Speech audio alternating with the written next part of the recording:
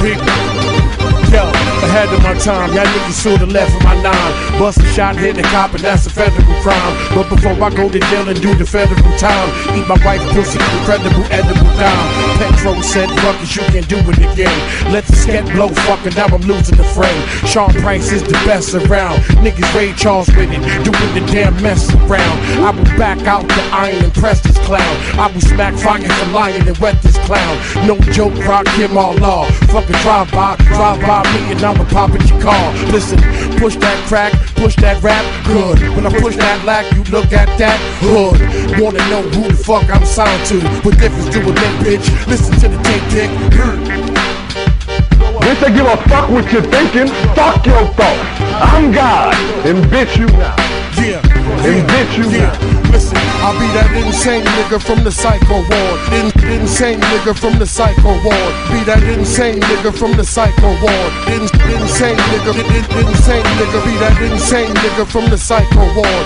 Insane nigga from the psycho ward. Be that insane nigga from the psycho ward. Insane nigga, insane. I'll be that insane nigga from the psycho ward. Insane nigga from the psycho ward. Be that insane nigga from the psycho ward. Insane nigga, insane nigga. Be that insane nigga from the psycho ward. Insane nigga from the psycho ward. Be that insane nigga from the psycho ward. Insane nigga, insane nigga.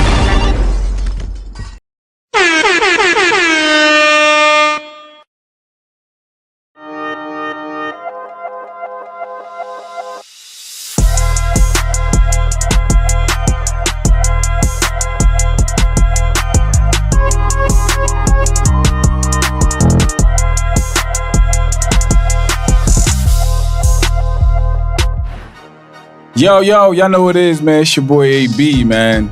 Listen. The C's, man. We here, A.B. Different episode today. We always say skills over politics. Word. And that skills over politics is a mantra that exists everywhere. Jeez, where we at right now? I think y'all not hearing them. You know what I'm saying? We had to bring it across the water. Yeah. Check the temperature. We in London.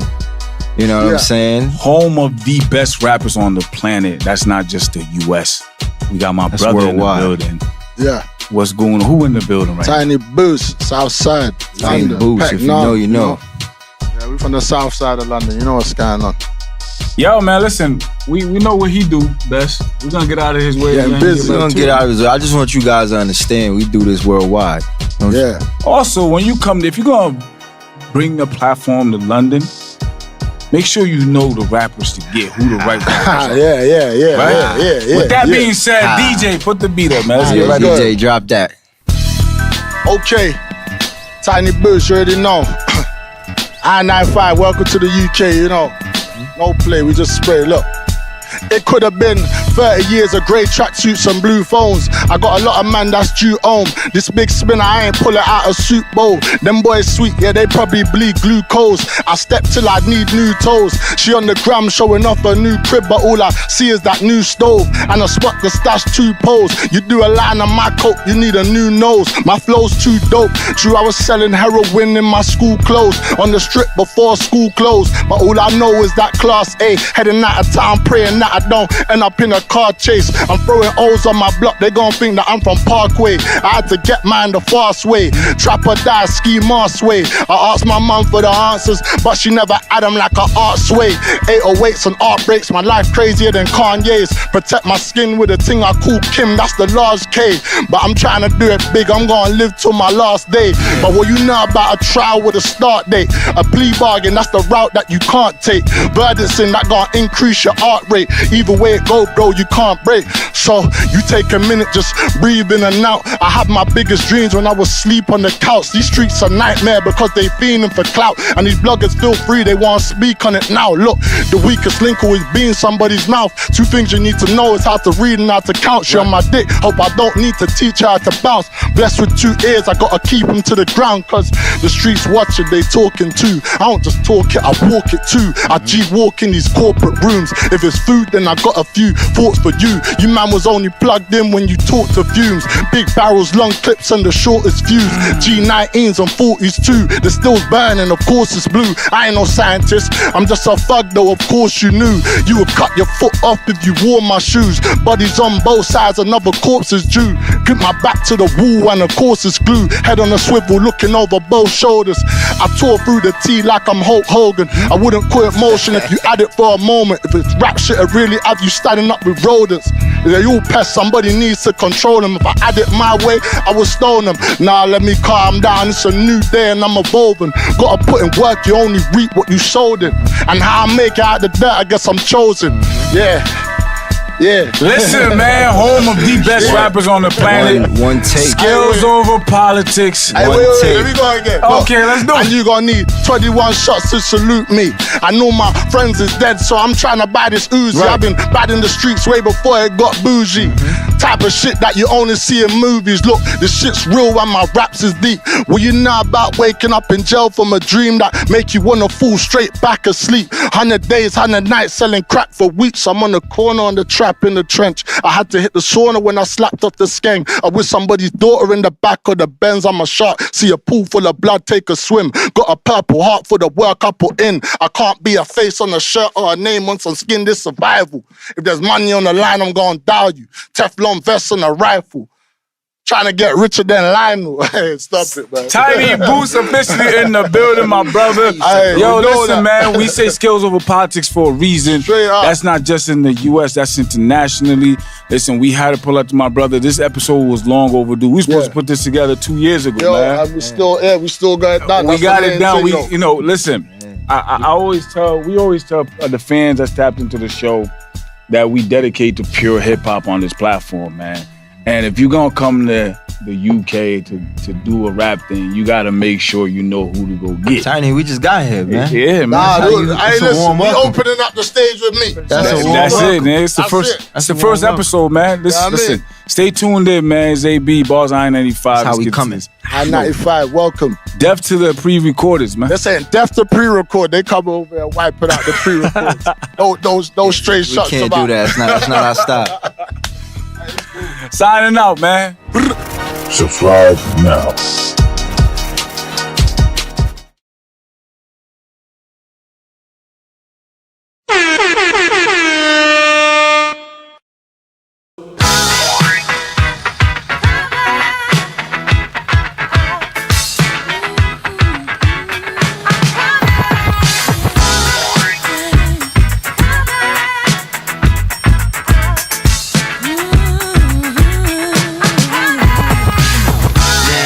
Who's hot, who not?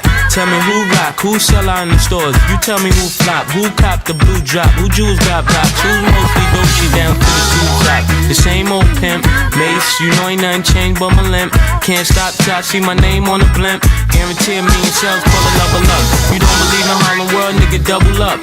We don't play around, it's a bet, lay it down. Niggas didn't know me 91, bet they know me now. I'm the young Harlem nigga with the Goldie sound. Can't no PD, niggas hold me down. Cooler, school me to the game, now I know my duty. Stay humble, stay low, blow like Hootie. True pimp, niggas spin no dough on the booty. And when you yell, there go Mace, there go your cutie.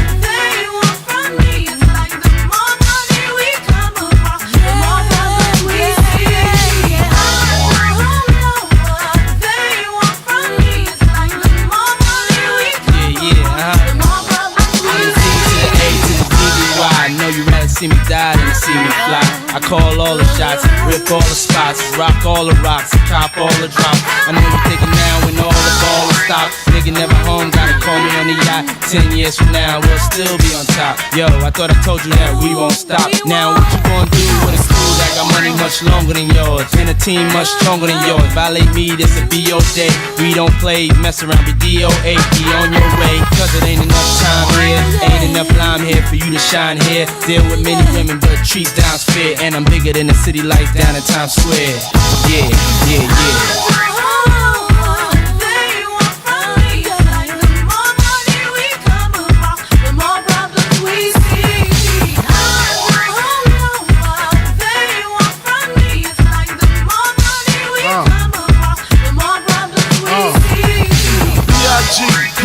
PPA, no info for the DE DEA, federal agents mad cause I'm flagrant. Tap myself and the phone in the basement. My team supreme, stay clean. Triple beam, miracle dream. I be that. Catch a seat at all events bent. Gats in holsters, girls on shoulders. Playboy, I told ya, me and Mike's to me. Bruise too much, I lose too much. Step on stage, the girls boo too much. I guess it's cause you run with lame dudes too much. Me lose my touch, never that. If I did, ain't no problem to get the gap where the true players at.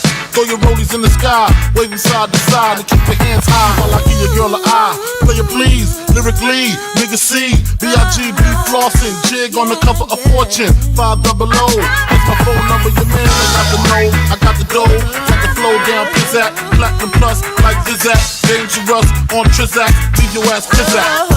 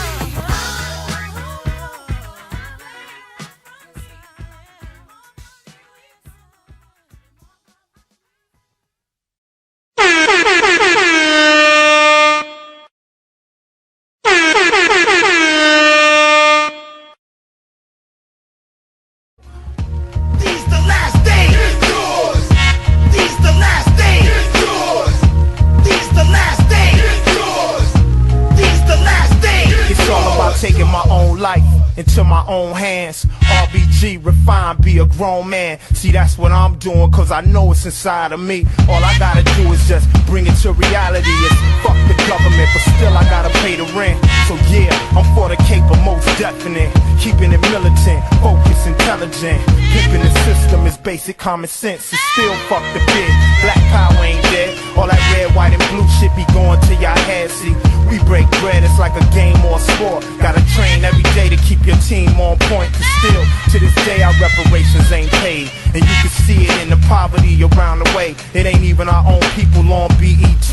So they gotta get it from somebody, it might as well be me. Besides, a nigga gotta eat when he hungry. You see how they send troops to war for their country.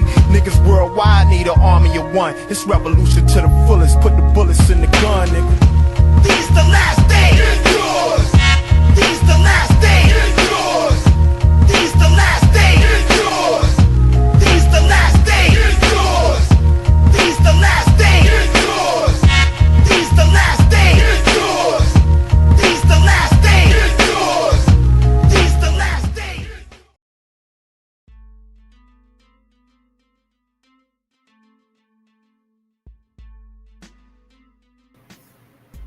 Aight. Peace and Black Power family.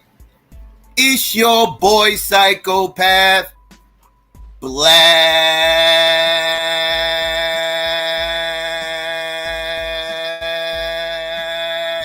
at you. Now I mean, with another Wake and Bake Bill. What's really hood out there, family? Let me get some ones out there. Let's make sure everybody can hear me clear before I get into all this. Know what I mean? Let me see. Let me get some shout outs while I'm waiting. Let me see. See who here. Okay. Shout out to Stoic. What's going on? Mr. Quint was good. New Kim was good with you. B1 for Life was hood. Cynical One was good, sis. G24Ds was good. Old Student was going on. Lou, what it do? Star was good with you, sis. Who else? Sweet D was going on. Who else? Stephanie was good with you, sis. Angels in the building. What's going on with you? Hot Lead Hurts was hood. Regular Joe, you already know. Ryan was hood. Who else came up in here? Yale, what's going on? Yeah, there's some dope MCs out in London. I'm not like, there's some dope MCs out in London. I found out it was dope MCs out in London back when I was doing the whole battle rap shit. There was a lot of dope MCs coming from out there and shit. Like, you know, like London got some MCs on the low. I wouldn't say they got the best MCs. They was doing a little bit too much. You know, saying they got the best MCs, but they got some bars out there. They got some bars though. I ain't gonna shit on them. Amber was good. Who else? C-Mo was going on. Who else in the building? Who else in the building? J. Cal was good. Swab was going on. Who else up in here? Who else? Aries was good, sis. JW was good. Sirius B was going on with you. Marcel was hood. Lord Bell was going on. Shout out to everybody else out there that might be listening or slide through. If I missed you, my bad. Good Karma was good. Hey, family, what's going on, family? Yeah, y'all know I got to cover this. I've been covering this whole case the entire time. From the time it was rumored that they was about to run down and raid his motherfucking apartment. Actually, even before that, I've been covering this shit since the Cassie video came out, right? But it came, the sentencing for Diddy came down yesterday. And I'm going to say, not only was I wrong, but you motherfuckers is wrong as well, goddamn. We both going to take some L's today, goddamn it, some of bitches. We both going to take some L's. Don't make me pull up the foot. Like, we both was wrong. You know, like, y'all was partially right. I was less right. But we going to get into all that. First, I mean, well, as y'all know, yesterday on the 3rd of October, Diddy's sentencing came down. You know, this was a long drawn out case. You know, a lot of people would argue about a bunch of nothing. I would be one of those people. You know what I mean? But yeah. You know, and like I said, a lot of people had different opinions about this. You know, when this case first came out, a lot of people was hooting and hollering about, you know, these freak-offs with the new Epstein Island, right? Like, that's kind of how this shit was presented, right? Like, this is the new Epstein Island. You know, like, this is our Epstein. And, you know, it was all these freak-offs with all these celebrities. You know, all the conspirators was out. The tiki torches was out. All the rumor mill was buzzing. What celebrities is going to come up in this case? And I wonder how much baby oil Chris Brown and them was using at these freak-offs. And, you know, like, they made it seem like it was just some wild ass, you know what I mean, 200 plus group sex orgy going on with just tons and loads of baby oil, pause. And everybody was just trying to get in where the fuck they fit in, pause again. Know what I mean? But this is what was presented when the case first, you know, everybody first found out about the case, right? This is before the court. This is before court and testimonies and any of that. People were saying all types of wild ass shit. Yeah, they listening to these dumbass motherfucking celebrities with they little weird shit, listening to weird ass people like Jaguar Wright, who's a whole fucking weirdo, a whole known lying ass weirdo. They was sitting there, yo, talking about, yeah, I was at you had little, you know what I mean? You had these little pseudo ass motherfucking, you know, online conspiracy wives, you know, making testimonies about how they was at the Diddy parties, talking about all the wild shit they saw at the Diddy parties, lying they fucking ass off, lying they motherfucking ass off. talking about all this freaky shit going on with all these celebrities. You know what I mean? Motherfucker just looking for any motherfucker with a camera and a microphone to just say, yeah, I was there. I saw Buster getting it on with motherfucking with.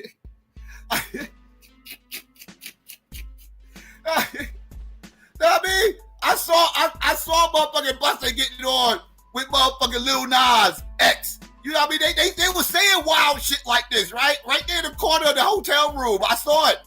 It was all types of wild shit going on in the pool. They was getting it in the kitchen.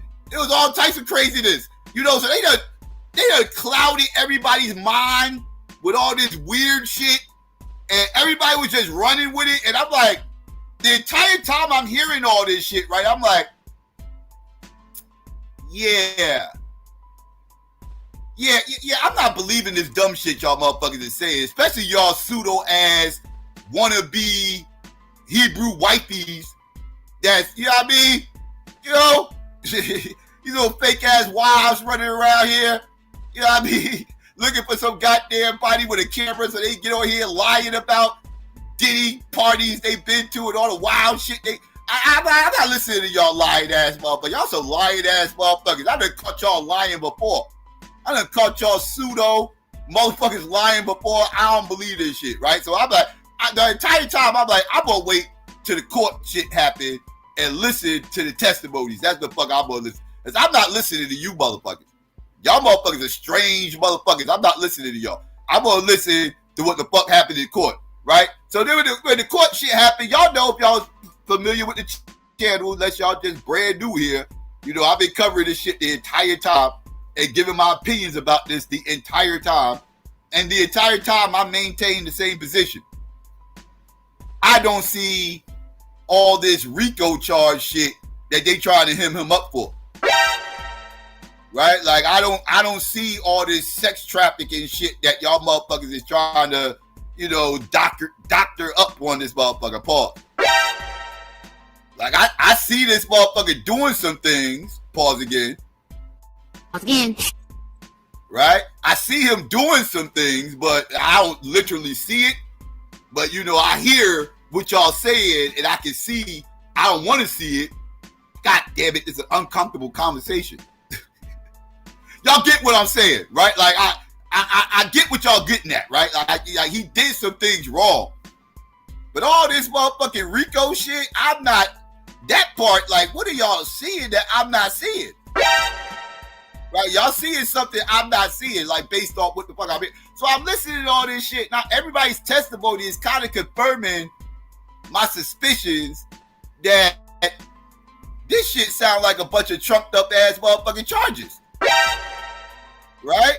Sound like a bunch of trumped up charges. So I maintained this position the entire time, right? I'm like, this shit sound like a bunch of bullshit, right? Like this, because from what I'm hearing, based on everything I'm hearing, the only thing Diddy is guilty of, based off what I'm hearing, right, is aggravated assault, which is obvious, right? They got him on tape for aggravated assault, but that wasn't the charge that they was trying to hit him up for.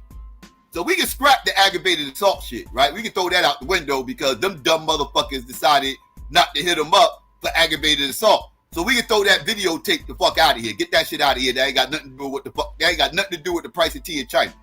We gotta address what the charges actually is, right? And the only thing he's guilty of based on these charges is being a whole motherfucking cuckold out here, right? A whole fucking cuckold. That's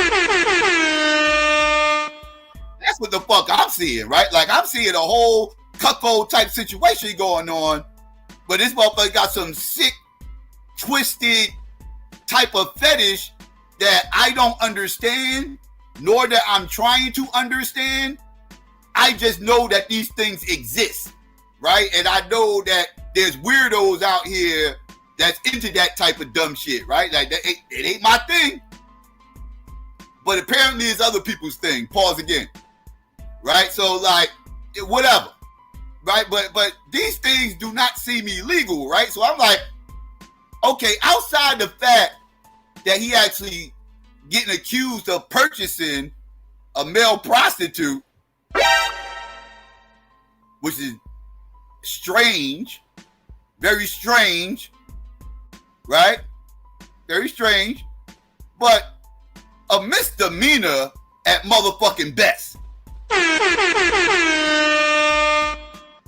At best. I know motherfuckers who got locked up for soliciting a motherfucking prostitute. And them motherfuckers is home by the fucking weekend. Right? Got locked up for soliciting a prostitute and was home by the motherfucking weekend. So this shit is like light work, right? Like the shit that he's actually they hemming him up for. That's light work. That shit ain't even about nothing. That's not even a felony, right? Like soliciting a prostitute is not a felony, right? Like so, I'm like, okay, well, what? So outside of that, what did y'all? And you know, so I'm like, yeah, they drummed up these charges and everything else. I'm like, they overplayed their card with this shit. They really overplayed their card. They went after the wrong shit. And they overshot this, and they tried to make this something other than what the fuck it was, right? They tried to make it some weird ass sex ring that he had going on when that wasn't the fucking case, right? They tried to make it seem like he was forcing people to do things against their will, when again, that was clearly not the fucking case. So I'm like, yeah, this whole case is bullshit. That's why I came to the decision. Like, yeah, this whole case is bullshit. They fucked up. I blame, you know, that's why I started criticizing the prosecution, right? Like, why would the prosecution try to hit him up with all this bullshit ass charges when they could have locked him up for something more simpler, right? Like, but anyways, I digress. Apparently the jury agreed with me, right? And the jury agreed with me for the most part, and they smacked down all that RICO charge bullshit that they initially tried to hit him up with. But they did find him guilty on the lesser charges, right? Again, shit like soliciting a prostitute, shit like that, right? And taking the Mann Act, right? The Mann Act, as far as taking the prostitutes, quote unquote, across state lines, right? For the purpose of, you know, sexual acts, right? Which again, that part is the major charge. Right, that part is the major charge. The whole traveling across state line shit, right? Which is a very tricky law to begin with, right? I think that law is kind of dated. You know, the law really never really made. The law was always put in place to protect Becky, right? The Mann Act. That's what I call the Mann Act. I call it AKA the Becky Law, right?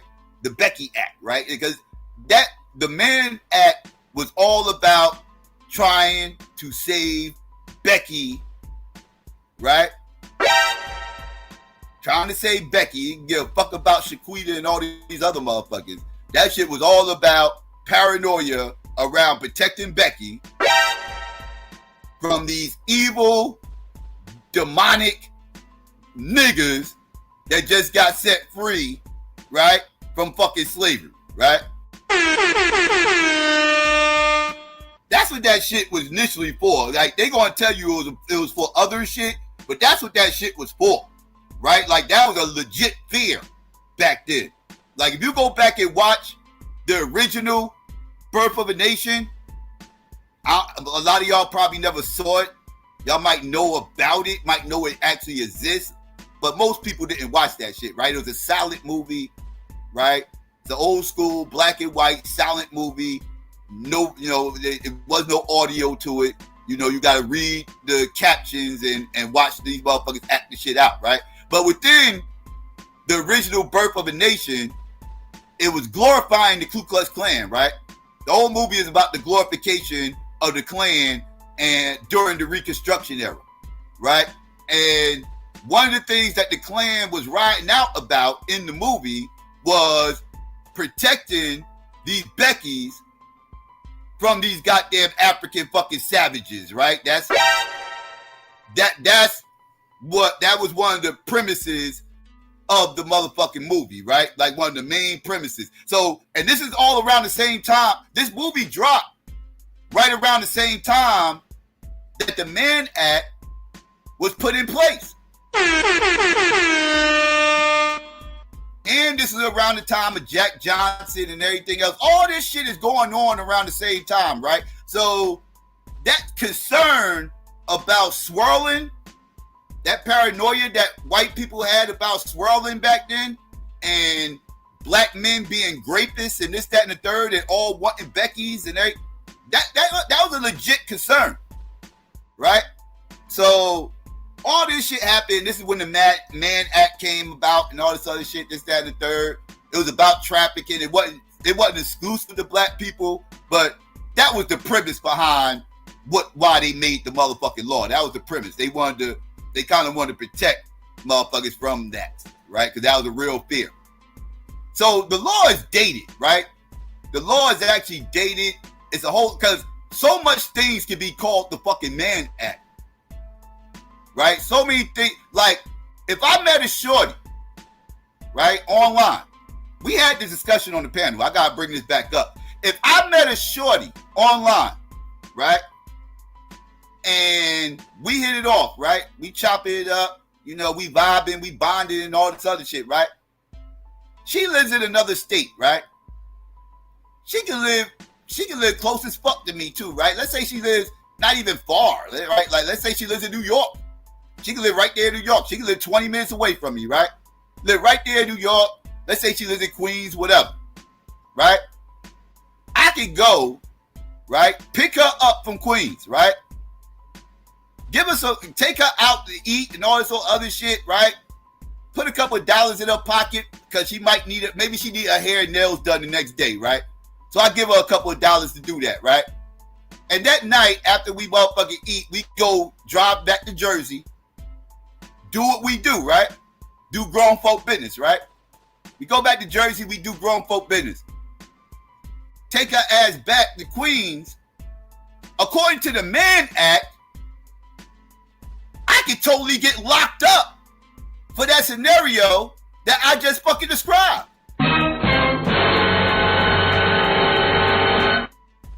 How is that not violating the Mann Act? What I just described.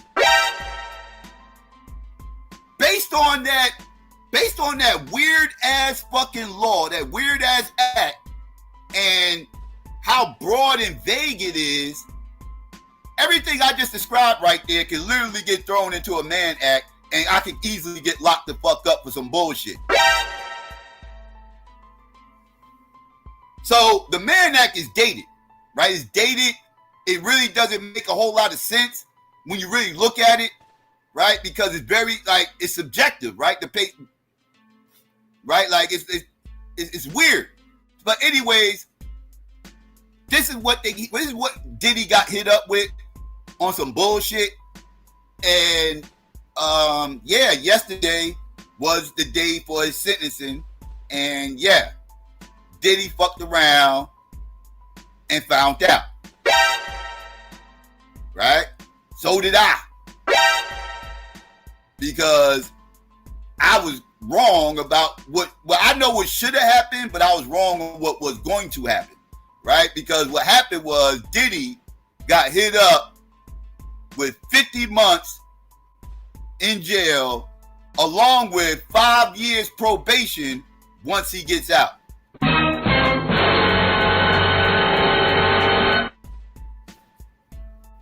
Right. Now, I thought going into this thing that Diddy was going to pretty much walk, because Diddy already got over a year time served in jail, right? So being that he had over a year time served in jail, and he got hit up with the lesser charges, and this is his first time offense, and this is his first time offense for a non-violent crime, I thought a year and some change would have been enough, and they just would have let him walk time served, right? This is what I'm thinking, right? like any other average American wouldn't even have done a year based on these motherfucking charges. But because it's Diddy, and this is a high-profile case, and there was a lot of pissed off people at the jury when they came down with their verdict, I feel like the judge was pressured to hit Diddy off, pause, with something in order to make it a fucking example out of him. I feel like Diddy right now got locked up solely because of his fame and who he is. If Diddy wasn't a famous motherfucker and this wasn't a high-profile case, no way in hell Diddy would have walked into that court and not walked out of it a free man with time served. There's no way. But again, right? It is what it is. Now, let me say this. I wasn't the only motherfucker that was wrong in this scenario. Again, I'm not going to eat this L by myself. No, I'm going to break this L off in half. I'm going to eat my L, pause. And then I'm going to give you motherfuckers y'all L so y'all can eat y'all side of this motherfucking L.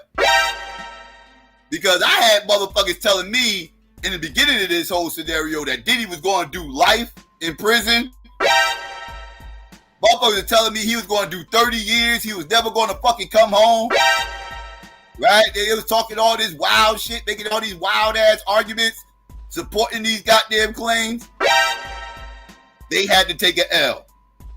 Then they got to take another L because after this, motherfuckers told me that the feds was going to hit him up with all of those 11 years. All of those 11 years that the motherfuckers, like, they were trying to stick on him because they were trying to give him 11. They was trying to give him 11 and it ended up being 4 and some change. Right? It ended up being 4 and some change, but they was trying to hit him up with 11, and a lot of you motherfuckers thought he was going to get double digits. And I told you that wasn't going to happen, and I was right about that. I was wrong about him being home in time for Thanksgiving, though.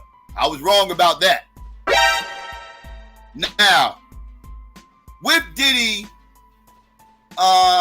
getting a little bit over 4 years, he already has a year and some change time served, right? So that means Diddy's going to be in jail for another 3 years, basically.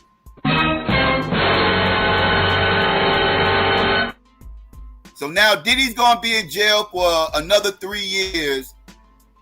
He has a chance to appeal. Right? He got a chance to appeal. And he's going to appeal. I can promise you that. He also has a chance to come home early for time served. So I'm pretty much guaranteeing he's not going to probably see all 3 of these years.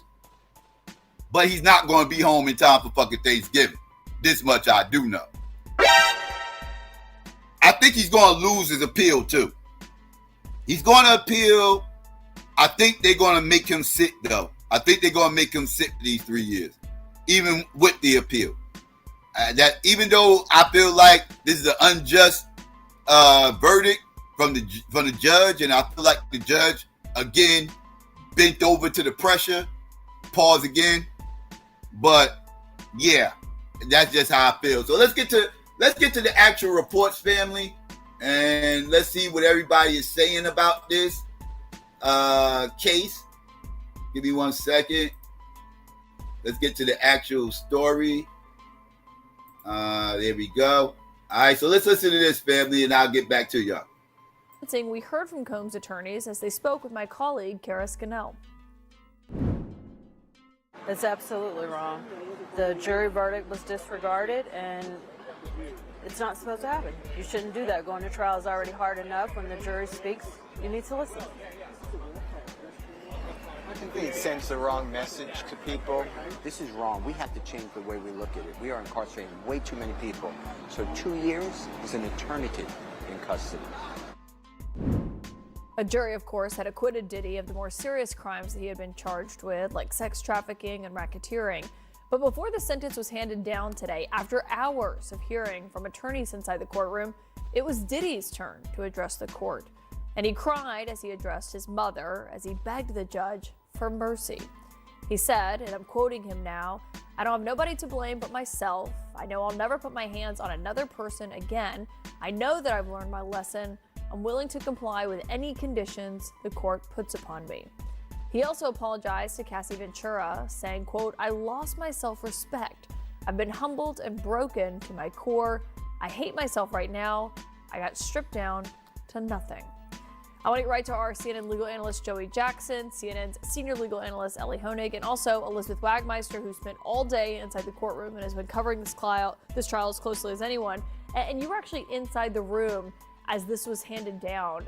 What was that like inside there? You know what's interesting, Caitlin? The whole day was very emotional. You had 5 of Diddy's attorneys each speak at length for 30 to 45 minutes each.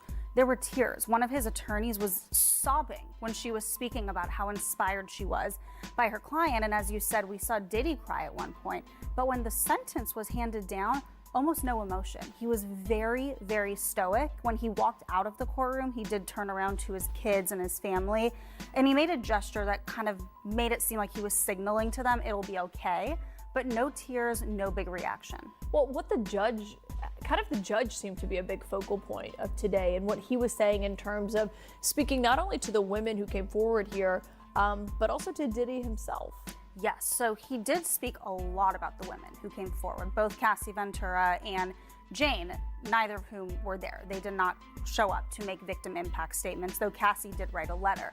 But the judge spoke to Diddy, and he said, "I agree with your defense that you have accomplished great things. You've inspired so many, but that does not negate your horrific acts." And he actually said to him, "What was the reason that your abuse was able to continue for so long?" Well, it's because of your power and your resources and the fact that you didn't get caught.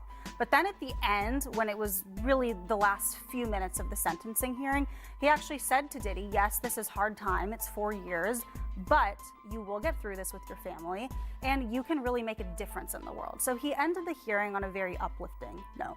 Yeah, I mean, as the two of you were watching this, our legal experts, do you think that the judge made a good call here? I think the sentence, when you actually consider what Sean Combs was convicted of by the jury, I think the sentence was harsh. I think it was within the range of reason, but harsh. But to me, the biggest takeaway from this whole thing is that the Southern District of New York, my old office, overreached. They overreached at every step of this case. They overcharged it, and that's not an opinion anymore. The jury rejected the 3 top charges. And again, that's not just after the fact. I think both of us are on record at the time saying it was overcharged.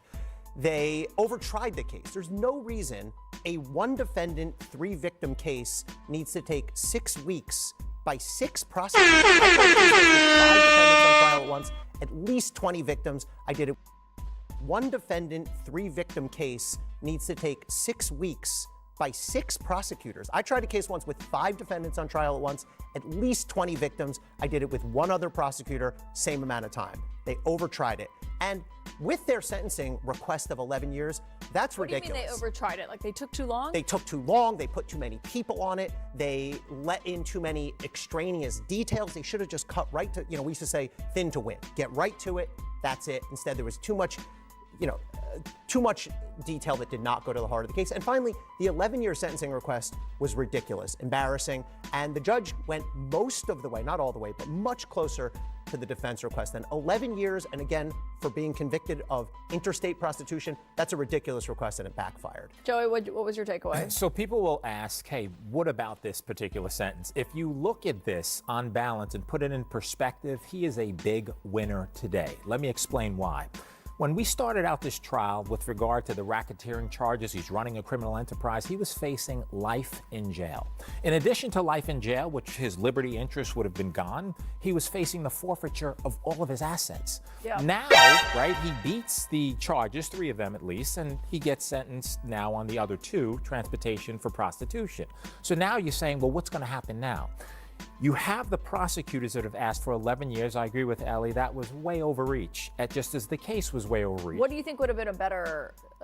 I think you have to stick with the guidelines. So just to be clear, Caitlin, you have these federal guidelines, and what they are is they're just advisory, and they exist so that you have some uniformity in sentencing. You don't want disparate sentences. One defendant gets 10, another gets 5. No, you have guidelines so it's somewhat even.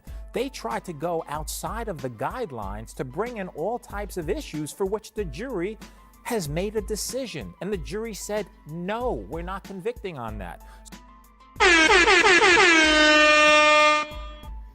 Right. And that's why I'm getting at. The judge completely ignored the jury's decision and their reasoning and rationale, and just started freestyling and doing what the fuck he wanted to do. And he went against the norm in a situation like this. And he folded to the pressure from the Tiki Torch crowd, right? The Tiki Torch crowd demanded that he pays with something, right? If they can't give him life, at least make sure he doesn't walk away a complete free man. Make him sit for a while. And the judge folded. That's what happened. Right, he beats the charges, 3 of them at least, and he gets sentenced now on the other 2, transportation for prostitution. So now you're saying, well, what's going to happen now? You have the prosecutors that have asked for 11 years. I agree with Ellie. That was way overreach, just as the case was way overreach. What do you think would have been a better... I think you have to stick with the guidelines. So just to be clear, Caitlin, you have these federal guidelines, and what they are is they're just advisory, and they exist so that you have some uniformity in sentencing. You don't want disparate sentences. One defendant gets 10, another gets 5. No, you have guidelines so it's somewhat even. They try to go outside of the guidelines to bring in all types of issues for which the jury has made a decision, and the jury said, no, we're not convicting on that. So why are you going and suggesting that all of this conduct for what the jury repudiated, you want to include it in the sentence? That's not appropriate. Last point. You have the United States Department of Probation. They also issue a recommendation. Their recommendation, Caitlin, was anywhere from, 5 to 7 years. Judge went below that and said, I'm not going to give you the 14 months, but I'm going to add on more time, which was 4 years. So if you look at it on balance from what he came into this case with, facing his life, the destruction of his life, to now doing 4 years and $500,000 in payment, $500,000, he was facing $1 billion in loss because of the forfeiture. So call it what you want. This is a tremendous win. And to be clear, when I say win, there are no winners. There are victims here who are reeling. We get that. Yeah, well, technically, he's right. This is an L in the micro, but in the macro, this is a total dub for Diddy. This is a total dub for Diddy in the macro, right? Because he gets to come home and still live his best motherfucking life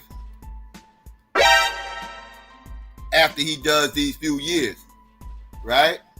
He gets to come home and live his best life. That's what's going to end up happening, right? Because, again, he didn't get to lose none of his assets or any of that outside of these lawyer fees. You know, he is going to fuck with his business as far as making new money. But Diddy had so much old money that he's still going to be straight when he comes to fuck home. So technically, it's not a whole L, it's just a partial L for Diddy. But like I said, in the long run, he can't really complain based on what the fuck he was initially facing. This is like, if you would have told him this, you either get life in jail, lose everything, or sit for 3 years and you get to come home and go back to doing whatever it is you're doing, he would have totally took this deal, right? So it's you know, in the macro, it's a dub.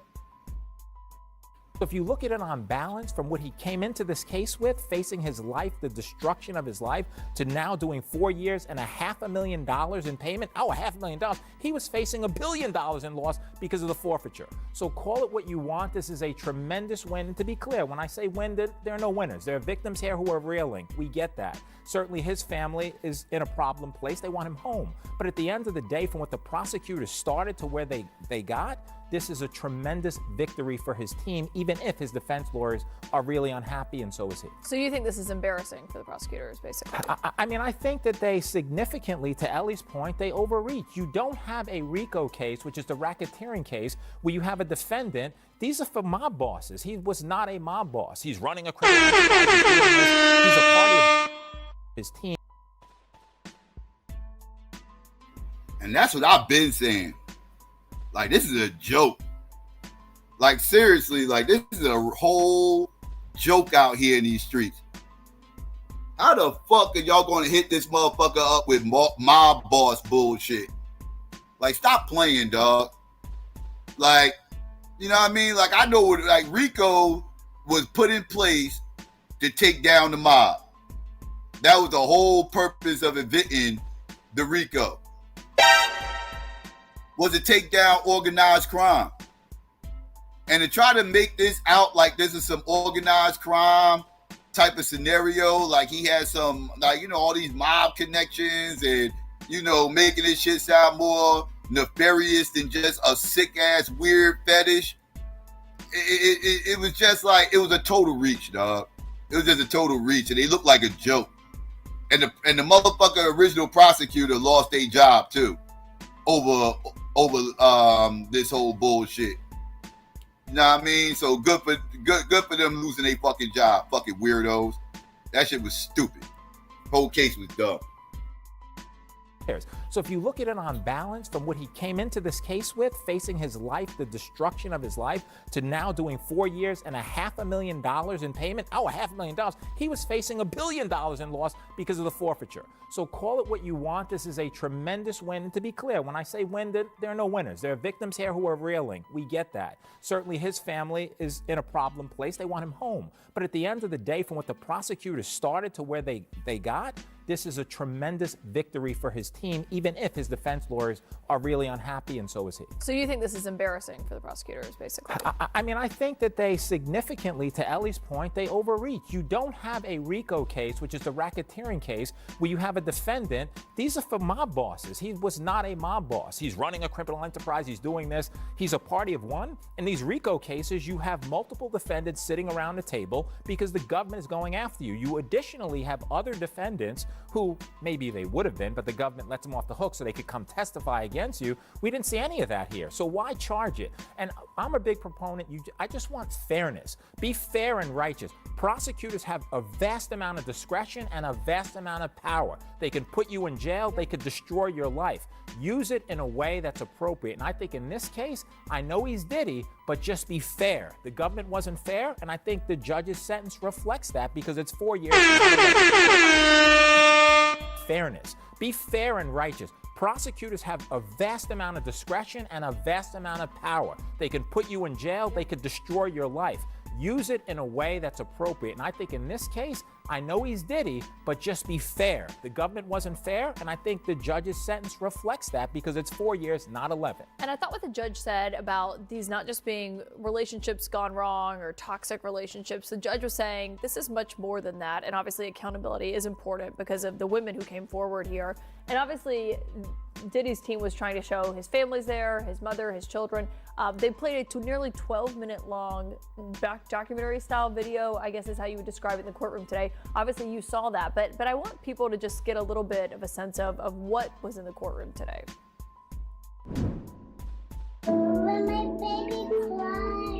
You gotta give her a bottle then. Know that you mean something to people.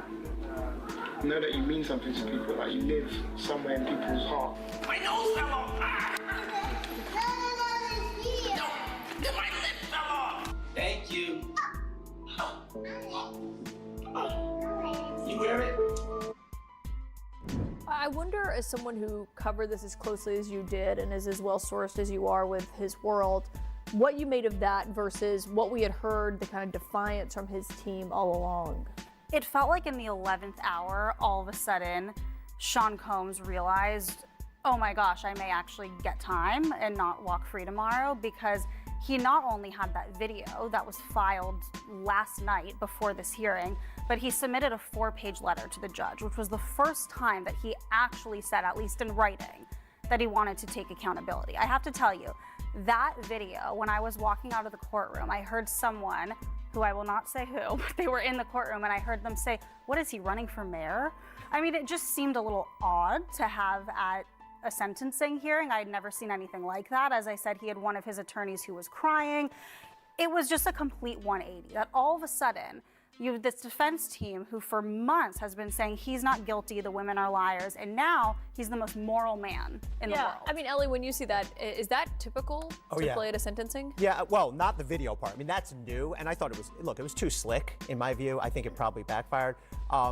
But it is typical to see this type of duality at sentencing. I mean, that's what sentencings are all about. You, as the prosecutor, know this person for their crimes, but then they bring in the families and the kids, and look, that can be heartfelt. The way the kid, I always used to say, I don't take anything away from the way the kids and the spouse feel about this person. That's fine, but what he's here for is he was convicted of A, B, C. But it's tough. Sentencings are not black and white. They can be emotional, and it's tough for judges. So he's been famously held at this notorious place in Brooklyn as all of this has been playing out. Do we know where he'll go, where he'll serve this sentence, and how much of it he'll serve? Yeah, so what I think happens, and it is notorious, it's not doing so well, and judges, even in meting out sentences, will reduce sentences, had it happened to me, and put on the record that it's because of this particular facility. What generally happens is because it's that bad. It's that bad. So what ends up happening is that the Bureau of Prisons will assess where there is availability appropriate to his particular crime, and you can make a request of the judge, specifically where you'd like to go. Most people want to be next to their family. Doesn't mean that's what's going to happen, but he will not be serving his sentence there. He at some point will be brought out with regard to the Bureau of Prisons and placed in one of those facilities anywhere across the country. Yeah, they're gonna have Diddy out in motherfucking Nebraska, some motherfucking where, some federal facility in Nebraska. Know what I mean? Motherfucking Bud gonna be visiting that motherfucker every other weekend. Know what I mean? Watch, he gonna come home, he gonna get locked up in Nebraska some fucking where for 3 years, and then he gonna come home being Bud's motherfucking promoter and shit. But they got cool out in Nebraska. It's gonna be some wild ass shit. But let's get to this. Because I saw y'all mentioning the video and everything else that he showed in court. Yeah, that was a big deal. It didn't work, but let's get into that a little bit. Welcome back here on Live Now from Fox, and you are once again taking a live look over New York. This is coming in from Fox 5 New York as we had all of these different live images outside of the federal courthouse. Sean Diddy Combs sentenced to 50 months behind bars. And at this point, we know that an appeal is imminent. But one thing that Michael Babcock with TMZ was just talking about is this video that was played during the sentencing hearing. It was about 11 minutes in length, and we have obtained it here. So I do want to play it for you for the first time on Live Now from Fox.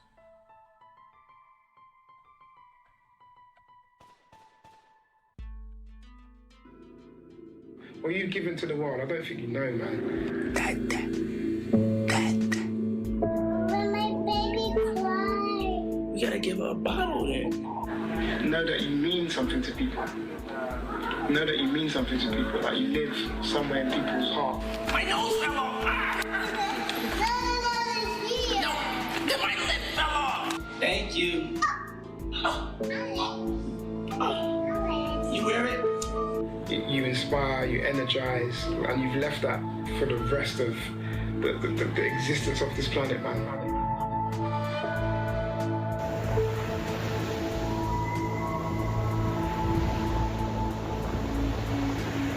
One thing about great producers is they make you want to do better and be better about what you do. And he made me feel like I could do anything and go anywhere. I'm from New York. I love New York. I love the city of New York. I love the children of New York. I wanted to do something good. I wanted to get my generation in the hip-hop community behind us. They come through in a big way. And we wanted to raise some money for the children of New York City for health and education. We have a huge education crisis. And, you know, this is just a start. It's something we're going to be committed to. I'm going to be committed to for a lifetime. And it's no better way than taking it to the streets. It's a beautiful city running all around. The city's going to be painful. It's going to be rough. But, you know, if we get through it, then it'll show kids and everybody else that, you know, finish what you start and you can do anything you put your mind to. Any of y'all go to public school? Yeah. Okay, I'm running to raise money for your schools. So y'all get more books and computers and stuff like that. I just feel like it's important that us, you know, young adults of power, that we look out for y'all. And we utilize our power to make sure y'all all right in the future. Put everything you can into your work, you know. Don't think the cool thing is not to do your work. Don't think the cool thing is to hang on the corner with your friends and to talk about stuff that ain't gonna protect your future. What did you learn about him as a man who was taking up a new sport?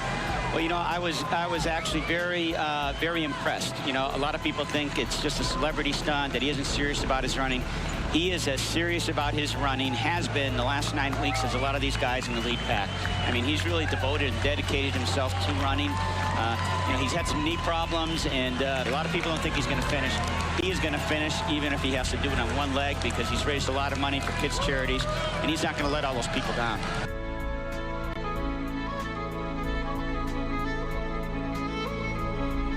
Let's go. Where we going? We're going straight to the top, baby. Let's go is a constant reminder. Let's go. Boom. Live in the present. Sometimes, you know, you daydreaming. Sometimes, you know, Uncle Diddy got to hit you with let's go. Clap it up on the sideline. Let's get our energy right. Come on. To make sure that you're pursuing your dream, that you're staying focused. Let's go. Let's keep going forward. Let's go means let's be positive. Let's take it up another notch. Let's go spend time with our kids. Let's go. Let's give thanks to God. Let's go. You know, let's turn it up. Let's get in the vocal booth. Let's stop procrastinating. Let's go. You know, let's understand what it's going to take to achieve that dream. So instead of talking about the guns or the violence, I was always talking about a better life. Places we didn't go before, things we never wore, cars we never drove, houses we never lived in. I think I brought an aspiration to hip-hop. Tried to take it out of just being street. Our whole stuff was a fantasy and a dream that I always felt would come true.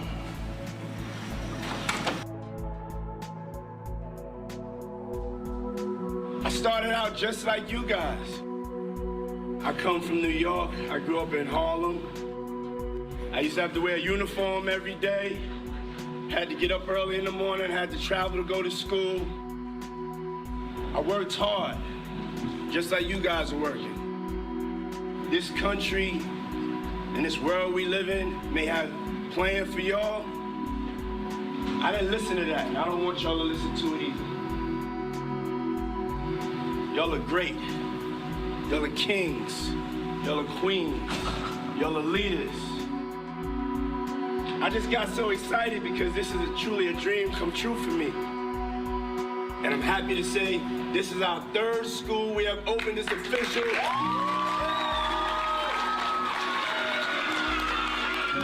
When we come together as a people, nothing can stop us. What I want to do with my freedom is, you know, make sure that I can make change. And I found out that Mr. Sean Diddy Combs posted me on Instagram. We met Sean Diddy Combs for the first time, and Sean gave Trey a $25,000 grant, which allowed us to open a physical store. Revolt, as one of the only Black-owned networks, we have to own something. We have to have something that's ours. We have to have something that we can control our narrative and we could speak about things that are important to us, and we can have a platform and a foundation to be free. But I want to get advice from y'all. I want to not just have a one-way conversation. We need a platform where they can put artists that are different, really different, that we can get a shot on other stations. Working for Revolt TV and working for Diddy was absolutely life-changing. It was the best job I've ever had. I learned excellence through him. I don't see enough of things truly changing.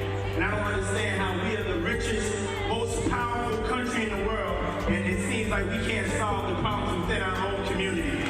African-American communities are last, and the only people that are going to change that is us. We have to stand strong together, and we have to get to that change. You will change the world. I've been to hell, Yeah,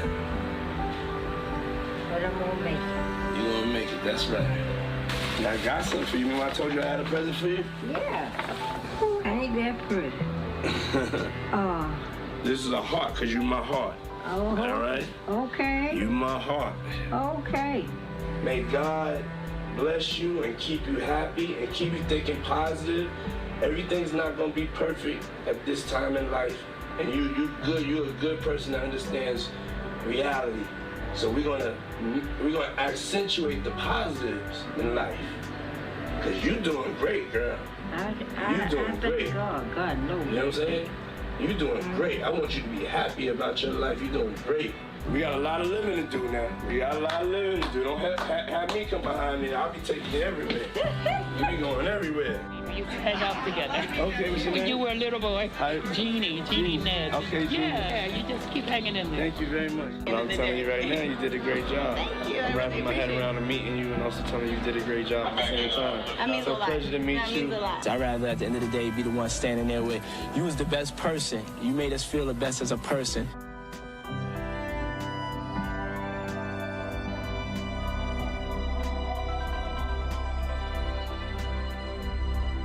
How old are you?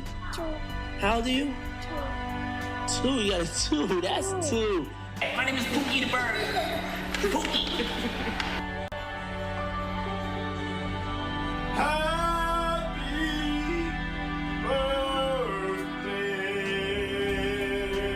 Wash your hands, because we're going to be shucking it up. Yeah! Hallelujah, hallelujah, hallelujah. Thank you, God.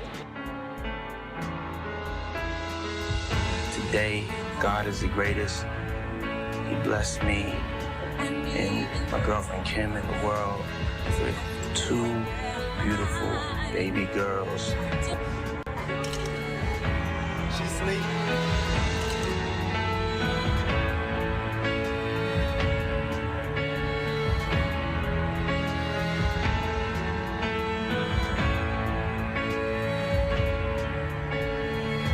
We have breaking news to tell you about now. Model and actress Kim Porter, who shares 3 children with Sean Diddy Combs, has been found dead. She just loved me unconditionally, you know? She just loved me just for me. It's like the closest you could be like with a person.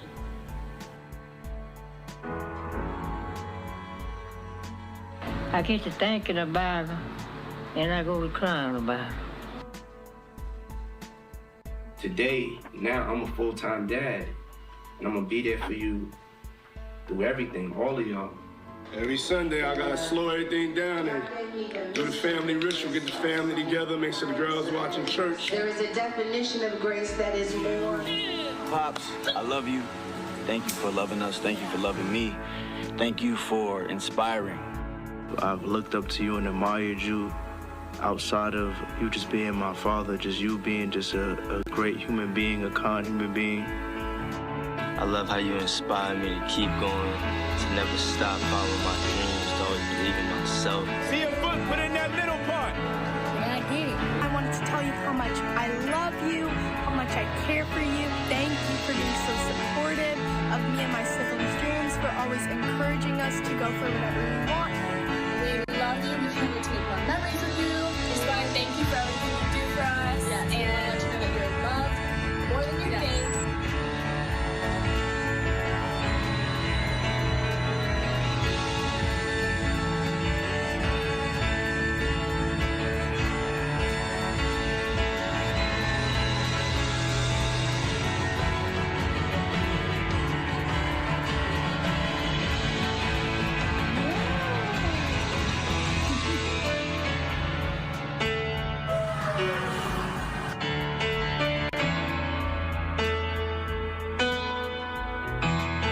pick which trophy I want. I want the best person trophy. But I know in order for me to get into heaven, I'm not going to get in there, well, come on in heaven, you had 20 hit records. That don't mean nothing, and that's what this world is for. They're going to say, oh, come on in heaven, you was a nice person.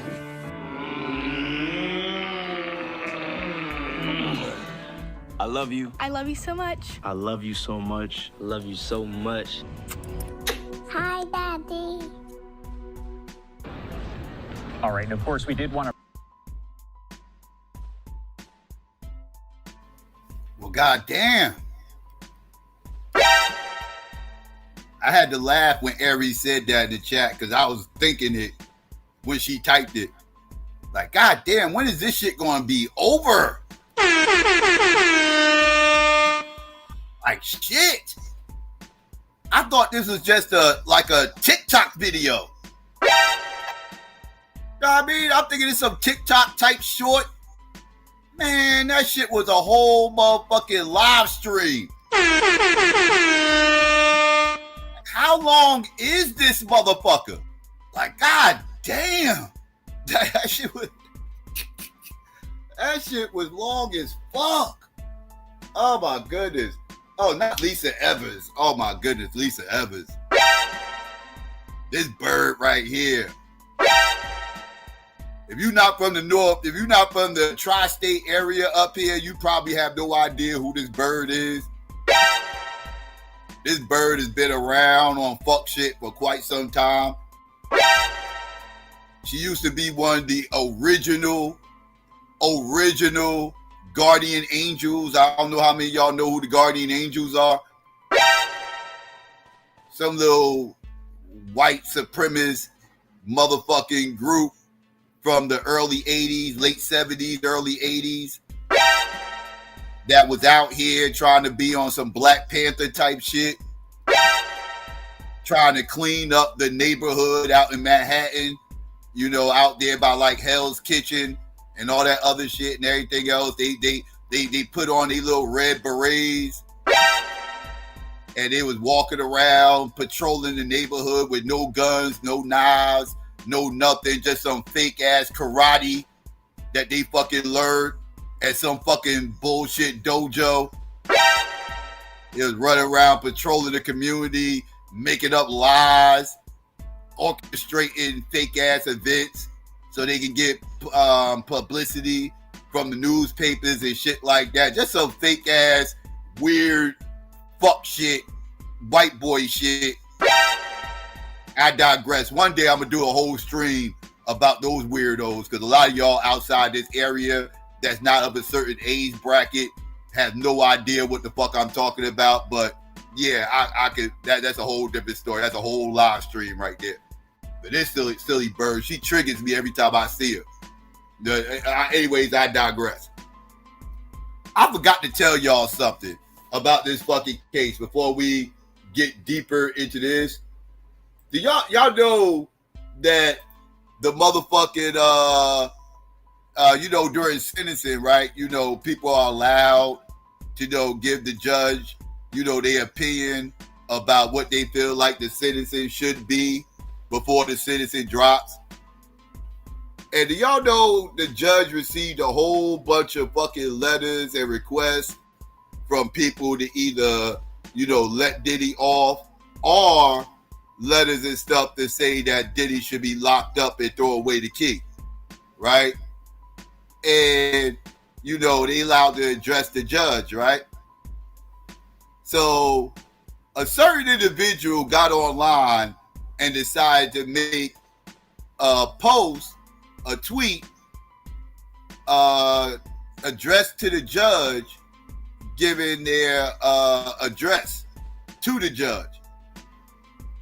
And the motherfucker, most infamous motherfucker who did this yesterday was no other than motherfucking the biggest troll on the fucking planet. I always give him credit for being the original troll on the internet, and that would be no other than 50 fucking Cent. 50 Cent got his ass on Twitter and directed a comment to the judge stating, I have an ongoing dispute with Puff for over 20 years. He is very dangerous, and multiple times I have feared for my life.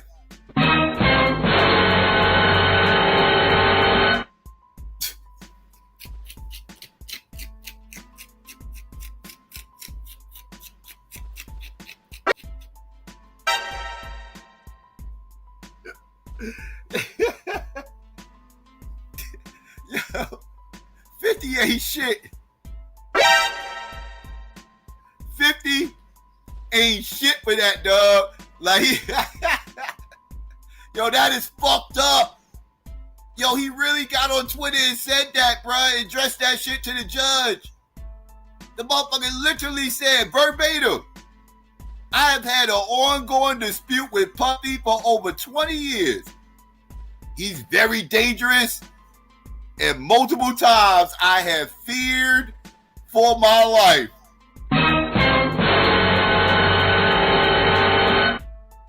Yo, that's wild, bruh. I don't know if I could have did that to my worst motherfucking enemy. I'm gonna keep it a buck. I don't know if I could have did that to my worst enemy. I don't know, dog. Like the hood nigga in me just wouldn't feel comfortable doing that type shit, right? But 50 has zero chill, right? He has no chill whatsoever.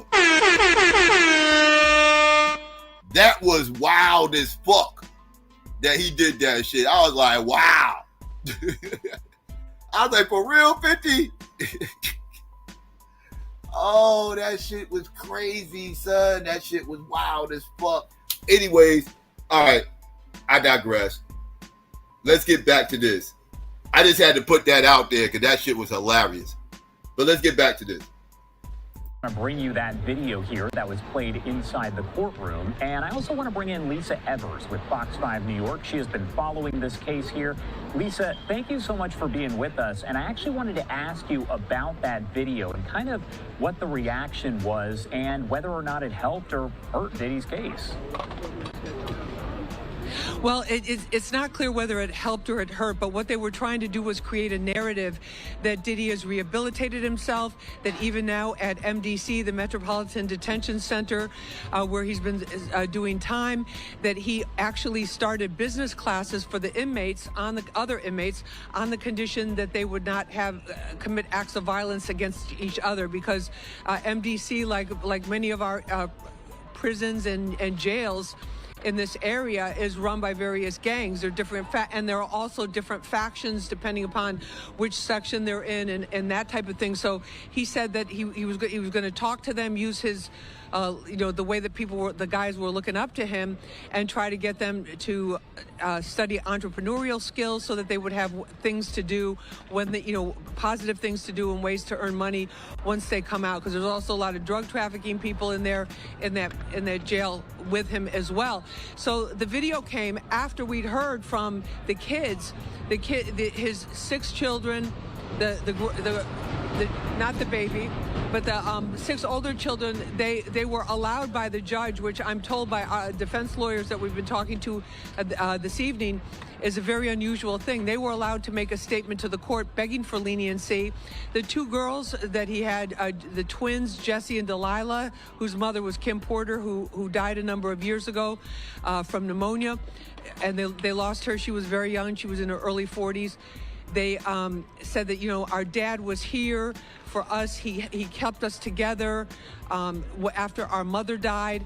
And I think that, that left people very, very emotional. And then they saw the video, which you look at the video, and having been, in New York covering him at the time when some of those things were happening, like when he ran the marathon, a lot of those are commercial clips that are put together, and older family photos, because once he moved to Los Angeles in the early like definitely by the mid 2000s. He was always flying around, but he was mostly only in LA. That type of activity was not going on, because this also started the era when he was with Cassie, with the freak offs, with the, this fast lane lifestyle. But Josh, there were, people looked at that and they were reminded, because those things happened a long time ago.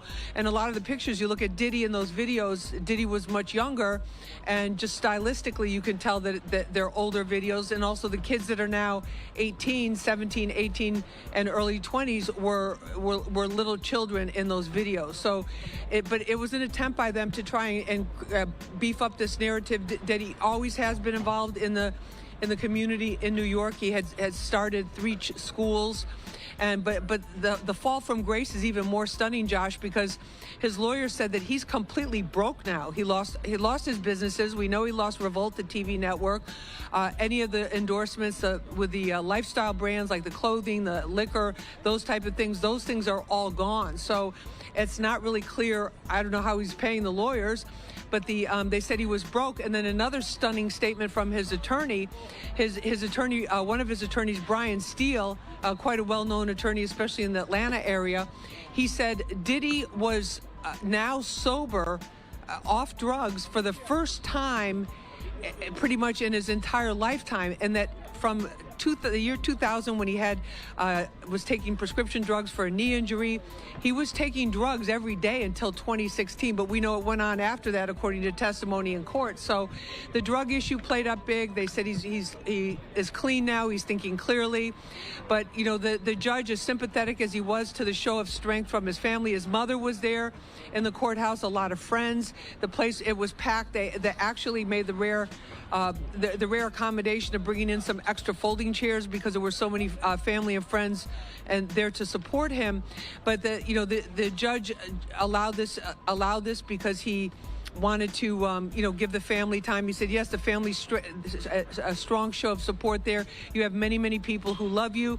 However, I can't erase, that doesn't erase the massive, he used the word massive, volumes of evidence showing how you abused Cassie Ventura and Jane. And Diddy apologized to them when he got up to speak, losing his, just really getting emotional when he turned to his mother and said, Mommy, you didn't raise me like, you raised me better than this. And he was choking back the tears like that, and clearly moved by his kids. When his kids were talking, he had his hand like this, his elbow on the table, his head in his hands, just like it was almost too much for him. But at the end of the day, the judge didn't give the defense what they wanted, which was time served, have him walking out of this courthouse this afternoon, or what the prosecution wanted, which was 11 years and 3 months.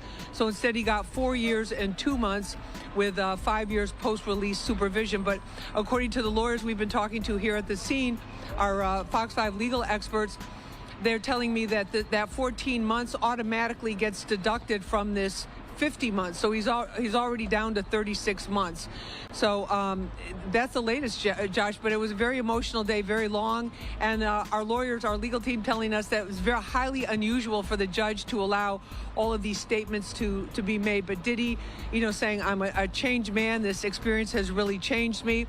I spoke off camera and just, on the sidelines with a couple of his friends who had actually visited him as a group of them last spring. And I said, well, how did he really seem to you? He goes, Lisa, he's really different. And I said, what do you mean? He goes, he's scared. And I go, scared? And I'm like, that's something that you never heard about Diddy at any time before. He was always known for the bold moves, the big gestures. I'm going to build schools. I'm going to run the marathon and raise millions of dollars for the New York City Department of Education, which he did. I'm going to be on Broadway, which he did. I'm going to be a billionaire, which he became. All of these types of things, Josh. But it just was stunning. But when it came down to the actual court, the court didn't care about the celebrity. They were basically like, listen, we have to set an example with this. We have to get. Yep.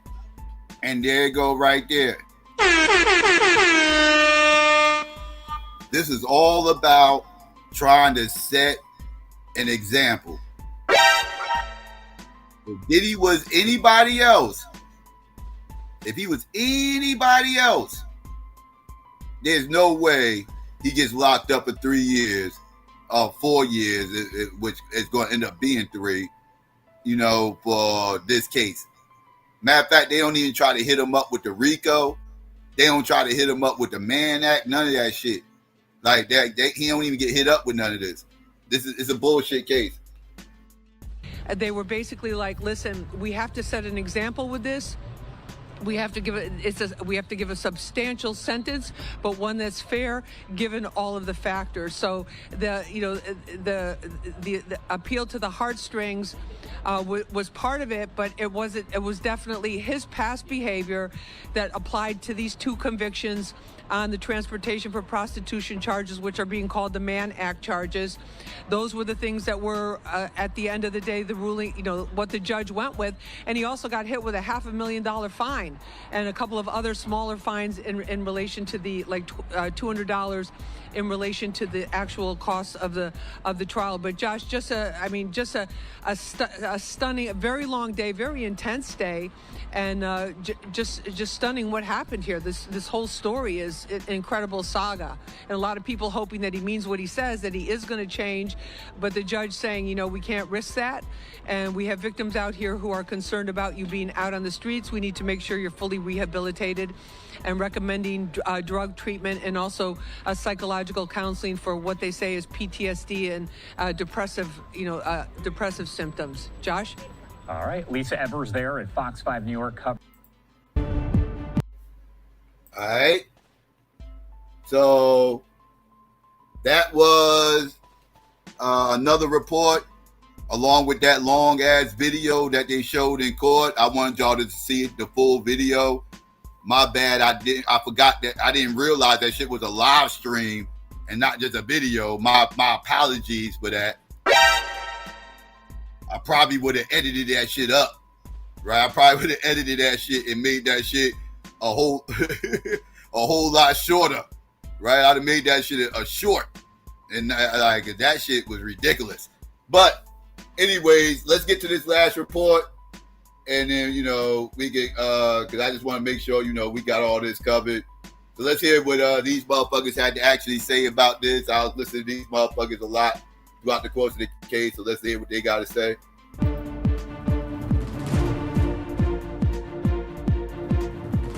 Hi there, everybody. I'm Deborah Roberts, and thank you so much for being with us and streaming with us. Tonight on Burden of Proof, the case against Diddy, a judge sentencing Sean Combs to 4 years and 2 months in prison after the hip-hop mogul begged for mercy, essentially, in court. Right before the judge's decision, the 55-year-old stood before the court saying he had been stripped down to nothing, that he has nobody to blame but himself. Combs was convicted, you may remember, in July on the lesser prostitution-related charges in his sex trafficking and racketeering trial. Now, during the court today, he specifically addressed that hotel surveillance video so many people have seen where he's assaulting then-girlfriend Cassie Ventura, apologizing to her today directly, calling that video disgusting and despicable. The judge in the case also took into consideration a letter from the prosecution's star witness, Cassie Ventura, who wrote that she still has nightmares about what she calls the most traumatic and horrifying chapter in her life. Ventura also saying that she fears swift retribution if Combs walks free, so much so that she moved her family out of the New York area.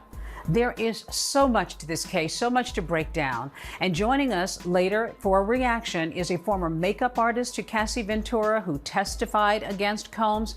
And we're also going to have a prison consultant who has worked with high-profile inmates on how he preps clients for time in federal prison. And we'll ask him to weigh in on that business class that Combs has been teaching behind bars. Lots to talk about today, but we're going to begin first with ABC. Wait, say what now? Diddy is teaching a business class behind bars? This motherfucker is locked up teaching motherfuckers financial literacy. All right, Diddy, I feel you. Black power, nigga, black power. That's black power for your ass. Getting free financial advice from Diddy while you locked up. Black power, niggas, black power. ABC News chief investigative correspondent Aaron Katursky. He's been on this trial from the very beginning in the courtroom and certainly was there today throughout. He joins us live outside the federal courthouse in Manhattan.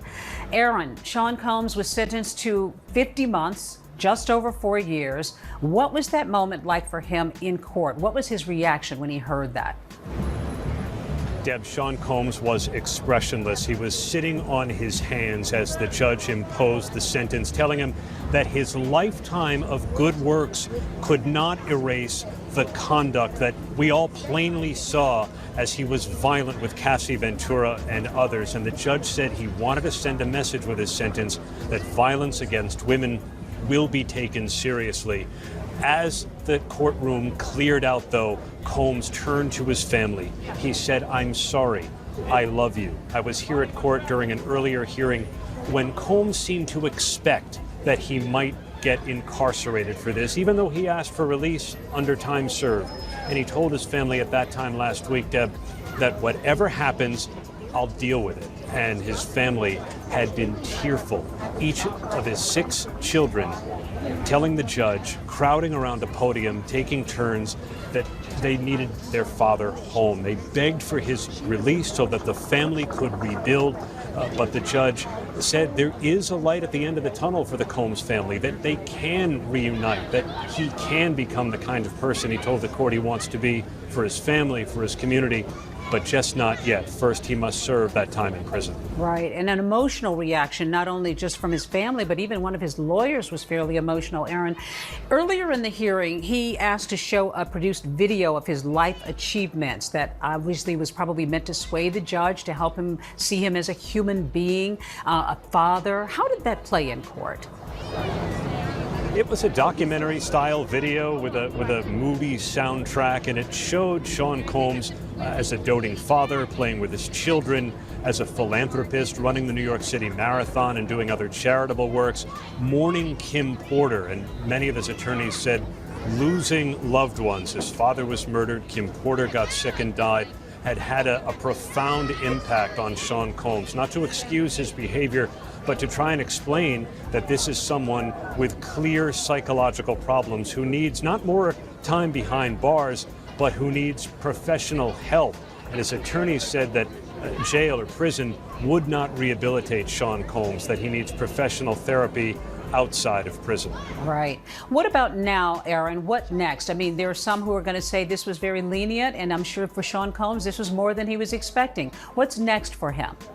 In the last 10 minutes or so. He's going to return to MDC in Brooklyn, and the Bureau of Prisons will decide where he should ultimately spend his 4-year prison term. And his attorneys say they may well appeal to try and get that sentence reduced. Combs has already been in jail a year. He'll get credit for time served. He must also pay a $500,000 fine imposed by the judge. That's the largest allowed.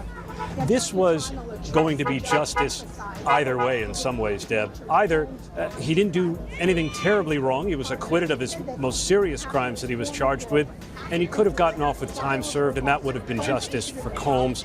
But the judge saw it differently, that he needed to be held accountable for the violence that he committed. So many reactions here. Aaron Katursky, thank you, as always. And a lot of reactions to this decision today, including from Cassie Ventura, who had testified in this case. In a statement from her attorney, she said, while nothing can undo the trauma caused by Combs, the sentence imposed today recognizes the impact of the serious offenses he committed. Milo Morales, who is Cassie Ventura's former makeup artist, was also called to the stand by prosecutors, and she testified about a 2010 incident when Combs allegedly assaulted Cassie in their hotel suite. Well, Combs' lawyers highlighted on cross-examination that Morales did not directly see the assault and showed the jury these exhibits of Cassie with makeup done by Morales. She clearly had a lot to think about in this case, and joining me now is Mila Morales. Mila, thank you so much for being with us during what I'm sure is a very emotional day for you. What are your feelings at this moment after hearing the sentence? Well, it's been a very, very stressful year for me just watching this all play out. And I really don't know what to think or feel about it. I'm just really disappointed as to, I've known for 25 years, and we're here, and he's going to jail. I just feel so much. It's just a very sad day. Mila, he spoke out for the first time today. He did not speak during the trial, but today Combs tearfully apologized to Cassie, saying that he was broken to his core. He also said he was apologizing to other victims of domestic violence, taking responsibility for his actions, really talking about himself and how he felt that he was responsible. Nobody to blame but him. What do you think about his statement in court? Well, I don't always believe what Sean would say. I hope he's remorseful. I hope he's apologetic. And like I said, I don't know where we are right now in this place. And there's more to come, we know, because this case will continue on, and there are going to be civil suits. You've been part of this high-profile case. This is a man who was accused of great violence, intimidation. This clearly has not been easy for you, and to be a part of this trial and to testify. Many people talked about being fearful. How has this impacted your life? It has impacted my life because I've known Sean for 25 years, and I've known Cassie since she was a teenager. And I used to travel the world with Kim Porter and Sean. And, you know, I just think that a man with so much power, I wish that he would have done something better with it, rather than here we are seeing him in court. You know, like I said, 25 years later, it's just a sad difficult story. Time. It's really difficult, yeah. And you faced him in the courtroom too. Tell me a little bit about the sentencing today. I mean, I'm sure that there are plenty of people who feel maybe it's an insult to some women, in this case, particularly Cassie. Does it close a chapter for you, or what are your feelings about the finality of today? I feel like it does close a chapter for me. However, I just feel very defeated, and I feel defeated for the victims that he's damaged. He's damaged so many lives, and I hope, like I said, I hope he's remorseful, and I hope he is sorry for what he's done to these people, because this is going to impact the rest of their lives. Well, it clearly has impacted yours and so many others. What people are you talking about exactly?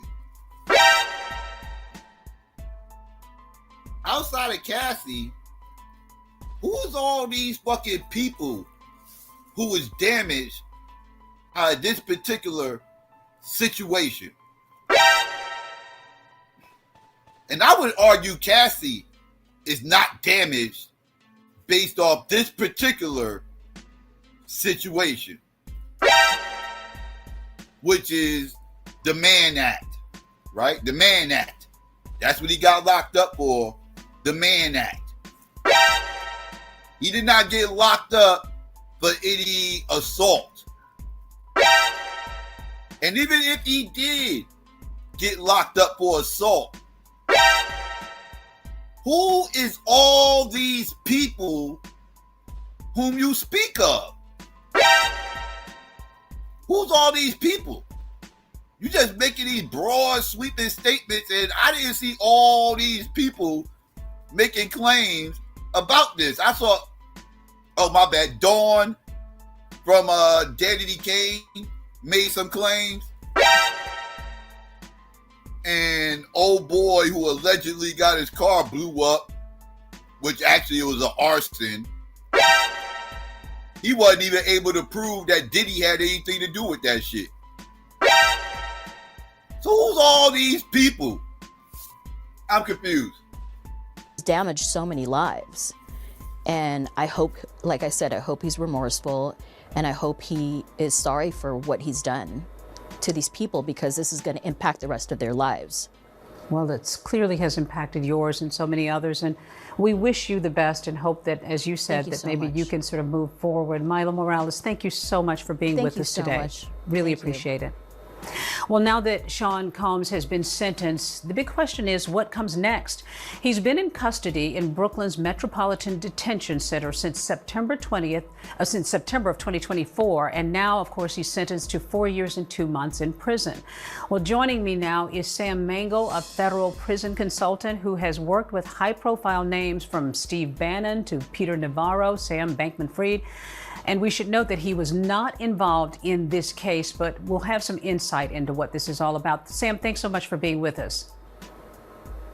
Thank you, Deborah. You've consulted other high-profile cases, as we say. What do you begin to advise? I mean, Sean Combs has already been in jail for a year, but now he's going to federal prison. How do you begin to advise a client like him about what to prepare for? I always tell clients, whether a politician, an actor, a billionaire client, or the run-of-the-mill businessman or doctor I deal with, it doesn't sink in until the judge reads the statement, "You are hereby remanded to the custody of the Bureau of Prisons for X number of months."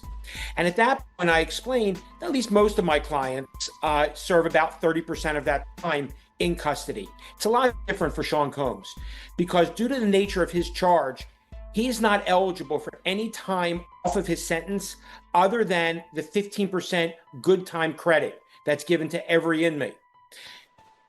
Between that and the time served, he's going to roughly be in custody for about 24 months before he's eligible for home confinement.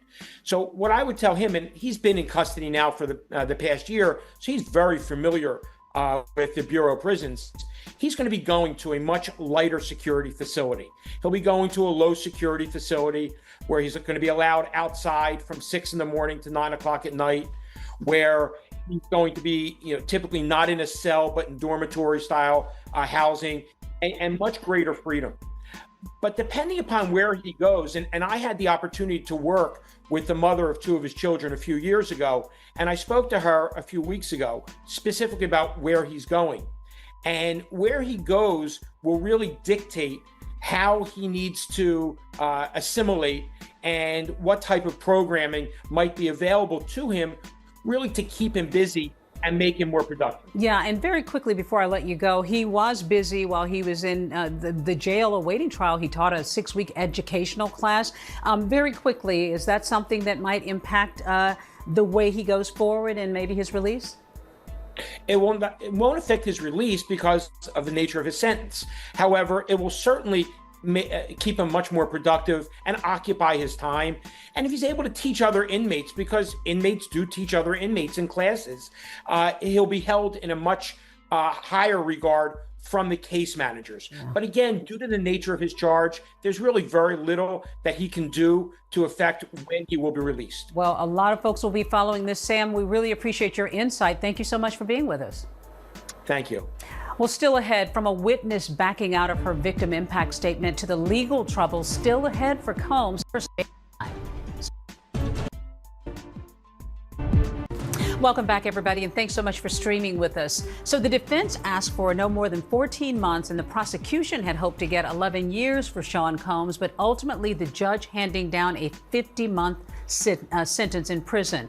Well, we want to break down what exactly happened in court. ABC's legal contributor Brian Buckmeyer, who's a practicing defense lawyer, is with us to weigh in on the defense strategy, and Bernarda Villalona analyzing the prosecution side of things. So happy you both are here. Wow, we've been talking about this behind the scenes. We were waiting. This went on a very long time today. Bernarda, let me start with you.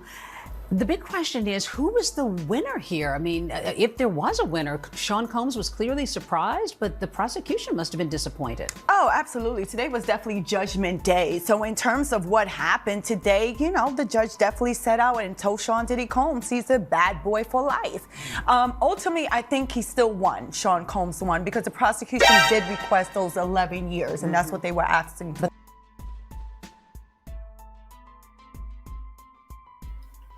Not a bad boy for life reference. That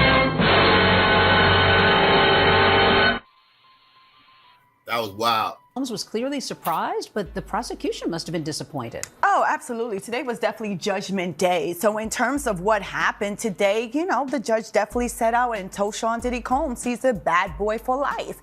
Ultimately, I think he still won. Sean Combs won because the prosecution did request those 11 years, and that's what they were asking for. But they didn't get close to I that. thought it was egregious, though, in terms of requesting the 11 years. But let's think about those 50 months. What those 50 months actually say. It still holds Sean Combs accountable for his actions. So it's still giving deterrence. It's still showing the seriousness of the crime. It's still protecting the public from Sean Combs, and it's still giving a voice to the voiceless. So while the prosecution, yes, they're upset, but it also have to look at it that, look, the conviction and the sentence shows that no matter how much money you have or how much power you have or whether you had the key to the city, that you can also be held accountable for your actions. And that's what we heard today. That is what we heard. Brian, you mentioned all of these different acts that they actually talked about, that Sean had done good works and so forth, and the judge made it very clear that's not enough to erase the record. Brian, they did a lot today. All his 6 children testified. There was a video of Sean Combs showing him to be a really good father and all of that. Did that make a difference, do you think, with the judge? I think absolutely. And I think, Bernardo, see if you agree with me on this one. When we have cases in the Southern District of New York, the judge looks at that recommendation from probation and it's almost gospel. The judge says, hey, probation is the neutral arbiter here. They're saying 70 to 87 months. I understand the defense wants 14 months. You want him to walk out once he gets back to MDC. And the prosecution is asking for over 11 years. But to go 20 months below the probation guidelines, that, I think there's gonna be a very serious conversation with Sean Combs and say, I know this feels bad. I know 50 months sounds like a lot, but when we met you, when we started opening statements, they were facing life. Looking at life. Yeah. When you were convicted, we beat the top counts. When we got the probation report, you were looking at 6 to 7 years. Now you got 50 months, minus the 13, plus good time. He might be out in less than 3 years-ish. Depending on how good he can be while incarcerated, maybe keep doing those programs. A 3-year sentence afterwards, that's a win. It was a win. It was a win for the defense. You got to think, you know, there was some crying that was taking place, but I think what the judge wanted to say was cry me a river. So yes, I understand that you're a father and your kids love you and you've done great work. But hey, guess what?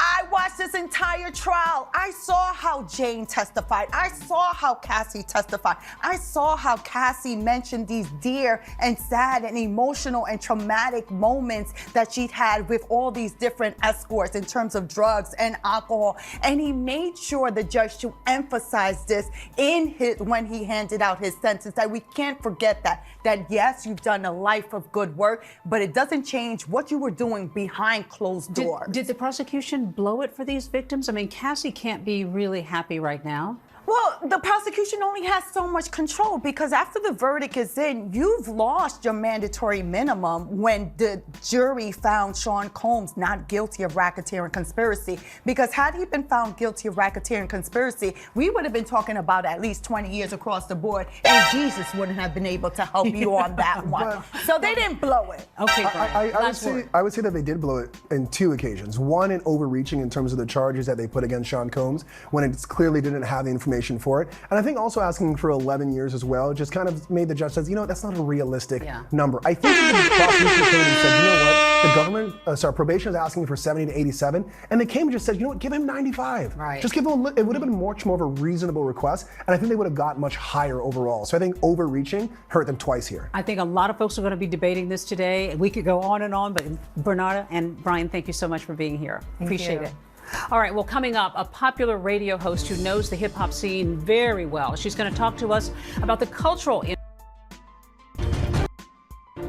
Welcome back to Burden of Proof, the case against Diddy. Well, for decades, Sean Combs has seemingly been on top of the world as one of hip-hop's most influential, wealthy figures, known for his work as a rapper, record producer, executive, building a vast business empire spanning from music into fashion, liquor, even a TV network. But what does this mean now that his criminal trial is over and he's been sentenced? What does it mean for Combs as the world once knew him? Well, let's bring in radio host Angela Yee. Angela, thank you for being here. here. You have been in this world surrounded by so many different people and come across Sean Combs over the years. We know that he was a powerful figure. It was acknowledged in court. What is this going to mean now?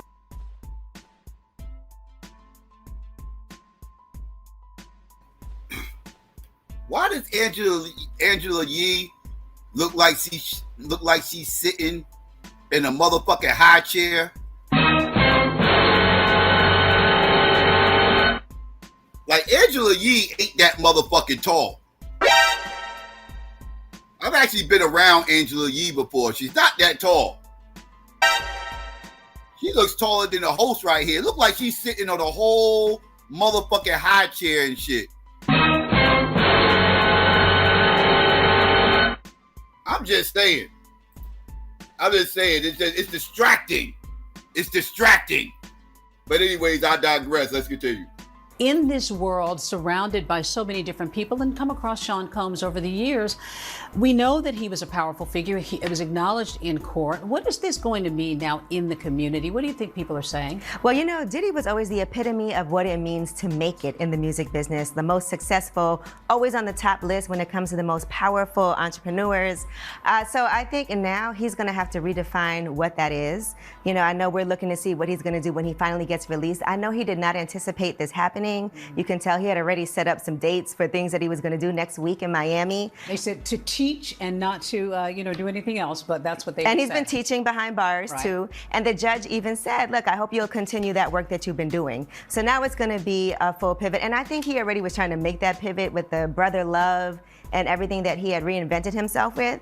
And so I feel like he was already making that change because maybe he knew there's things from his past that he had to kind of account for. Well, as I said, you had sort of been in his orbit over the years. You made it clear, never really good friends, but you had a popular radio show that was The Breakfast Club, which was on Diddy's network, Revolt TV. Give us a sense of what that was like in that world, because there were so many people who rubbed shoulders with him.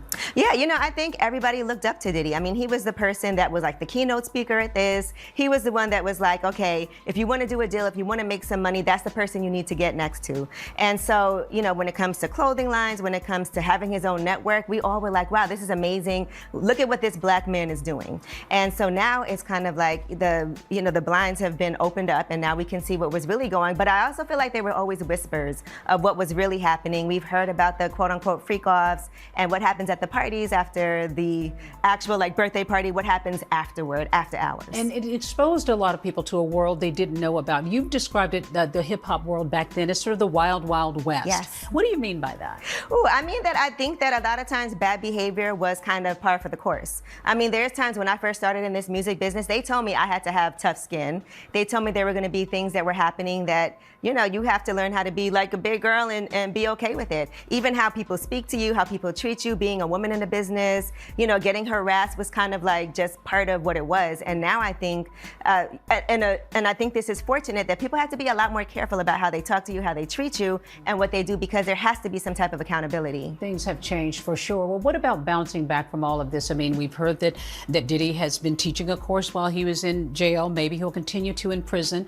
He may only do another 2.5 or 3 years and then he comes out. Can he bounce back in some ways to reclaim where he was? Listen, the way that Diddy is, I'm sure he's already planning what's next. Like knowing him, and I think the way the landscape has changed, you don't need to have like a major network deal. You don't need to have a major label deal. There's a lot of things that people can do independently. And as we can see, people were already booking him to come and teach, so to speak, when he got out. So I can see already people are like free Diddy.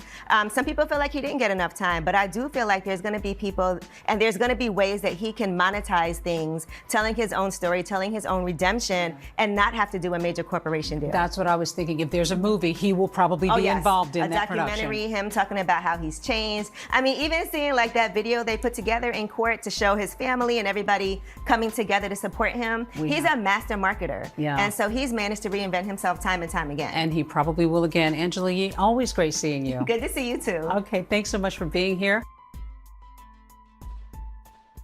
All right, family, there you go. I actually agree with Angelo on that as far as like, he ain't going to be able to, excuse me, he ain't going to be able to mess around with a whole lot of big corporations, but he got enough money to where he can put together his own projects, right?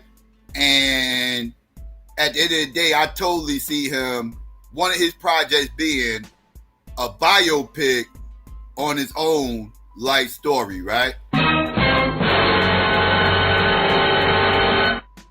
Diddy life is interesting enough to support a whole biopic, right? And I totally see one coming, and him being the executive producer of said biopic. That's just one project that he could do that I can think of off the top of my head, but there's a whole bunch of other things he can do, right? That will make money, right? Once he get out. I also saw this real quick, family. Then I'm going to put the link out here. I'm about to put the link out in a minute. I got one more thing I want to show y'all about this. I saw this interesting thing pop up in my recommendations from the culture vulture himself. The culture vulture himself actually came across an old motherfucking,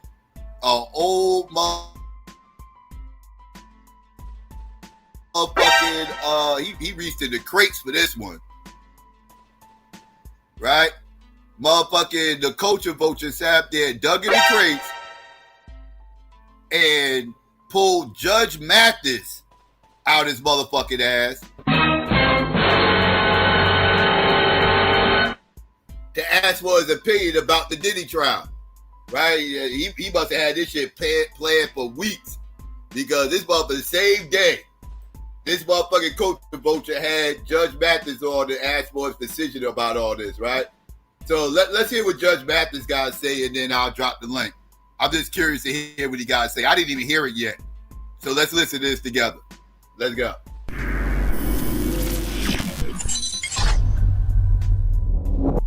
All right, here we go. Judge Mathis, welcome back to Vlad TV at a very important time in the legal world where Sean Diddy Combs was just sentenced to 50 months in prison.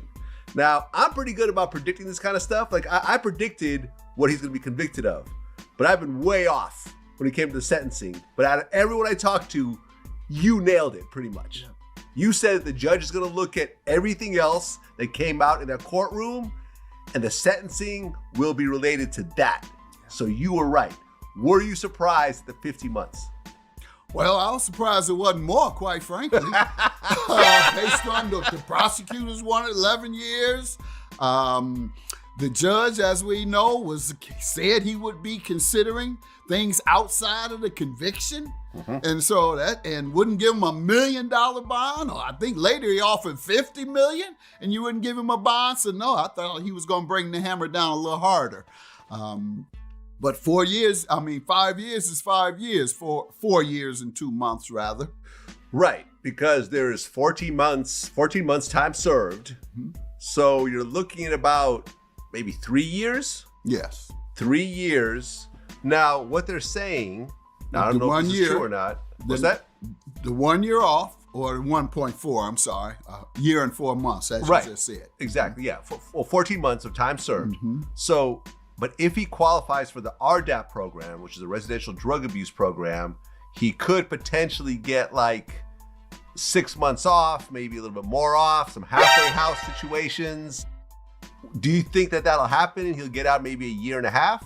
It's interesting that you would mention that, first of all, because that's what I think, as great as his defense team was, Diddy, I think they missed the boat on his mental illness as an appeal to the judge's compassion and understanding. He admitted earlier that he was bipolar, so you need to lean into that, because bipolar is exactly the behavior he exhibited. Uncontrollable rage, mood swings, mania, hypersexuality is even a part of bipolarism.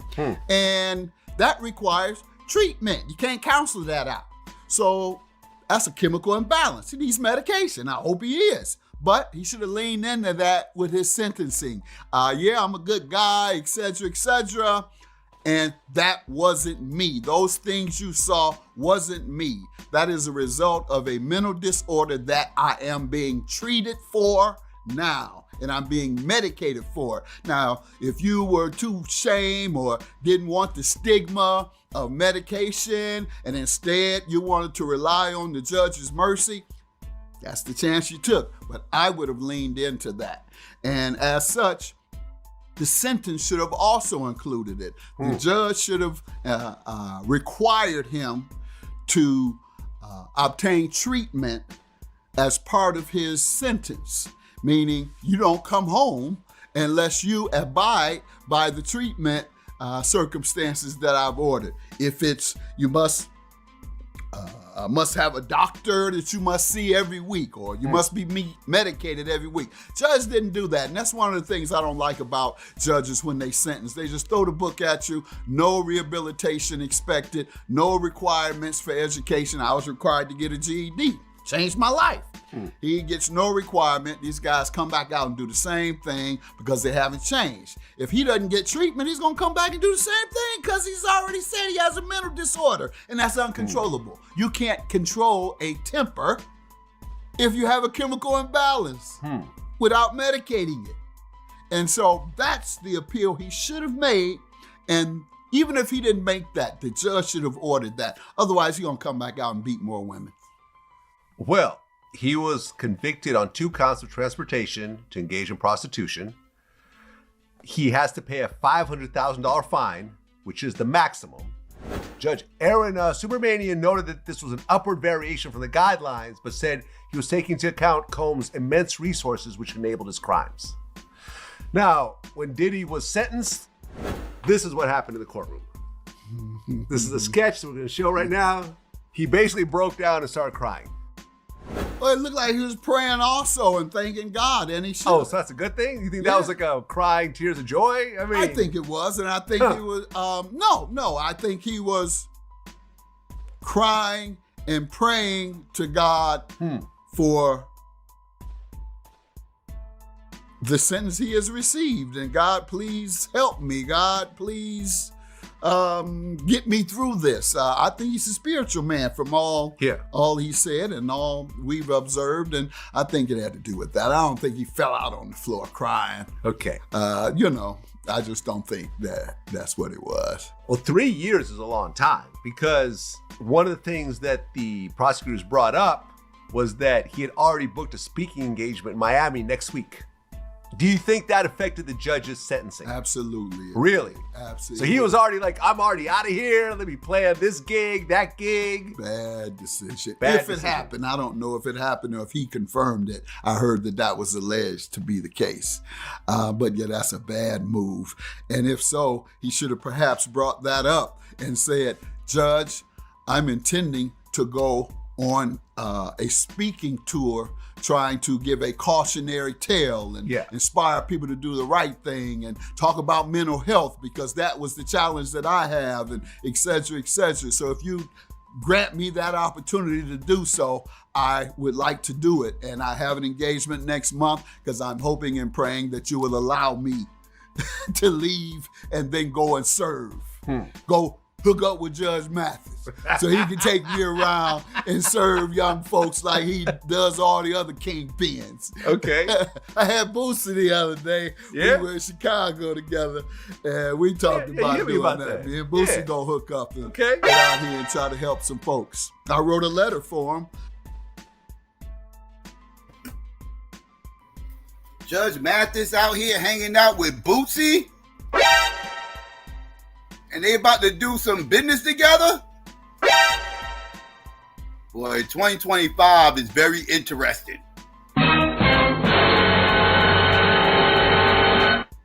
You'd have told me 20 years ago that Judge Mathis would be hanging out with Bootsy and Diddy would be getting locked up for the fucking Mann Act, I'd have probably thought you was nutty. I probably would have thought you was nutty, especially Judge Mathis hanging out with Bootsy. What the fuck is that? Like, what? That's wild. That's wild. But anyways, I digress.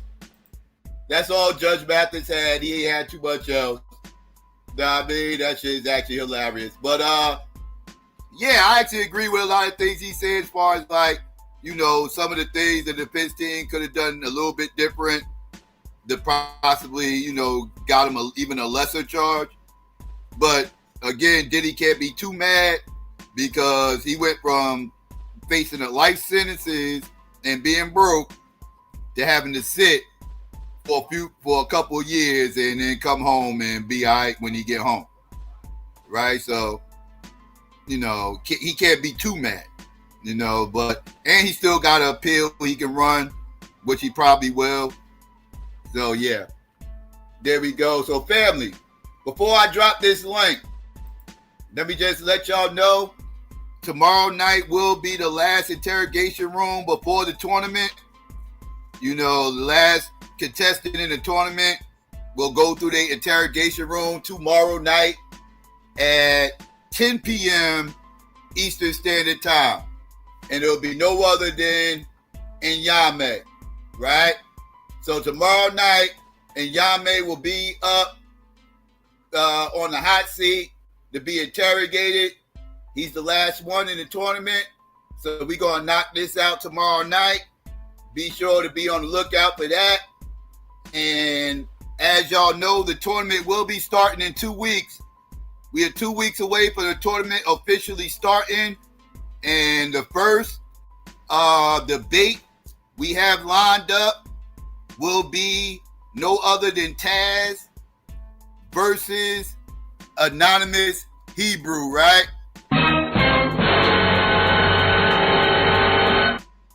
And that debate is going to be which paradigm suits black people the most, right? B1 are Hebrews,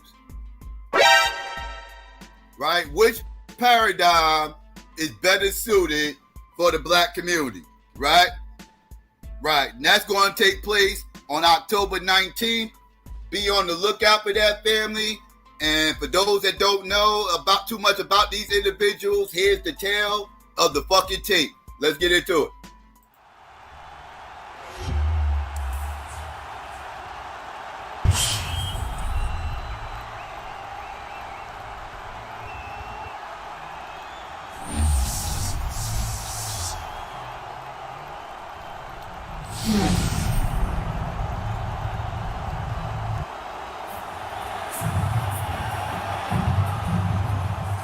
Menace.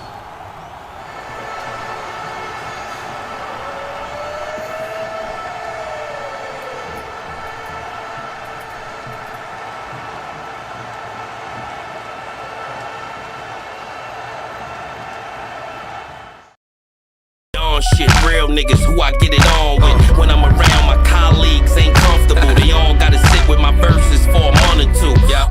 Wrong nigga to have a problem with. The blade first and the bullet gon' follow it. Yeah, if you're lucky, I might hollow it. D.A.B.A.T.E, just respect my conglomerate. Since we are the best and you agree with me, right? No need to debate. The way we bomb shit. See, we're kinda like the government, so just respect my conglomerate. Just respect my conglomerate. Just respect my conglomerate. Just respect my conglomerate. Just respect my conglomerate. They said my dogs made you back up and run. Yeah, this shit is crazy in the bricks. Bricks. We be wildin' in the bricks. Bricks. Shit is crazy in the bricks. Bricks. We be wildin' in the bricks. Yeah.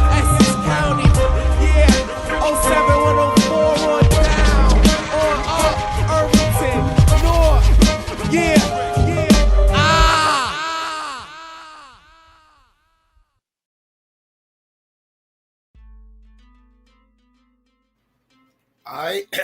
Alright, family, come one, come all, first come, first serve. Let me know what's good. Let me know what y'all want, y'all want to chop it up about this Diddy stuff, or if y'all got some other stuff y'all want to chop it up about, let me know. You know what I mean? Y'all already know what it is. Let's see, we got Suave up here. What's going on, Suave? How are you? I'm good, guy. Black Power, shout out to you. Great presentation. Great info. All right. Told y'all Diddy's gonna get about 5 years. I was off for some months. He'll be home in less than 3 years. Rich, kicking it with Stevie J, talking shit to everybody. But yeah, I'm only here to set up that date with Doma, so I'll let y'all rock out. I just hope he stopped up. Peace, Psycho, peace, Suave. GQ, Peace. What's going on, GQ? How you? I'm good, bro. It's crazy you ended up with that Mathis interview, because that's what I was going to cut the whole time. When the old girl said, you know, this is the first time he been sober, that the lawyer says first time he been sober in over 20 years, 30 years. But she actually said in his life, but that was crazy. But in over 20, 30 years, I was thinking the same thing. Like, they should have really used that substance abuse defense, you know what I'm saying, and lean more into that, especially with the sentencing. You know, even if they didn't use it during the trial, for the sentencing, they should have came with it. You know, he was going through withdrawal. They was having to put him in the hospital and everything when they first locked him up and shit, because he was withdrawing off that pain. Even when they locked him up, he was doing pink cocaine when they bust in the hotel room. So this boy really had a dope problem, man, and I think that's what fucked him up on a lot of them decisions he made, like especially like giving that broad, listening to them people tell him get that broad $30 million when she first came. I don't think if he was thinking with a clear head and not off no dope, he'd have gave that woman that money. You know what I'm saying? He'd have fought it, because it didn't make sense, and he still ended up, you know, going through all this shit after he trying to cover up some shit. So I think, you know, that was more of a detriment, and it damn near proved more, made the feds want to dig more into the case. You know, it made them look guilty by giving her all that money. And I called it, man. I thought he'd get probation, so I didn't think he'd get 4 years, but I think he'd probably be out. I'm saying within a year he'd be in a halfway house at least. And you know, that's basically being at home once they put you in a halfway. Yeah, you pretty much home for the most part. Like, you know, you out doing things. You could, you know, you out. They let you go out early parts of the day, handle business, everything else, and you got. You know, they say shout out to all the niggas in the halfway house. I mean, they halfway in, but they halfway out. Yeah. But yeah, man, I think he'd be home within a year. He'd be in halfway. But to try to RICO a nigga for tricking off, man, that's just berserk. That's wild. Yeah, it's wild. You know, I don't try to spin it. A lot of people just don't like Diddy. Right. That's what this case showed me is just how many people hate Diddy. And people cannot like Diddy. I don't give a fuck about that. I'm not a Diddy fan per se, or whatever the case may be. I ain't got no smoke for him, but I ain't a fan either. You know, I don't fanboy out over these people. So my opinion about all this got to do with the evidence and the charges that was brought on him. And it just didn't stick to me. It just never stuck. Yeah, and y'all got to keep in mind right now, the boy got 60 civil suits going on right now, 60 of them motherfuckers. So, I mean, it makes sense for his lawyer to say he broke, you know what I'm saying, even if he ain't or whatever, however he's doing the financial thing. But he got definitely 60 civil suits pending right this minute. So that's a lot of motherfucking civil suits, man. So I don't know how many of them they going to throw out, how many he going to have to settle on. But yeah, they coming out to the bag. So it makes sense for him to say, I'm broke, I ain't got a penny around this motherfucker. That's all my mama and them money, you know what I'm saying? But you made a comment in the chat earlier that I actually agreed with. Like, the biggest mistake he made was paying all Cassie to fucking begin with. Like, he might as well just, all this bullshit went down. Like, he paid off to avoid all this bullshit, and it still went down. So that was the biggest mistake. I feel like it. Yeah, I do. I still feel like, man, that was the biggest mistake he made, man, for giving her that money. Because, like I say, man, that put the heat on. It seemed like it really put the heat on him even more. Not saying that they weren't gonna come at him anyway, but I mean, once he made that payment, they really wanted to dig. Them feds the next day they cuffed her and probably gave her a 72-hour interrogation of exactly why did he pay you this money? What the fuck you know? What he didn't? What he really do? You know what I'm saying? what the fuck really going on? He gave you $30 million. We need to know what he really did. It's more shit. Where the bodies at? You know what I'm saying? Who he didn't hear, man? Who he didn't put in the river? Goddamn it! They try to figure out what this nigga gave her $30 million. Wait a minute, let's go get her. This nigga, she knows something. This nigga that killed 27 people or something around this motherfucker. He got some bodies around this motherfucker or something. You know, so that made him dig. Like, hell on, man. We need to know what's going on. You know what I'm saying? I mean, you know, they've been trying to get Diddy for years, though. The feds, like, because there's been other people who done got in trouble who done said they done questioned them about Diddy. So, like, they've been wanting to get something on him, but I say the biggest mistake he did was living that damn lifestyle. Because they wouldn't be able to have shit on you if you weren't doing that shit. Nah, the biggest mistake Diddy made was being born black. That's a moral argument, though. That ain't that's not a legal argument. That's a moral attack on black man. This another I don't like Diddy. Yeah, I hate the nigga. But this is an attack on black man. Yeah, it's buck breaking. It's buck breaking. The sentence was some buck breaking shit. You know what I'm saying? Yeah. Now if they send him to jail, if they'd locked him up for assault, all right, okay, cool. But all that other bullshit, come on, man, that's cap. A rich black man ain't gotta take no pussy, my nigga. Fuck out of here. I don't believe none of that shit. Yo, you see when the video come out after Me Too and all of that, and they see the man there beat some woman on television, it don't matter whether she was black, just a woman being beat on television like that, and the statute of limitation was over, they was gonna use every loophole they could do for get Diddy in court.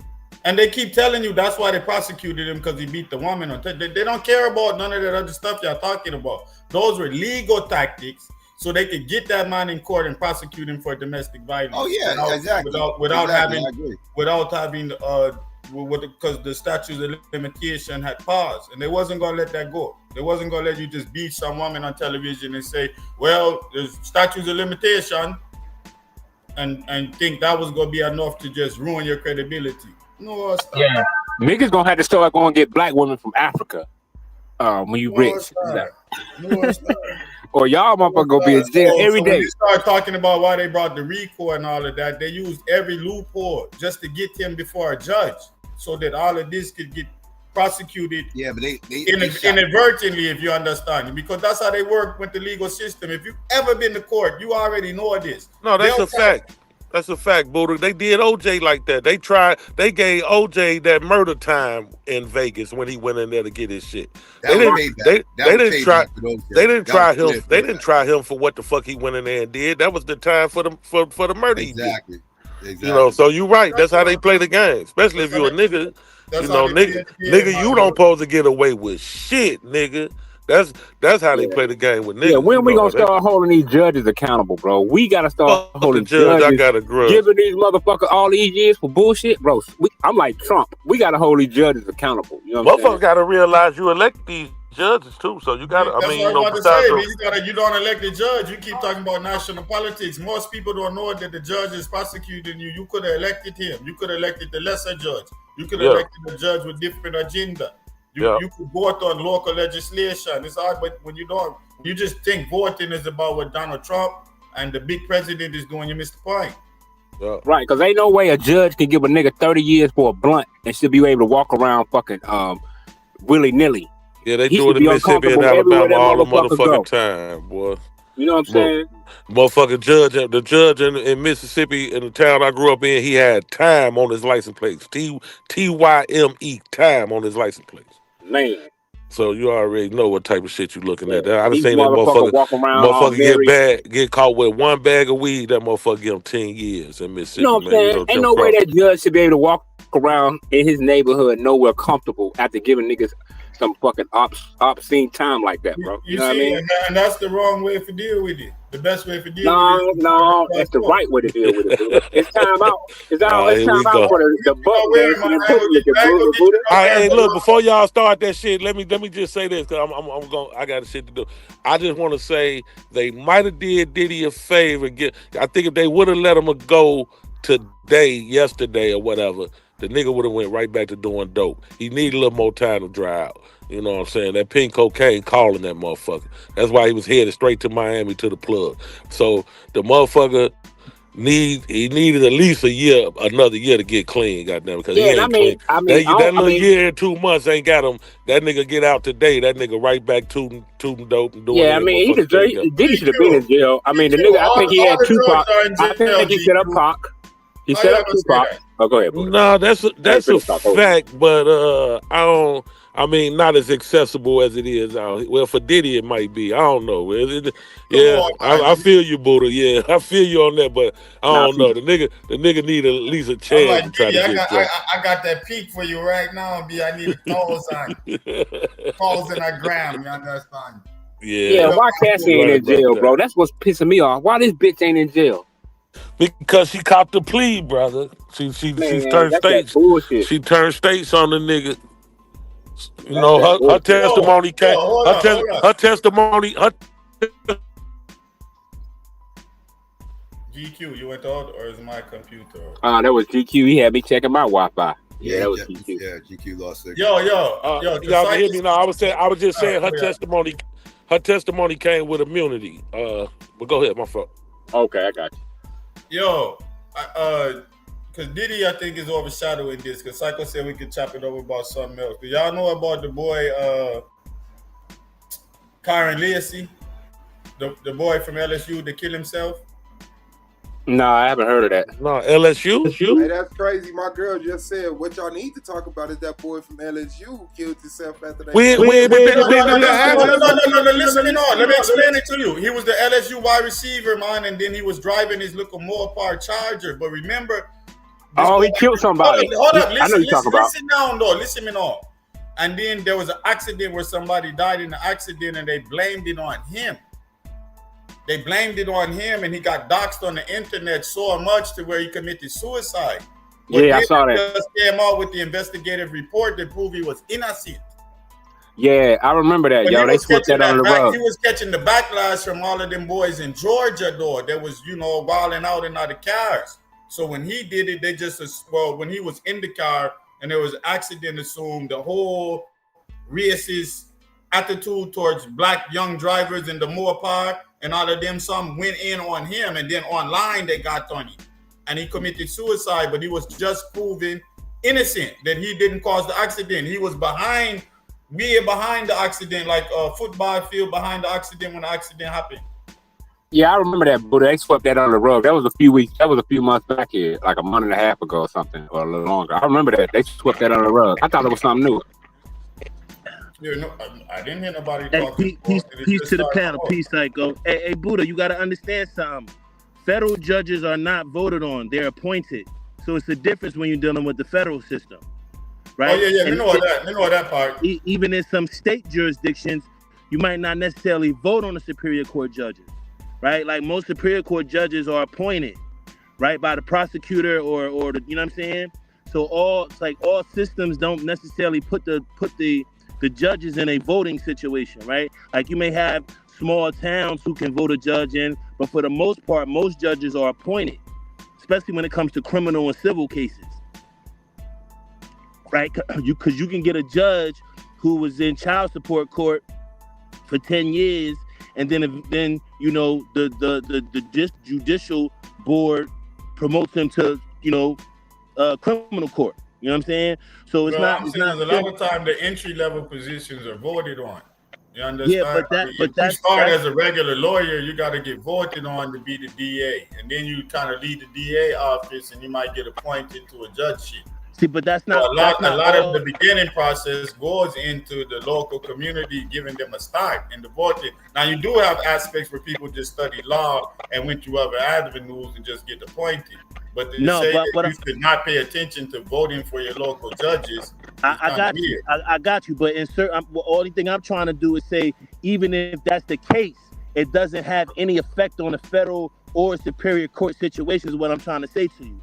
Like, yeah, you can advocate for understanding judicial, judges, but that's based on what the civics is and what the government arrangement is within that locale, right? Because like when you're dealing with state or when you're dealing with feds, it may be different per state, Like in New Jersey, you may vote for your local judge, or you may vote for a what's the name judge, a probate judge, or something like that. But then you have Superior Court judges appointed by a board, right? So it's different per locale is what I'm trying to say. It's not No, always... I agree it's different per locale, but I'm saying you can control certain people. That's what I'm saying. You can't control. You're giving them... Well, I'm saying if you give certain people a start where they are in a position to get appointed to other things because you voted in a judge that's reasonable for some lowly right, but position even if that's the case, I got you. I understand everything you're saying, but what I'm saying to you is there are boards and there are governing bodies that still make the decision regardless of what the local vote was,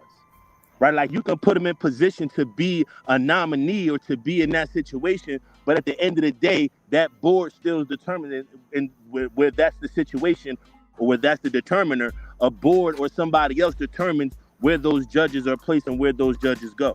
Because now you have to understand. But that board is based on people that got into the position, and if you don't vote the board is based on the position, if you don't vote more people into the position to even battle with the board, so the board have less options. The people don't vote the board in, Buddha. The people. I'm saying even if the board is a local community civilian board, but you give them more options to where you voted in enough judges that have reasonable shit that they don't have no option but to choose from a judge that's more beneficial.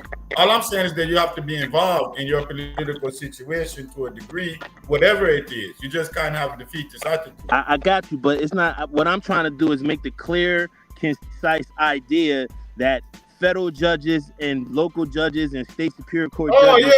Yeah. I wasn't drawing a correlation between the federal judge. I'm just saying you got to be involved. I'm not trying to dispute. I got you. I'm not trying to dispute what you're saying civically, but what I'm trying to say is that there is a more nuanced situation and a more nuanced system that promotes judges and puts judges in positions, and it's not always through the vote, is what I'm trying to say. Oh, I agree with that, man. Because my lawyer say like over here, like where I'm at in New Orleans, right? A lot of local judges, like the traffic judge, the disc judge, all of that is voted in out here.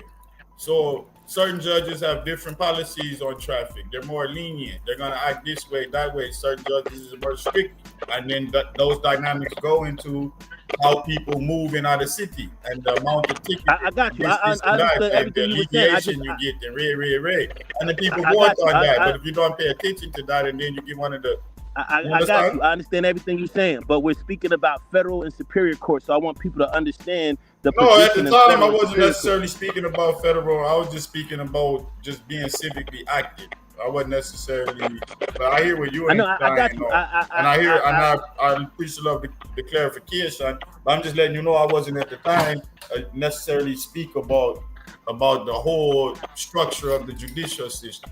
I got you. But when we make statements, when we say that, I'm just trying to put clarity and put some separation between what you're saying and what the reality on the ground is. Is that okay to do? But I don't think you're doing that specifically clearly, because I'm doing it very clearly.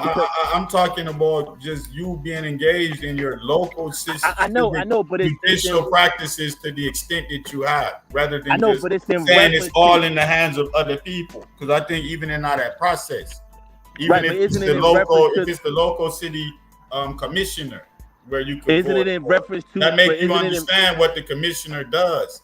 How the commissioner affects your life in that judicial capacity. So I'm just trying to advocate for then, if you get more understanding of a local judicial capacity, then that translates more to your understanding of what goes on. But what I'm saying to you is in the administration of law, because you're engaged.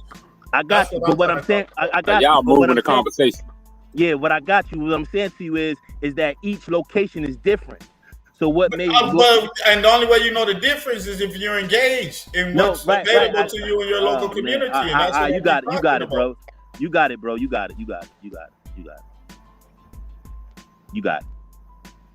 There's nothing to get. Obviously it is, because every time I say something, it's like you're trying to counter what I'm saying with a civic idea. Because you're trying to put what I'm saying in a higher light, and I keep talking about, and you saying I'm not. But if you're engaged in your local activity, you understand how your local government is interacting how your political representatives interact, how the local judicial policies affect you. Then you can go and extrapolate that into how your state interacts with federal policy. But if you're not engaged locally, then you lose all of that because you just take a big federal perspective and impose that on everything without understanding how you're your not state listening to nothing I'm saying. You're not listening to anything I'm saying at all. I don't think you're listening to what I'm saying. I hear everything you're saying. I hear man, everything you're saying. And the thing is, I'm not trying to squash what you're saying or quash what you're saying. What I'm saying to you is what you're saying does not always designate itself or correlate itself to people's locale or location when it comes to judicial process or when it comes to appointing judges or how judgeships go. That's what I'm saying to you. I'm not trying to grandstand it and put it to a federal thing because federal laws supersede state laws anyway. If a federal prosecutor come in and prosecute a case, it's pretty much nothing the state can do unless the state is helping the feds gather information or provide them with material resources or provide them with officers or anything like that. But if the Fed come in and say, we're trying this case, it's not much the state can do, is what, you know what I'm saying? So I'm not trying to correlate it to a greater federal thing as much as I'm just trying to create the paradigm that it's not the same each locale and how these judicial people are put in place. It varies differently based on your location. That's all I was trying to say, my brother.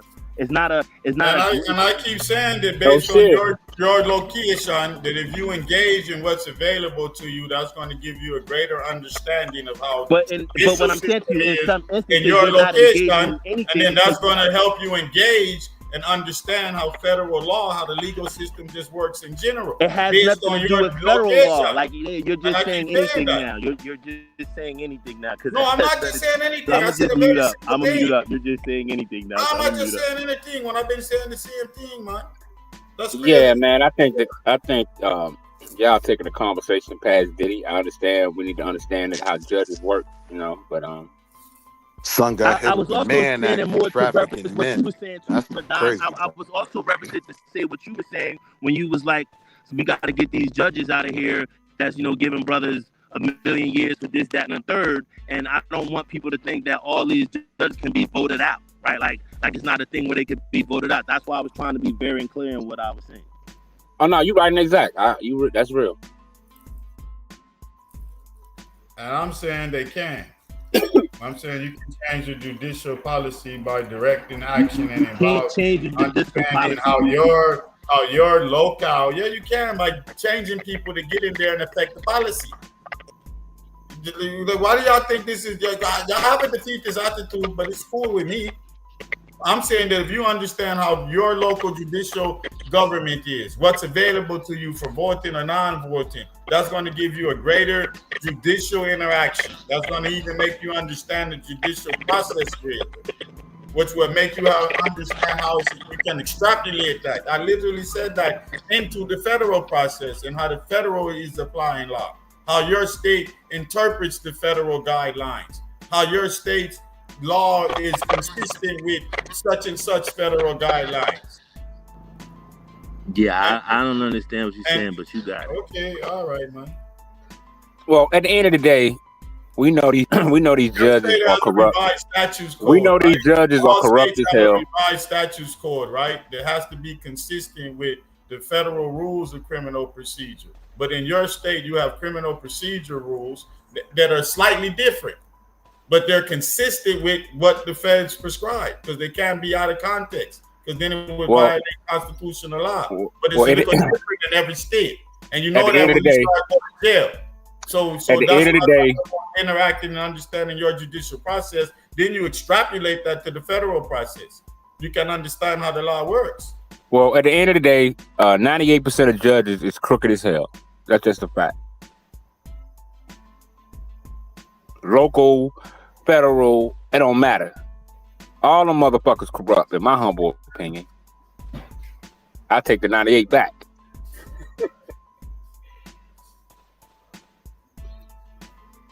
But yeah, man, But yeah, man, no shout out to Diddy. I never did like the nigga, but I will stand up for a black man. I think that's been railroad, and I think he is being railroad. You know what I'm saying? I'm not gonna sit back and be quiet just because I've had disapprove a lot of things that I've heard he done in the past. But I'm not gonna sit up here and say, "Oh yeah, he deserved to go to jail." No, he should have went to jail for assault. And to me, that should have been it.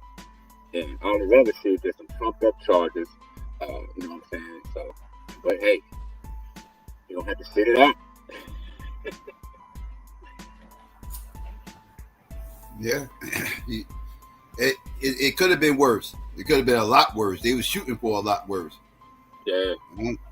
He escaped. First, he escaped the life sentence. Then he escaped the 11 years they were trying to stick on him in the sentencing just now, because that's what they was requesting, 11. And he only ended up getting 50 months, and it's going like people would say, it's going to end up being, which is actually only initially it was like a little bit over 4 years. He got time served, so that's going to be about 3 years. But then he got programs, good behavior, all that stuff, so he can be home in less than 3. Yeah, and all this shit about he broke, yo, that's weird. Yeah, I think how the fuck Diddy broke? He ain't lose his money outside of lawyer fees and all that other stuff, like outside of that. But he had lawyer fee money to kill, so he good.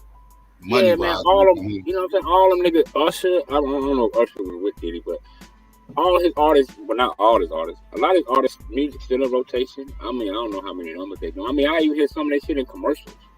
So I don't see how the brother broke unless, you know, he made some Usher was with Diddy at one point. Like, that was the first person he was with. Oh, okay, I thought it was JD. When he was like 12, 13. Yeah, I thought Jermaine Dupri had discovered Usher. But you think you're right, it was Diddy.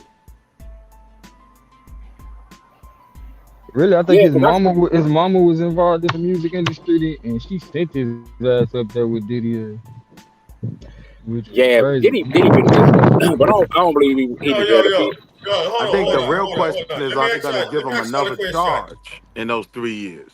Which is probably highly likely. Because I understand what's going on, right? But I want to ask this question, because I know y'all here to be asked questions. It's really this a question of boy mine, and for the panel too. I understand the symbolic win, the big dog, and all of this. But I really want to ask this. Like, say one of us brought people right here. We didn't have no Diddy money. And then one of y'all got a video of one of us doing what Diddy did to Cassie. Would we get a pass? Right. Yeah, no, nigga, we be hitting that bitch live. No, I'm not talking about the court. I'm not talking about the court. No, I'm not talking about the court. I'm talking about us on the panel. I'm telling you. Let me answer the question. If that was us, we'd have got locked up that night. No, I'm not talking about. No, I'm not talking about court case. I'm not talking about court case. He said I had a video. I can't hear you. Somebody got a lot of background noise. I can't hear you. Hold on, that's probably my wind. Yeah, it's a lot of wind. Yeah, he said if one of the people on the panel had a video of somebody else on the panel doing that, would you give them a pass? That's what I'm talking about. Yeah, they talk about the Cassie video, right? Yeah, but it has nothing to do with the court. Not the law. Us being the judges. It's us. Oh, so we're the judge, and we saw what happened just us. Like one of us found the video, like Goldmine, or one of us would found you the video. out somebody if you found the tape of them? Like, got nothing to do with the case. Would I give it to the police, you mean? Would I give it to the police? No, just us. Period. I'm confused. He's saying, like, would we be accepted amongst the brothers? Is basically what he's saying. Like, would you fuck with a nigga after you know he doing fuck shit like that? Nah, but that's irrelevant. But now I fuck with him. I'm just talking about legality. Like, are we talking about moral thing? We talking about morality? No, because he just was wondering how you. I'm trying to see if Diddy gonna get a pass because of. Oh, you mean when he get home? Is he gonna like? He is don't people get. gonna He act don't like gotta get a pass. Oh yeah, He paid. It's gonna be mixed. It's gonna be mixed. It's gonna be mixing. You're gonna have people that's gonna be happy he came home and everything else is that third. Yeah, that's what he make it out. He was still locked up. So it's gonna be mixing. Hey, yo, yeah, Psycho, when that he might not make it out. Come out. When that Please Forgive Me track come out, I'm not wishing bad on it. with Total on it and Faith singing background. I don't think Diddy's gonna get out of jail, bro. I think Lord Most High forgive me, but I think they want this nigga head. Pause. Now I wait a think minute. they want this nigga. I think they want Willie, you got a chance to answer. Willie, let me answer so we can go down. It's probably highly likely they're gonna give him another charge. I don't think he gonna get out. Really? I think they gonna delete Diddy in jail. This is my theory. Lord forgive me. I don't wish death on no man, but I just know this beast, right? And my thing is, he's targeted. Yeah, they got the footage of him beating Cassie and all that and other weird shit. But my thing is, my thing is, I think they after this nigga's neck for something. It's something he got on them. I don't know. What's your answer to what Buddha was asking though? What's your answer to that?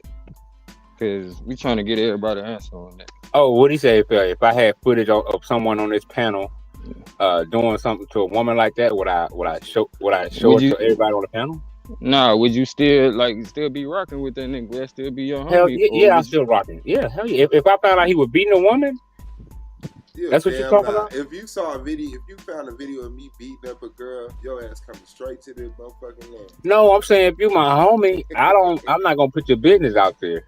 But you gonna get on them though, right? You gonna be like, nigga, come on. I'm gonna be like, nigga, that's fucked up. Cause I don't believe in hitting no woman, bro. That ain't my style. And cause I tell any nigga, all the niggas with my sister, you hit my sister, bro, you gotta go. I got to get you up out of here. If I don't get you, my other niggas don't get you. So I don't believe in hitting women, man. That ain't I don't approve of that shit. And what about the rest of the shit? Cause I know you be thinking you a borderline pimp and shit. What about the trafficking? But I don't believe that's trafficking, bro. I believe that's some white folk shit. What Diddy was doing wasn't trafficking. No, okay, we ain't gonna call it. In my humble opinion, we gonna call it tricking. How the brother said. Okay, so if you I thought that's what rich men do. Ever since I've been watching rich white men, that's what they do. I thought that's what rich men do. I thought rich men would just fly in the most beautiful women. That is what motherfuckers been doing since the dawn of time. So that's why I'm like, what the fuck? Because it's like, the nigga went down. We always gotta say some dumb shit. Man, no, that's real, bro. That's what I thought. I thought that's what rich. I'm being sarcastic, but at the same time, I'm just saying when we see the model of what rich men do, you know what I mean? The American standard. Some of them have a single wife, but most white men they on a yacht. They playing golf. They in all the other countries spreading their royal oats. I mean, that's what I see. I mean, but to me, that's the conversation or the mythology between black men or men in general. Because if you do the statistics will tell you the majority of your richest men are married, and you know what I'm saying. That's what allows them to focus on running their bag up because they not out. Yeah, they married, but at the same time, they married, but they got hoes. They ain't like Luda them. Luda them had hoes in different area codes. These motherfuckers got hoes in different. Diddy was a different kind of freaky, right, even bro, in terms of rich men. Let's stop playing the game, bro. The white man invented diminish his freakiness. Okay, hold on. Who can out freak the white man, bro? Get the fuck out of here. Hold on. Who out freaking the beast?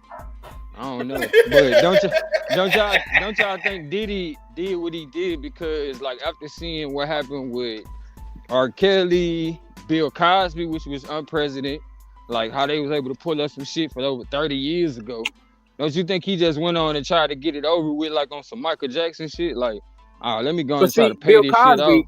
I think one Bill Cosby married before he got famous. No, I'm saying the point of me bringing up Bill is the fact that they did some shit that they don't normally do with Bill. And that's why Bill got out, because they went back on some shit from like 30 years ago, which, you know, that's beyond statute of limitation type shit. But that's why he wound up getting out. But I'm saying after Diddy seeing that type of shit, he like, shit, when they want you, they want you. Like, you have a good one. Bro, let me tell you something. Let me tell you this goal real quick, right? Now, I lived in Texas. I lived in Atlanta. I lived for years, right?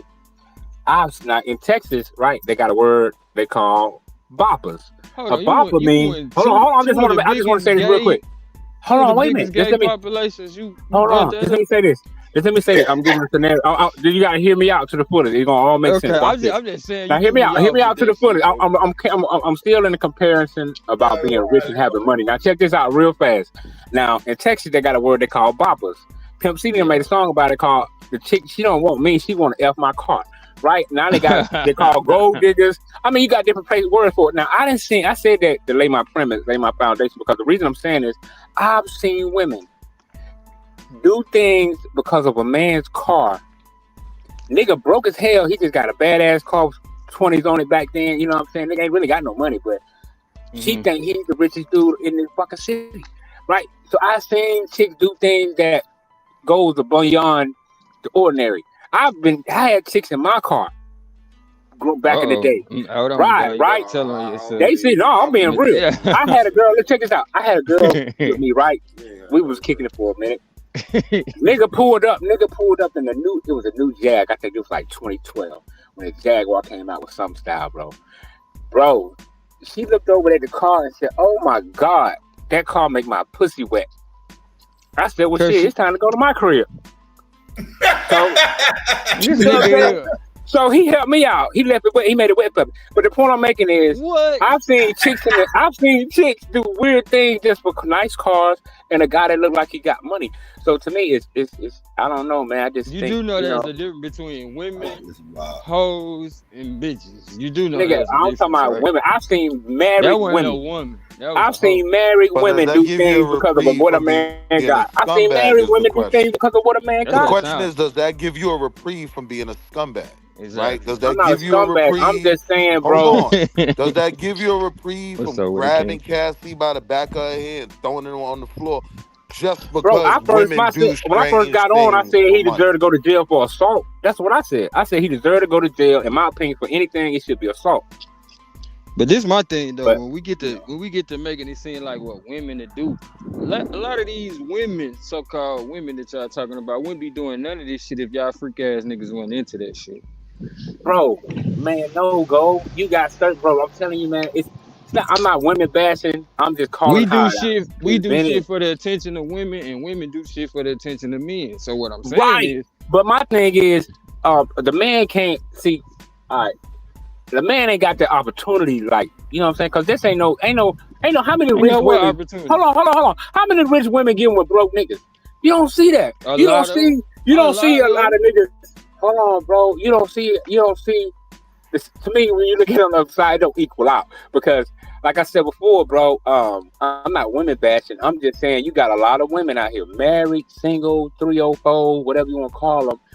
It just so happened when a nigga have the finer things in life, she gravitates to that. Why? Because it's in her nature to want that which is best for her, protection, security. Because a rich man can apply all the things that a woman wants: security, protection for her and her kids, all that. Right? That's what a rich man can lay down. Right? Facts. That's what. So a lot of times, it's unfortunate that a lot of our sisters fall for the banana in their tailpipe.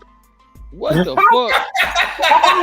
This nigga, bro. Hey, you done, bro. I need some more dialogue. From the cringiness. Right, what the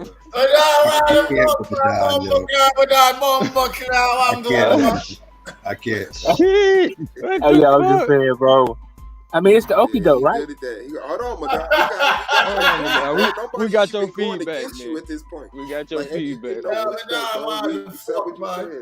got another round for it. So what I'm saying, I did see Dumbo in the chat, but he ain't hit the link to set that date, man. I'm trying to see what I got to debate, bro. Oh yeah, Dumbo. I ain't got a month for niggas to be checking their calendar. Yeah, man. Dumbo, we need you to pop on up in this mud at some point. But Madonna, I'm not gonna lie to you. Well, first of all, let's get some more people feedback before I go back to you and Willie. Suave. So, because I heard you say some slick shit, but so I'm gonna go straight there then. So if you find out, nigga, I'm out here whooping on Cassie ass, what you gonna do, bro? I'm gonna tell you like this.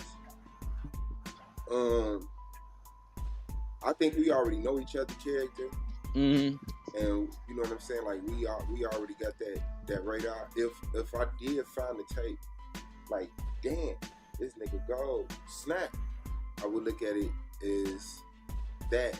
I wouldn't look at it as this is your character.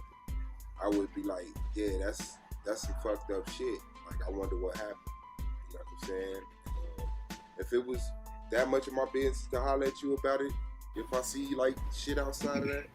But yeah, other than that, bro, I'm gonna just say I don't know what it takes to keep a bad bitch. You know what I'm saying? But I know you stupid. I'm telling you, bro, I know in my experience, women who are 100% convinced that you won't hit them do not respect you 100%. Like, if there's nothing they could do to bring out that, what people call that man, or that animalistic nature, where it's like, no, you got to feel my physical power to know. Don't play with me psychologically like, you know what I'm saying? So I don't know, bro. I don't know what. So let's just say I played the role. I've seen a lot of testimonies of women who say, yeah, he did that, and I deserve that shit. And they still together, and they 80 years old, and they happy, and this, that, and the other. Nah, it's the difference between like being a woman beater and one day hitting your girl. I've never hit a woman in my life, and I assume that you've never either. But I don't think it would be like this if that shit coming out. So, yeah, nah, bro. I would give you a pass. So many ways. Yeah, let me answer the question too, because I actually never answered it because in the light of what you said. I'm not talking about like a normal domestic thing, because you know I would go over there and grab my homie and be like, "Yo, don't slap this and don't do that, whatever." You understand? Some normal domestic thing, because people getting, you know, pushing and all of that. Maybe the girl tried to scratch. Ain't that what that did? But somebody, hold on. Let me finish cycle. Wait, Buddha. Wait, one second. I just want to ask you a question. I'll face off what you just said. Wasn't that what the Diddy tape was? A normal domestic violence thing? Nah, he was stomping on her and wilding out, son. Like, that was more. Yeah, that's normal domestic violence. Nah, I don't never see. Nah, that's different. I'm talking about what you think happened. I'm talking about you getting into a little argument. Okay, so what do you call? I'm talking about you getting into a little argument and somebody getting mushed. Like somebody getting mushed in a little argument, or somebody getting pushed on the couch in a little domestic. They will call that domestic violence, and you will go to jail for that. Like, you will go to jail for mush, stomping and kicking and snatching phone and all of that. That's like extreme. What I'm trying to say is that in that extremity, yo, you're not letting me finish my point though. You keep I'm trying to chime in on what you say, because you're throwing me off when you say like a normal domestic violence thing, when that looked like total like normal domestic violence to me. Like it wasn't nothing out the norm. Like, you know, he threw her down, he kicked her, and he drug her. That's normal domestic violence shit. Like it wasn't no extreme shit. It wasn't no, and like he didn't Rajah Jackson her, right? Like it wasn't no Rajah Jackson type situation. It was a normal domestic violence type thing you will see. Nah, I don't think that was normal. What I'm talking about, like when I said normal domestic violence, is like you argue. I meant this in the context of like domestic violence law, like you getting arrested and that's called a domestic dispute. God damn it! I can't even talk. B, can I get to my point though? Well, I'm trying to explain the cycle why I use that phrase. What I meant by that is like when you know there's an argument and did he push you? Oh yeah, he pushed me down on the couch, and that's all that happened. Like there was no slapping. You going to jail. And then you go get out, and she not gonna go to court, and you go have to take some domestic violence classes, and y'all go get back together. That ain't no dragging nobody down the street and stomping them out and all that. That's madness, son. That's like domestic violence. That's but even normal death. That's normal in the hood. When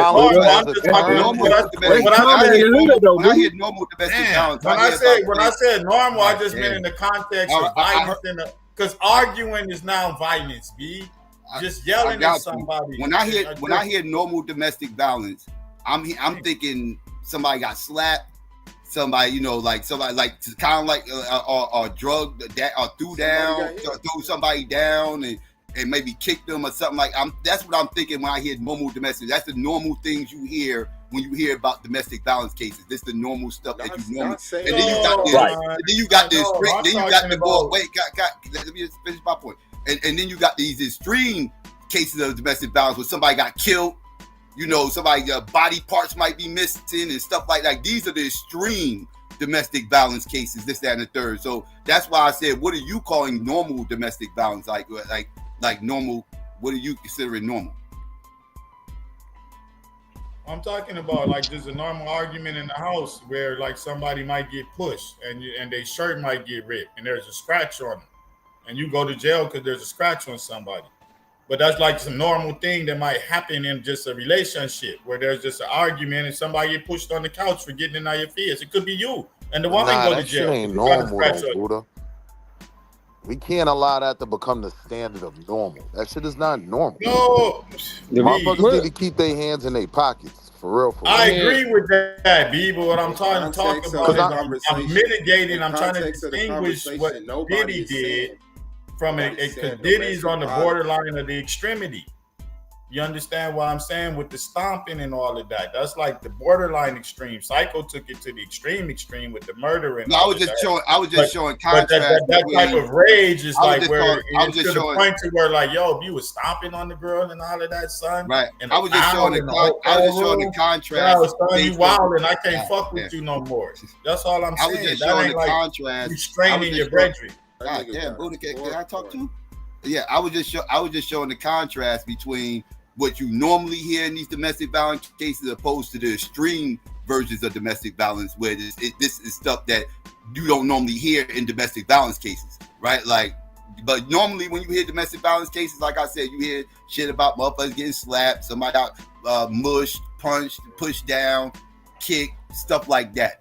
That's normally what you hear when you hear domestic violence, not this extreme stuff. And I didn't see anything extreme in the Diddy shit. I saw domestic violence, definitely, and I'm not saying domestic violence is normal. I'm saying it wasn't nothing out the norm when you hear a domestic violence case.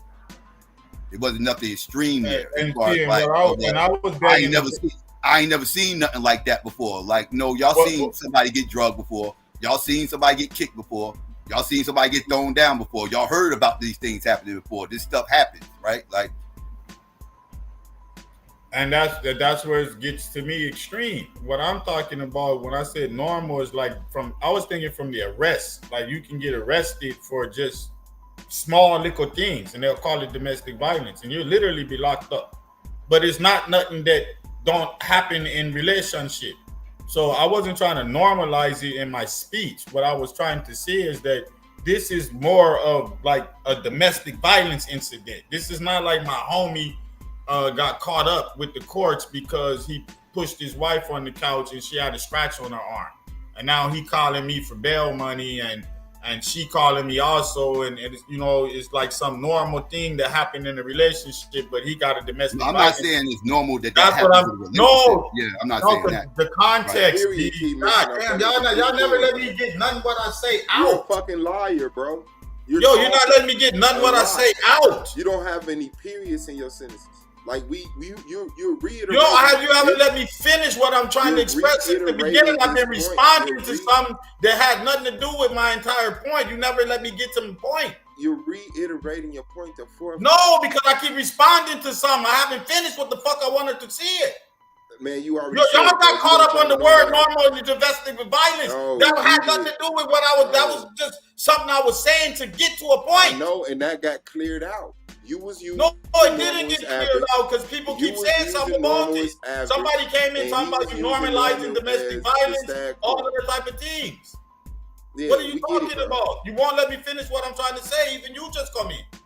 Man, I just was quiet for a long time while you was like going. I was just talking to Psycho about the same point, trying to finish what I'm trying to say. About the same point. We get it, bro. But no, I haven't finished my point. You don't get what I'm saying. There's no way you put it. We have to clarify what I meant by normal domestic violence. Right. That's why I want to hash that out, because you got people in the chat thinking that, you know, we saying domestic violence is normal. And that's why I was saying I know I'm not saying domestic violence is normal. I'm saying you have normal case when you hear about domestic violence. You have normal cases that you hear within that, right? Within that context, right? Like things that's considered domestic violence that you normally hear about when you hear about domestic violence. And then you got the extreme parts of domestic violence. And these are the things you normally don't hear when you hear about domestic violence. Something, like I said, you know, somebody got killed, you know, stabbed, you know, shot, you know, that's that, like that is the extreme shit that you do not normally hear about in domestic violence unless it's an extreme case. And then that's all we're saying. Yeah. On the next extreme, can I finish what the fuck I'm trying to say? Be in response to my own question. Can I was the first representative to the chat. I would say that for the chat. Go ahead, make your point. My whole point is based on, like I said, I was talking about out of arrest. Like you can have a brethren where there's something that happened where he got arrested for it or whatever, and you can understand it was a misunderstanding. There's a simple thing going on, and you can still support that brethren. But then you hear about something where the brethren is stomping and doing this to me, which is extreme. That's the borderline extreme, because you can be so enraged to where if there is no camera around or you're not in a hotel room, you could continue stomping. You could continue, you understand, to exercise this rage, and it end up, and because you've already went to that mindset. So no, that type of brethren I couldn't fuck with no more. But in what Suave was trying to express, that you have other incidents within relationships and people, and even Madon, where you look at the brethren and be like, yo, brethren, yeah, you shouldn't have slapped her, Ray, and you're not going to ostracize her. But I'm saying, to the extent of what I saw that he was doing, like, nah, I'd be like, nah, brethren, I can't fuck with you no more. You know what? Have a good life and go on about your business. But I can't business you no more. All the stomping and then there, that too much and that was going to be my simple response. And when I said normal, I just meant those things that they was talking about earlier. Somebody got mushed, something simple. But when you start stomping in a towel in the middle of a hotel room, snatching phone, like wilding out, son, I got to be like, no, I don't even want to be associated with that type of character. But I do have an issue understand with that. classifying that as normal. That shit ain't normal. Like They talking, whatever, Willie. You gotta like, keep up with context, Willie. You gotta no, keep no, up no. with context. I am keeping up with context. You can't be if you got a problem that's with them why saying I'm what's saying levels of normal in the context in a of how domestic. this shit is being discussed. It does need to be said that all that physical shit ain't normal. And Let's you not said pretend. Let's not pretend when you say normal, you're like, this is standard shit you'll see in relationships. I'm saying even when it's not over the top, that shit still ain't normal. These still usually ain't Hold on now, healthy Father. relationships. Let him say that shit. Please let that shit fly, y'all, because we do not need to address some shit we already know. I don't know why Willie think you got to tell a group of men that shit. Because I'm thinking about the women. I'm thinking about the women who hear you niggas saying that domestic violence is normal. That's why I felt like I needed to address it. That's why I just said what I just said, was to clarify missing that the nobody is context. saying that domestic violence is normal when they said that statement. They were saying the normal case of domestic violence that you hear when domestic violence does take place. The normal case you hear would be this, That's right? something Like small. this, that, the third. Like you're not usually hearing domestic violence, somebody got shot. You usually don't hear domestic violence, somebody got stabbed. These are rare occasions that you hear. And this, that, and the third. Those are the extreme cases. That's what But we're Psycho, to that though, my thing is, it's such a small margin of error, right? Because something is normal. Like, all right, what is being classified as normal? You grab her, gotta act like you this shit push is her, scientific, now bro. she hit her It head is and she sad, died, right? It's sad that we got to use these many sentences to express this such a simple thought. 4 people have talked, and we're still acting like domestic violence is being normalized. No, in restraint to the conversation we're having. Let's say we were talking about a car crash. None of us likes car crashes, but in the case of car crashes, it's normal for there to be a fender bender. What he's saying is, normally when you hear about a reported domestic violence, obviously somebody got punched. Okay, and then there was a kick. But then if you hear something about like the stabbing and, you know, poking in your eye and pissing on you and shit, like that's where it get crazy. And on the other side of it, the less extreme stuff, like you're not seeing a lot of police reports was like, yeah, you ain't quote what you do. I pushed her and she fell on the couch. So that's not the normal domestic violence case. It's usually somebody getting punched, kicked, and drugged. Nobody's saying that is something that we're seeking to see, but I'm just saying, bro, in the restrained conversation of what do you normally see when people get found guilty of domestic violence? He done punched, kicked, and drugged. Well, she done did the same. And I would say to the remark of a relationship, yes, people get into it. People have arguments and people get physical with each other. That is normal. I would like for it to be less normal. But when I look around, I see men and women arguing and men and women putting hands on each other. Yeah, see, I don't see that. Hey, the swab. I wanted to ask you, was his sentence, was the judgment correct concerning the crime? Was Your it not enough? background crazy for it. Yeah, man. Yeah, I'm not a judge. Okay, I was gonna ask y'all, do you think that justice was served? Do you think that Diddy shouldn't have got as much time? Or do you think he should have received more time? He got prosecuted for domestic violence. That's what you get. Right. I don't think we could answer that shit because we ain't no lawyers nor no judges. Like, at this point, it would be our opinion on how much we like Diddy or not. They brought their testimonies. He played his video. He got sentenced. It's over with. Leave the nigga alone. Let that nigga get in there. Doing this freaky shit, man. Consensual. With a doubt. I mean, cause honestly though, like if I was to answer what Buddha asked, you know, Suave would probably understand where I'm coming from, or anybody else that come from like certain brotherhoods. Like, bro, we finna have a meeting ASAP. Like, you did what? And we got the video? Bro, you either gonna take this violation or you gonna have to say from around us, cause it's gonna be a violation every time I see you. Like, cause you violating, you making all us look like we cool with that shit. If we keep on being around your ass, it look like all us okay with what this nigga did. Because like, you know, even with the dragging, I hear people saying he dragged her.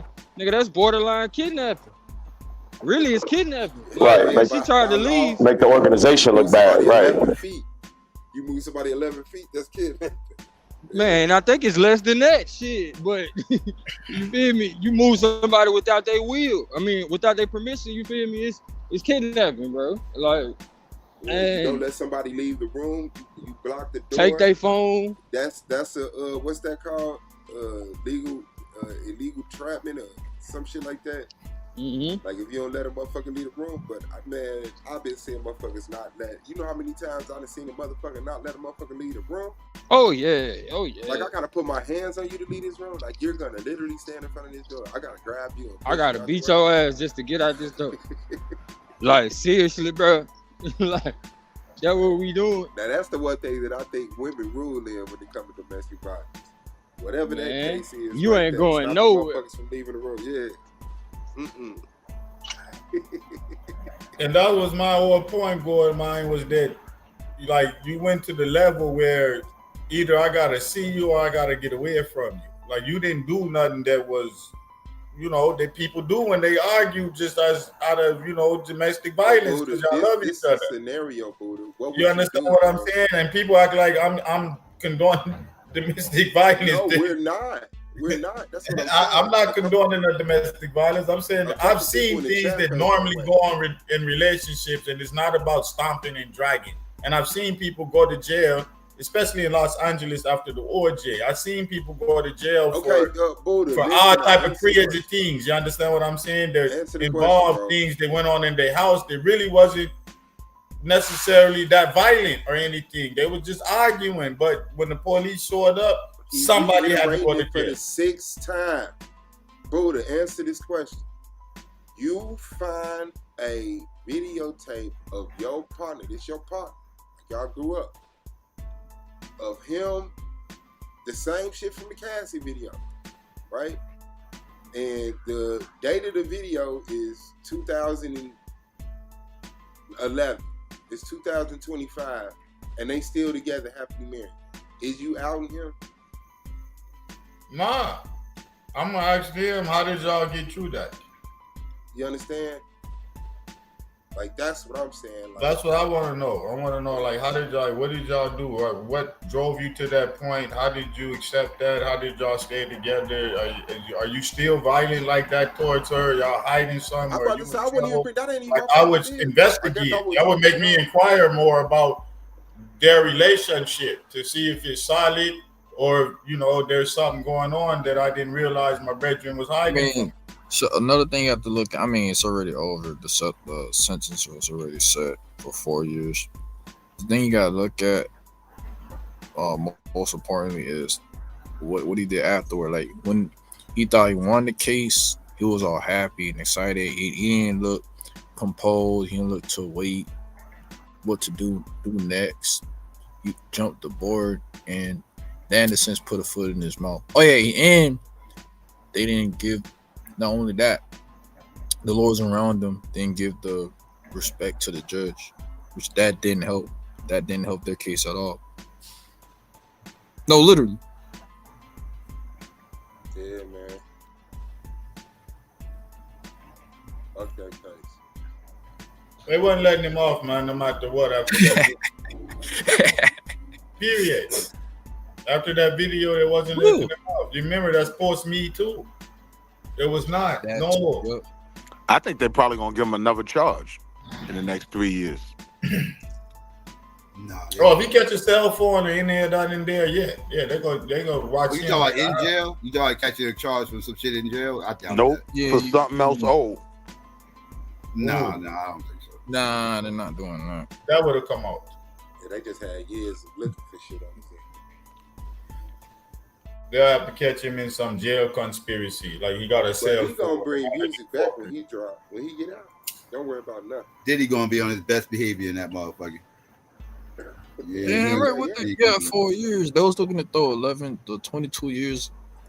He not gonna do or good. almost look at him. He No, I gonna know be out that. less than 3 years. Yeah, he gonna end up doing less than 3. Yeah, a lot of people are pissed about it. Like, oh, how come he gets less time than R. Kelly? Nah, because R. Kelly, he got away with the first time. It's just what they got him on. This is what they talk about the 97 conviction rate. Is they build up the case. Like, even if it's not 100% true on you, if they could build up enough case on you, that's what they could charge you up. Based on what they was trying to hit him up with, this is a dub. We seen it now, even right now. This a dub for him based on what they was trying to hit him with. Yeah, that's his best. I don't even think they was trying to hit him with that cycle. I think They the was trying whole to ruin him ploy, forever. no, man. I think the whole ploy was to get him on them trump up charges and get that domestic violence before the court and make him spend a whole heap of money. I think it was just Well, why the prosecutor get fired after they because he wastes too much other funding with that Yeah, to ploy. waste too much money, waste too much time. Yeah, he wastes too much money with that ploy. Exactly. That's what I'm saying. Like they tactic was to try to hit him up with the most. They were trying to give him life. They was legit trying to give him life. Throw the book at him. I bet you that prosecutors show up elsewhere with a nice position. It was a sacrificial lamb for justify to the public that, well, we spent this much money and we're going to respond to that by firing him. I guarantee you're going to get a good promotion. Because what they wanted was the domestic violence charge, but they couldn't get him on it. And they was not going to let no person on television and that just go away. And they just appear on Cancel Him and Character I know the reason why they couldn't get away with that is because when Cassie was asking certain questions, she brought up how Diddy was paying some guy to do something with it, and some guy did something that she didn't like, and Diddy got on guy's case on that, and that didn't help the whole trumping up the domestic charge. So it was not to say what happened at the bathtub, at that hotel was anything good. That was not good at all. But that made that case that watered that case down. That's the best way I could say it. Man, he paid Cassie. The domestic violence ain't even a problem. Like, she got her bread. That's bizarre. That too. Oh yeah, that's the thing. You're really standing on business. Why take the money? Why take the man? Remember, domestic violence is a criminal act, and he had beat the criminal crime based on statutes of limitation with solid evidence that the crime, and it was broadcasted. And when I saw that happen, I said, "Yo, B, they're going to bring that up." No matter. He had an NDA with the they're not letting that statute of limitation go and get away with that, especially after Me Too. And I even told Psycho, I said, "Man, he's going to get like domestic violence time." They kept Let's be saying real though. He didn't get convicted for domestic violence. He got convicted for prostitution. Yeah, that's what he got convicted for. Yes, we know what he got convicted for. Now, what I'm trying to tell you is why they convicted. Ain't nobody even gonna get 3 months for participating in prostitution, right? As a John. So that's where the argument could be made that he's being over sentenced, over prosecuted in that manner. But you can't throw out the fact that, yeah, he did get convicted over that. He was convicted for prostitution. The Man Act ain't about. I agree with that. The Man Act ain't about violence. It's about participating in handling them women in a certain way. So if we are admitting that the Cassie video was nasty, that's simply just shit on top of shit. At that point, or I could shoot. Matter of fact, I could even say he had something to do, or they have evidence that he had something to do with blowing up Kid Cudi's car. But that's at that point, you're just throwing shit on the wall, hoping shit will stick. So all that time, that's what they was doing. That wasn't really proven. When you listen to every I don't think report, they did a good job proving that either. when you listen to every report Psycho made, they ended with that video and talking about the impact of that video and how that impacted the sentence. Every report that he said just did in the beginning did that. And y'all keep going around that. And I keep telling you, I don't care what happened legally. I'm talking about the ethos of the people, the sentiment that was going on in the court, and how the court manipulates the law, irregardless of what you did, to give you some time. But they didn't manipulate. And anybody the that's law. been to court know this. They will. You can be innocent of all 6 charges, and they tack onto a charge that they know that you're guilty of, or that they could just get in before the court, even if the judge is going to. But Buddha, my point is though, he was guilty of what he was convicted of. He was flying a male but the reason we got the named the Punisher and all out. of that. Flying. Let me say it again. Hey, Wall Street, you ain't gotta say the nigga. I keep telling you that, man. I'm agreeing with everything you're saying. I'm just telling you why and This the thing, yo. Why the sentiment was this way. Diddy about to go to a camp. He about to go to a camp, open base. He gonna be outside all day. He ain't going no. Like, by the time he get comfortable and settled and get his programs and get his counseling and all that, it's gonna be time for the nigga to pack it up and go home. Hey, yo, Buddha, niggas gonna be making beats with combs on the toilet. As soon as the Punisher came out and testified, the nigga was guilty. As soon as a nigga named the Punisher came out and testified, a male prostitute, in my mind, packed this whole case up for what they charged him with. Yeah, he was guilty of that. You know what I mean? It's crazy. But what they tried to say was, what they're saying is the Man Act is when you make money off of it, not necessarily when you're doing it for your own leisure. And that's whole. That's the whole. But didn't that start with Jack Johnson though? Well, no. Actually, it's for transporting a prostitute across. I know, but what he was trying to say, what Diddy his defense attorneys was trying to say was he didn't make no money off this. Like, this wasn't soliciting prostitutes for the act of what's it was just me bringing them in to be a part of what I had going on. Like, and I it wasn't for his pleasure. Basically. Yeah, it wasn't right. It wasn't for me to make money. It wasn't for me. I wasn't prostituting and pimping them out to other people and shit. It was for free. I made no money. He didn't have sex with none of those dudes. Was about his pleasure. By the old dude's admission, he ain't had sex with none of those dudes. Boy. Yeah, but that doesn't mean that wasn't his pleasure though. He was sitting there with a hockey mask on while some dude named the Punisher that he paid for is beating his right Yo, this nigga keeps saying the Punisher like he's that's what he was guilty for me, my nigga. I don't know what we defending at this point. We're not defending. We're just saying the weakness of the case, the mealy-mally of the case. We're not necessarily defending anything as much as we're saying, like, this is the best they got out of a case where they was trying to prosecute Rico. Yeah, I'm saying they never wanted Rico. Even in court, they even have a terminology called googly glob, if I'm saying it right, where it's just too much sentences on the paper, like instead of 1 or 2, 3. The judge was very transparent in everything. That's one thing that I got from it. He was transparent. He was transparent in that your video and all your shit, it affected me, but at the same time, you still got to be held accountable. Prosecution, y'all reaching too much. Probation, y'all just trying to find a middle ground for prosecution, so I'm gonna set my standard. You know what I'm saying? Because usually when you get a Fed charge, they don't usually do the 50. They either give you 60 months, which is the norm, which is what everybody usually get. If you plead out, most people get 60 months, you know what I'm saying? Which is 5 years, right? So for him to give the 50, it was like a little less than 5 years, a little bit under 4 years, a little bit more than 4 years, but with your time served, in essence, is just 3 years. And then in the Feds, you get 10 months for every year. So when he does another year, that's 8 or 9 months off his shit. So that now he's down to 16 months, 14 months, shit like that. So that shit, and he's going to a camp. He's going to an open bay camp. He's going to Fort Dix, Allenwood, some shit like that. Might go to Atlanta for transportation. And you know what I'm saying? But by the time he finished doing all that, you know what I mean, adjudicating the shit before he get a transportation, he's already gonna have another 2 or 3 months in the fucking in the county.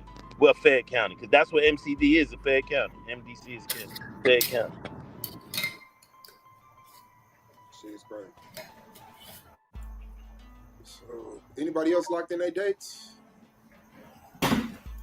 No, still only got one date locked in. I need Blue, if you listening, I need you and Fontaine to lock in on a date. Y'all got y'all topic, I believe. I need y'all to lock y'all date in.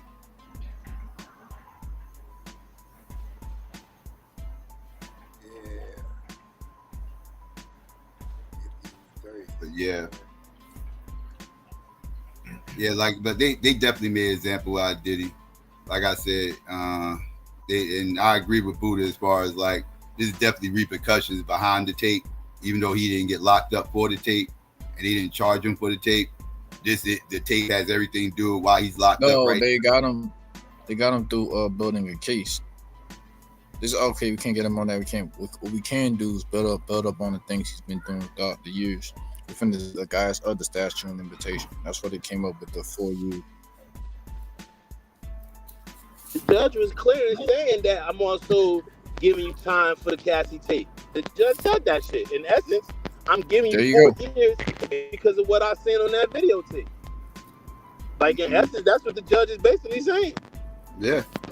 That's what I keep saying is that they use trickery of law to get him before the court so they could prosecute him for that. No. They was not going to let that go. Why am I wrong for saying that? And y'all keep rocking to me like my crazy. No. Like I said, you was right, dude. Where I disagree with that, though, is he was guilty of the crime charged. He was paying prostitutes to go places.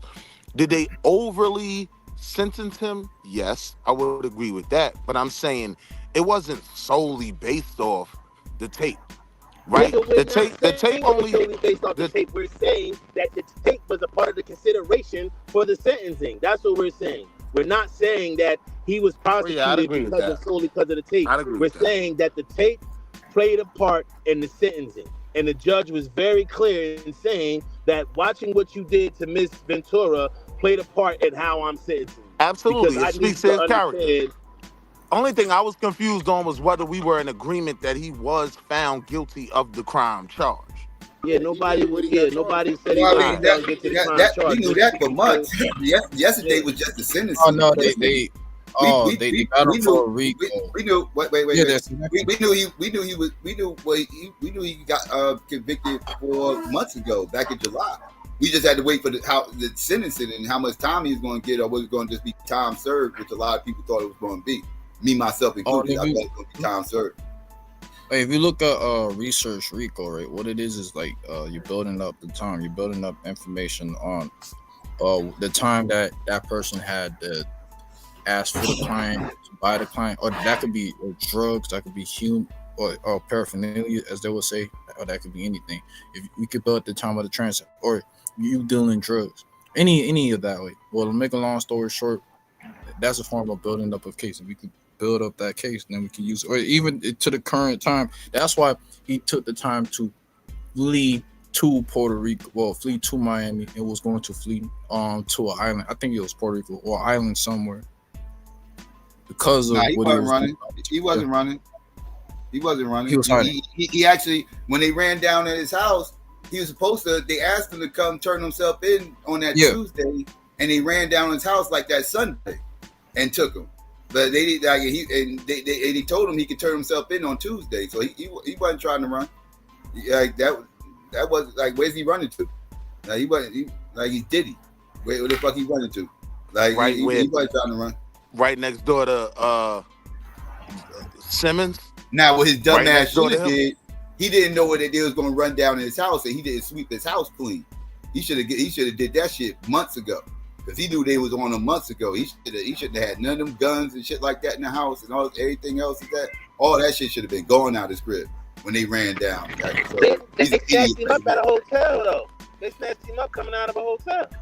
Well, but it still should have. But he knew that they was going to run down and raid his house, and he didn't have it cleared out.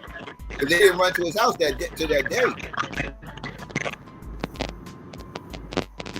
Somebody got crazy feedback. Had all that dirty shit up in his crib. My shit would have been clean to the motherfucker. What? Once that video hit the goddamn media, my house would have been clean. I've been on a plea. Allegedly, your house would have been clean because you wouldn't have been doing shit. No, I'm saying in case of Diddy. I'm just saying allegedly. Cause y'all sound wild right now. What? Sound wild about what? Sound like y'all got some experience or some shit. What? No, that's common sense shit. if you got weapons in your house with serial numbers and shit like that scratched off, and you know the feds liable to run down in your crib any day, you trying to get all that shit the fuck out your crib. Get all that shit the fuck. You're not sitting there doing Tony Montana peak cocaine all day. Come and get me. Fuck that! I'm getting all the anything. I'm clearing everything. Get them guns out of here. Get this out of here. Get this baby all out of here. All this shit. I don't even know why you would even. I mean, I guess it's some information I don't know. Cool, but right. Why would you have to have guns with serial numbers scratched off, Diddy? Man, that's why I feel like, bro. Nah, that's why I feel like that case is more. But look, this the thing though. Like a lot of times when they want you for more than what they can get you on, that type of shit come up. Cause they was talking about other shit Diddy was involved in too. They talking about bodies and some more shit, but they couldn't pin that shit on that nigga.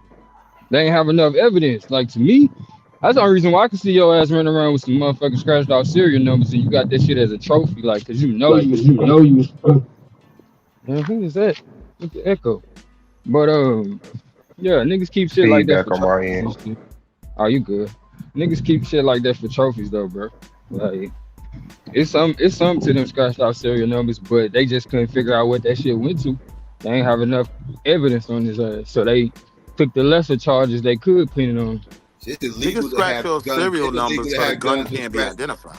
It's illegal to have guns with scratched off serial numbers anyway. Right. Exactly. So what other reason would you keep it other than it's a trophy? Like, hold on, Willie. You talking like Diddy? You talking like Diddy gonna pull the trigger, nigga? He's not finna shoot shit. No, he's gonna hand the gun to somebody that's gonna do it. That's another thing I question. Like, nigga, you Diddy. The fuck you doing with some goddamn guns and scratched off serial numbers? Like you. That's why I said them shit's trophies. Like that's some pookie shit. That's some broke pookie shit. You know what I mean? Like motherfuckers go do dirt with a motherfucking gun. They can't afford to get another one, so they scratch off the serial number and keep the fucking gun. That's broke pookie shit. But that's why I said. You can buy a gun every time you go to a fire range. You got enough money to buy a new gun. I agree with that. But them trophies, just like he got them videos. Like he still got the damn videos because shit, that's a trophy for his ass. Same thing with that gun. I think like, the supposed trophies is also used as an extortionary means. Oh yeah. So, if you do this, I'll expose this to the public about it. Hell yeah, nigga, I still got that. What's the name? Cocoon. That's how you keep your shooter squad. I think that shit was just about being prepared. We got the firepower to get it done with the serial numbers already scratched off. Now, just imagine. You talking about a nigga who liquid, bro? How many other guns probably had the serial numbers scratched off that got tossed, that gotten rid of? Man, he's talking about a nigga that could get a hold of that type of shit at any moment. Like, I'll tell you what he probably did, bro. Them hoes probably, bro. Just think about it. When you handle like, is that blue?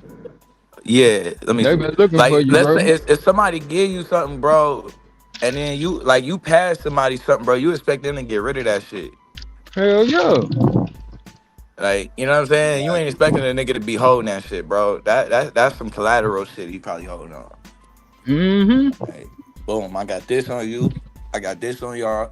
That's why I just Nigga, feel this like is I feel like and they it's also cleared his key house people. out and then they let him go. You know what I mean? With a little this the slap on shit. the This the wrist. shit they hit Tupac with, nigga. What They is you got talking him. about? Also, Tupac Y'all got- telling me the white boy with the kilos ain't snitch on Diddy?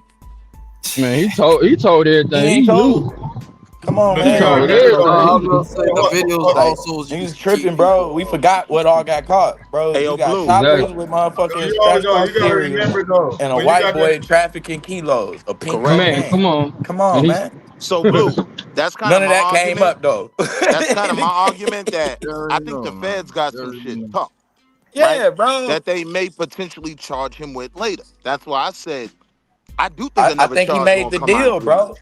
I think he made the deal. That's why Russell Simmons hell ain't yeah. never gonna come back, bro. That nigga made that Oh deal. no, never. Them Hell niggas got yeah. the fuck out of Dodge, bro. Russell Simmons and Epstein lawyer gone.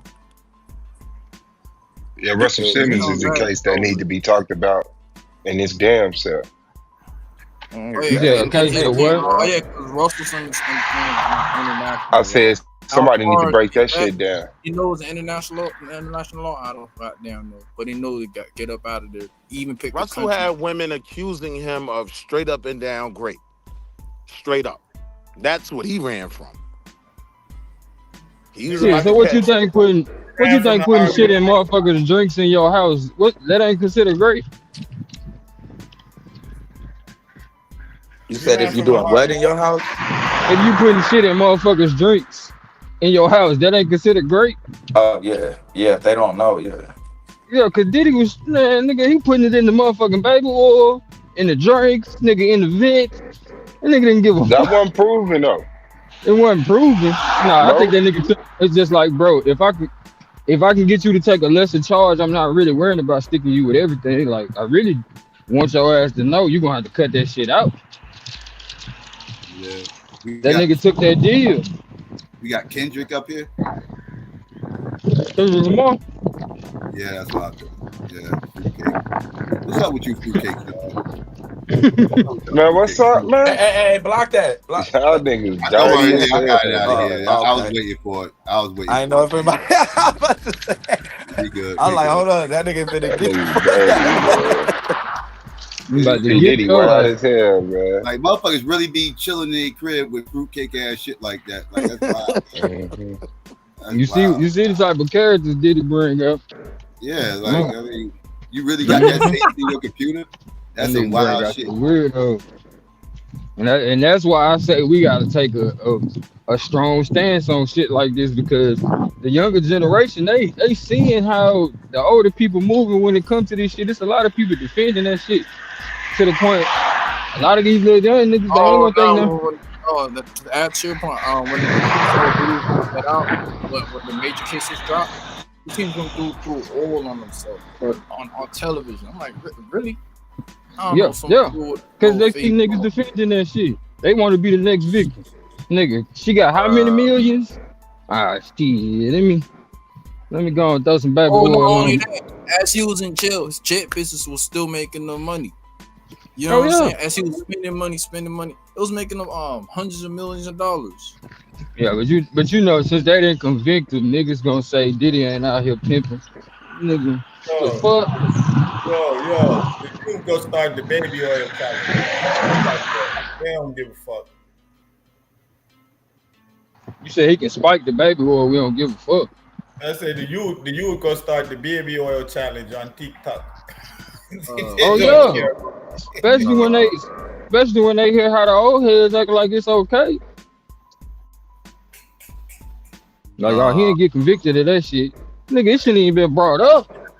Why the fuck was it brought up? Using a whole bottle of baby oil is a criminal offense to me. Same bottle of baby oil my mother put on my face in the 6th grade. That bottle of baby oil still ain't finished. Like, Hey man, she ain't used all that baby oil for your face. All that baby oil can go on your face. Shut up, Suave. That shit. You just gave a whole picture. You know? Yeah, I'm I ain't saying thinking about that shit. using one same whole baby bottle oil of from baby 6th oil to grade. me, you guilty. Bottles of baby oils last, nigga. The same bottle of baby oil my mother used on the 6th grade. That bottle of baby oil ain't finished yet. You used multiple bottles? Oh nah, nigga, you guilty. I don't want to hear nothing. I'm trying to figure out how You are niggas still fucking with Johnson and Johnson after what they did with the baby powder. Like, I'm trying to figure out how niggas ain't learned their lesson. Oh my bad. Right. You Baby don't powder know. been linked to certain kind of cancer. You should. Oh, you call Yeah. it love air? You call this plane love air? That's crazy.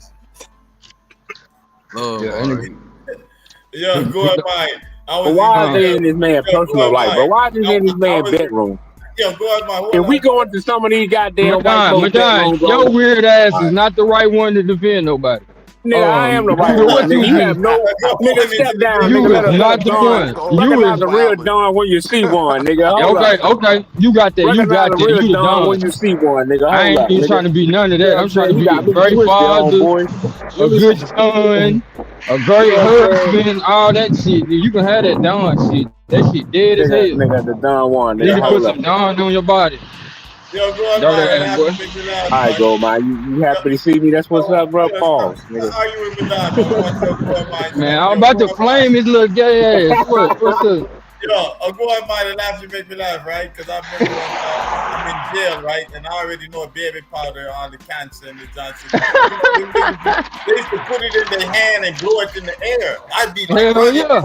and I put a whole That's where towel LeBron around got it my from. face and my t-shirt Nah, let me around stop. my face. And they'd be like, yo, what the Ross doing? The Ross crazy. And they'd be like, you trying to cover. I'm like, nigga, y'all blowing cancer in the air. What They over there Yeah, thinking they man. making air They pulled that freshener off and the shit. shelves at certain stores. Yeah. We should have banned Johnson and Johnson forever after that shit. Ain't no fucking way. They should still be able to sell anything. Hey, yo, Buddha, what you saying? They throwing around cancer and Juve? Hell yeah. That's fucked up. Hey, that's funny as hell, bro. That was how they was trying to use it for like air freshener and shit after nigga done smoked and shit. Motherfucker blow that damn baby powder in the air. But like I said, man, ain't no white folks ain't. I mean, come on. When we look at some of these motherfuckers, the things going on in their bedroom, y'all heads are spin like a helter skelter, nigga. I don't give a fuck what going on in their bedroom. That's my point. No, we know what I'm saying. We know what goes on in their bedroom. So why they all in Diddy personal? You know why? That's what I'm You saying. know why? That's Because fucked up. when one nigga do it, they start looking at all us niggas. That's why, nigga. We ain't with that shit, and that's why we be on your motherfucking head. Cause you be got me saying dumb twisted. ass shit. My thing is this. I think to me it's clearly a goddamn. I don't even like it. You know what I'm saying? I know you like I think he paid to have Tupac assassinated. I really believe Diddy paid to have Tupac assassinated. Why you think he got them guns with the Syrian number stripes though? Nigga, that's them trophies. I know when I see a trumped up charge on a black man at the end of the day, though. I know when I see some trumped up charge. How convenient. Nah, nigga, you like Trump. I think Diddy, only thing Diddy should have been charged with was assault and battery. Nah, nigga, you was a walking contradiction, nigga. How you gonna say a trumped up charge and you over here promoting Trump every chance you get? I'm talking about when they said he was trafficking women and all this other shit they was talking about he did. Nigga, he was. So you telling me he was, nigga? Bro, that's crazy work. That nigga was fucking his artists and writing it off as a tax write-off, nigga. Fuck is What do you think Hold on, what do you think the American beauty pageant is? These are women flying in, having sex with men to become Miss America. Who got the biggest beauty pageant? Since you walking contradiction Donald Trump. Okay. And you promote that nigga. I don't promote Donald Trump on that aspect. But at the end of the day, Hold on before you go on Donald Trump. Hold on before you go on Donald Trump. Let me explain something. Yo, let me explain something. And maybe Arthur and them man there agree with me. And Blue and them man there. When you scratch off the serial number, it's not to the people. It's so you don't know where the gun comes from. If the gun came from the military, That's why you scratch out the serial number so you can know the origin of the gun. But that don't mean that when they Wow, do the Buddha. ballistic. Now we know. Man, you scratch off the serial number, It's so when you still throw that illegal. motherfucker, It's illegal to have a gun with scratched off yeah, to serial number. alter a It's gun that illegal, way. but I'm Nigga, you saying why going you do past it. jail, Why you nigga. do it? Why you You do it? scratch Unless it you off, have so when they technology find it, they with the can't link it barrel. back to you. That's why you scratch it off, so they can't link it back to you. But that proves my point. That proves, you're right. But look, that also proved my point that just because they didn't put them other charges on him don't mean Diddy didn't do the shit. We know they found them guns in Diddy's house, but they ain't get him for that. So when niggas is up here talking about, I don't think Diddy was pimping and shit, why did they bring that motherfucking shit up? Why the women? Why the women that's involved ain't denounced that shit? Cause they sure use their name. Ain't none of them women come out and say, nah, Diddy ain't never pimped me. The fuck? Bro, you really think, but man, you know what? Go on and try to fight that case, Madonna, cause you know what you know No, for I'm right just now. It'd saying, be man, good for you to I'm get just on the going dick off my side of shit. experience in America. Through my experience in America, right? Rich men Man, get all the women, right? Rich men get all the women and they have their buy way all the with pussy. those You women. right. That's They what buy I've all seen the pussy. rich men do in America. Rich white men, that's what I've seen. They get all the women. Why you always gotta Women bring them? flock them. I'm just saying, go all of. I'm not saying it's right to beat a woman, to grape a woman, and none of that. I'm just saying I So know why you justifying money it? bring bitches and bitches bring. All right, go ahead, bro. And You bitches just bring want, you lies. just wanted, nah, nigga, you Money just bring wanted to bitch. make. Hold on, Pac Hell said it. no, Pac bro. said it. You just Hold wanted to on. quote Pac said it. Tupac out of Wait. nowhere, Hold bro. on. Pac Come said on it. with that Money bring bullshit. bitches and bitches bring Tupac lies. don't fuck with that nigga, Money bro. bring bitches and That nigga bitches fucked that bring bar up. lies, Yeah, bro. nigga, Tupac That's gonna the give you a realest nightmare shit. tonight for that dumbass shit, Money bro. bring bitches and How you bitches gonna bring use lies. Tupac to That's defend so. Diddy, That's bro? Like because you it's so One relevant. nigga get It's jealous and relevant. motherfuckers die. Depend on me, like the first and 15. you feel Exactly. me? That's the Man, better. That's the bars, better. nigga, These bars. folks gonna catch me. That's the better boy. But to be bringing up these bars in reference to motherfucking Diddy, Because that's so like relevant to the nigga, day, no, bro. the fuck it ain't, Money bro. bring bitches and bitches bring When I lies, my die, nigga. That's so real. don't you niggas ever bring up my motherfucking bars in consideration with a nigga I don't fuck with. No, we Like just gonna nigga, throw a hell no. few sneaker bars over there and let it belt. That's gay as hell though, but that's cool. Yeah, At least pause. That niggas was know Give you you wild. some, gay. give At you least something, niggas know you gay. in the That was afterlife. wild. Nah, at least niggas know he gay though. At least, I mean, he gotta No, I expose said himself we gonna somehow. give you some sneaker. You know, they say Nah, you hungry, you nigga, might you get hungry sweet in as the hell. afterlife. You You might get sweet as hungry in hell the for that. afterlife. Eat a sneaker. I mean, y'all believe in ghosts, so How hey, sweet are you, Madon? How sweet is you? like I said, don't get out what I said Nigga though. gonna leave a Money Snicker bring bar on bitches your and big head. money bring bitches and bitches bring Yeah, y'all lies. on Punisher time right now. Y'all got Right, to he don't punish the time. Don't say no y'all. I'm Yeah, just don't telling say what's no going y'all, on in the nigga. world today. Don't do no shit There's a like that lot to of me. confusion. If Yes. y'all want to continue to sit up here The next and time a turn PDF the file other cheek defendant and up turn a here, I'm blind gonna put eye, that shit on your ass. if y'all Man, want to continue to turn a blind eye to what's so real, I'm not women bro. bashing. I'm just calling it what's real. Nah, bro, How you the many niggas same died this year nigga. because of women bringing lies? How many niggas died this year because of bitches bringing lies? Woo! The hell is Madon talking about? I'm just saying, how many niggas? Because he said what I said about what Pac said wasn't relevant. I'm saying, how many niggas we can count in 2025 that talk died about because women lying, bitches We bitches brought some lies. understand why women lie. I What's can your name. excuse though? I can name. We We understand why women lie. know, What's your bro. excuse? We know. I If can name. we need to All ever right, We bro. side the women, understand we why got women the lie. whole case, pal, All right, bro. man. We Let me know. stop, bro. We Hey, know, yo, bro. We Gold, know. I don't want no We know. smoke today. I see you shooting. Like, I don't want no smoke today. All right, man. Okay. Yeah, man. Domo, hit the link, man. Let's get them dates set in. 5. I know you listening with your motherfucking. I like. Okay. Well, let's set these dates up, man. This shit ain't that hard, man. Who you got, Was Blue? Is Dr. you on fire in Sabi a the first snake oil round, right? salesman? Huh? Is you on fire in the first round? Nah, it's Blue and 5. It's me and Domo. Oh, that's Suave. Yeah. Yep. right, I'm keeping up, making sure my bracket is right. Was Dr. Sebi a snake oil salesman? Yeah. Yeah, I need that. What you going with, the affirmative or? Hell nah. I'm the Affinity guy. Okay. Hell nah, you want no snake oil motherfucking salesman. Ain't nothing wrong with us, snake. So you think he did cure HIV and all of that? And AIDS, yes. And herpes, yes. And paralysis and blindness, yes. How come all his major illnesses? Yeah, I believe that. I believe that too. How come a lot I of the believe major Sebi. illnesses he claims on curing seem to all be sexually transmitted diseases? Herpes, the only one that was sexually transmitted, man. HIV. I guess AIDS too, but you can get that from using drug needles. But nah, you talking about paralysis? He was talking about high blood pressure, blindness, eczema, eczema. You However got you pronounce it. somebody cured of paralysis? Yeah. So Suave, Motherfucker was you like partially Mexican? paralyzed. Suave and Madon, you like Mexican? Women? Mexican food? No, you just like Mexicans. The people, the culture. The people? Yeah, I love Mexican.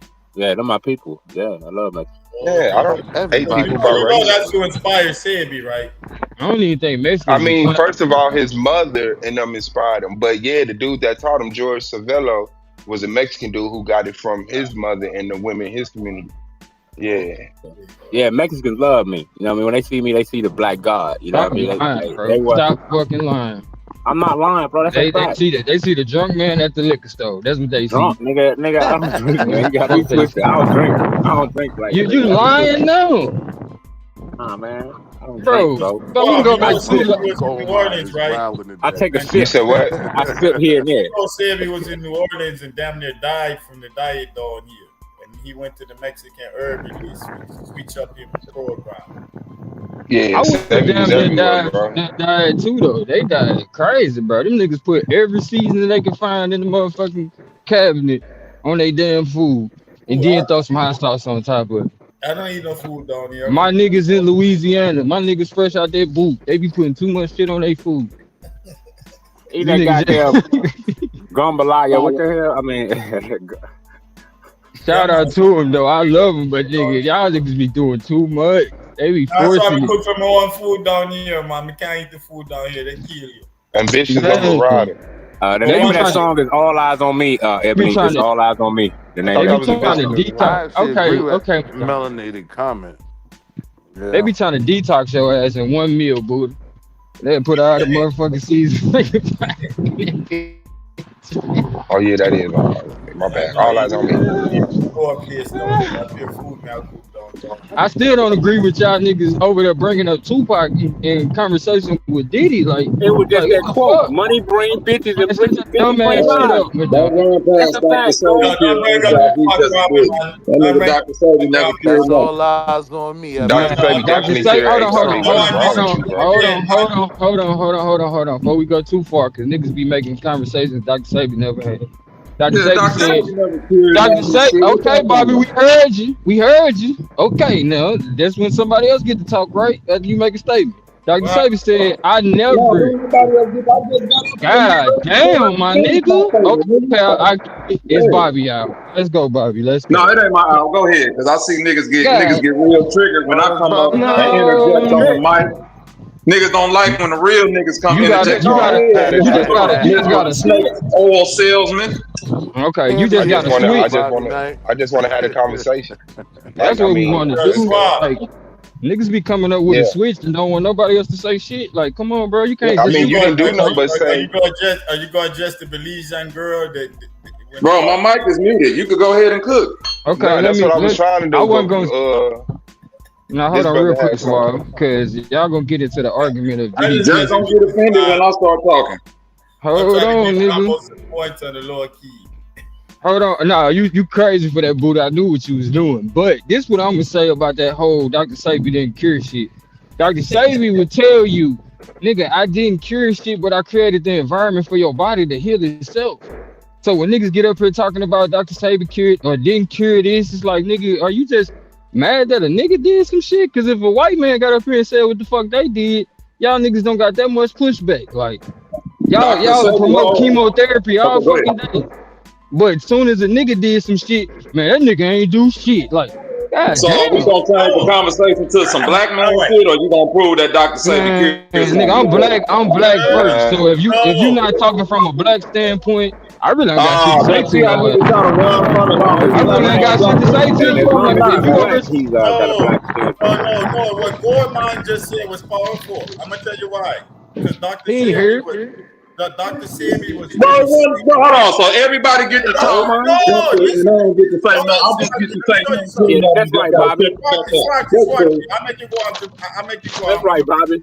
I'm gonna keep this Man, real we brief. responding to what you said, so quit acting I'm gonna like you keep ain't this get to real talk brief. about it. No, what he said was. So all I said was Dr. Sebi didn't kill nothing. No. It's Okay, so get important replied to. because you have to understand that when You Dr. reply, but Sebi, not when can Dr. reply back. Cause Sebi, he finna talk, and then it's somebody I'm else. in line. I'm waiting like you, brother. I'm waiting like you. Buddha jumped in. I'm shutting the fuck up, waiting for Buddha to make his Can I point. reply? Then I'm Can I reply? I'm the one came in with the smoke. We waiting on your rhetoric, Bobby. We waiting. So if all you niggas agree, let me reply. Okay, all that black man shit you got to say. Why didn't you mention the fact that Dr. Sebi got all that mucusless diet shit from a white man called Arnold Ehret? You act like we wasn't just talking about him getting shit from his wait, stomach, man. So hold on. Dog, y'all just go cut. Can I finish saying what I'm saying? You ask a damn question and then don't want niggas to answer. Like, stop asking questions. Don't trigger it. Just No, making a it statement. wasn't a question. It was a statement, brother. You said, why didn't you? That's a question, nigga. Go ahead, man. Fuck it. Go ahead. I'm black and I'm You proud. been had it before you. Yep. And I hope you are for real. come on, let's have a conversation. Okay, fuck the rhetoric. Nigga went James What Brown. is your problem with Dr. Black and I'm Sebi's proud. claim that he cured HIV, bro? Nigga, don't ask me no questions if I can't say what the fuck I want to say. Fuck it. Don't ask no more questions. Just go ahead. Go to the next conversation. I'm resetting the room to have the conversation. Notice I haven't got no. That's Gold and Buddha jumping on you. Let me ask you a question about that. Man, you didn't have to reply to that. And Willie, no, I'm trying to construct a Bro, conversation. I wasn't replying to nothing. I was trying to make a statement, but it just y'all so triggered. Okay, so like I said, I'm not triggered. I just want you to make your statement and reply to it. That's all I'm saying. Dr. Sebi got all this teaching from a white man. So let's cut off that you just hating that a black man did it when a white man literally put that mucusless diet book out in the 1920s or the 30s. That's point number one. Point number two. Okay, hold on, no. Let's go point by point, brother. Let me say what I gotta say. No. You made a point and then you put rhetoric with it. And now you want to move on. It don't matter what I'm saying. No. Point by point. Point by point. No, it's my point. Let me say what the fuck I gotta say. You're trying to carpet bomb. You're trying to carpet bomb a conversation. That's not how conversations go. You don't. That means what that's showing me. What that's showing me is that you really don't want to have the conversation. You just asked me. I just want to reply. Is it okay if I reply? Is it okay if I reply to your point? Is it okay if I reply to your point? Where is it not okay to reply to your point? You made a point and then said point two.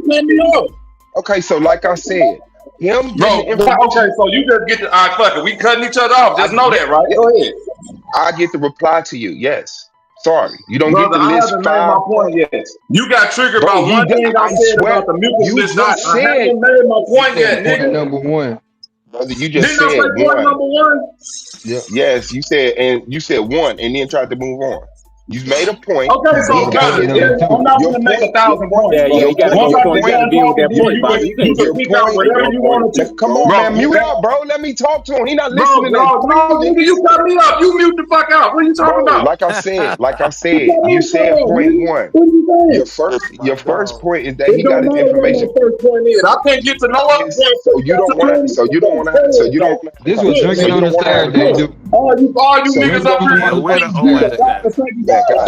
Bro, so you don't want to have the conversation. You would just want to carpet bomb a whole bunch of points. Bro, obviously y'all don't want to have the conversation if you just gonna cut me off, cuz. I'm literally trying to reply to you. How can you reply to something and I ain't made my point yet? You did make a point. I did not let you make multiple points. Not multiple, bro. You can't cut me. Can I reply to your one point? Okay.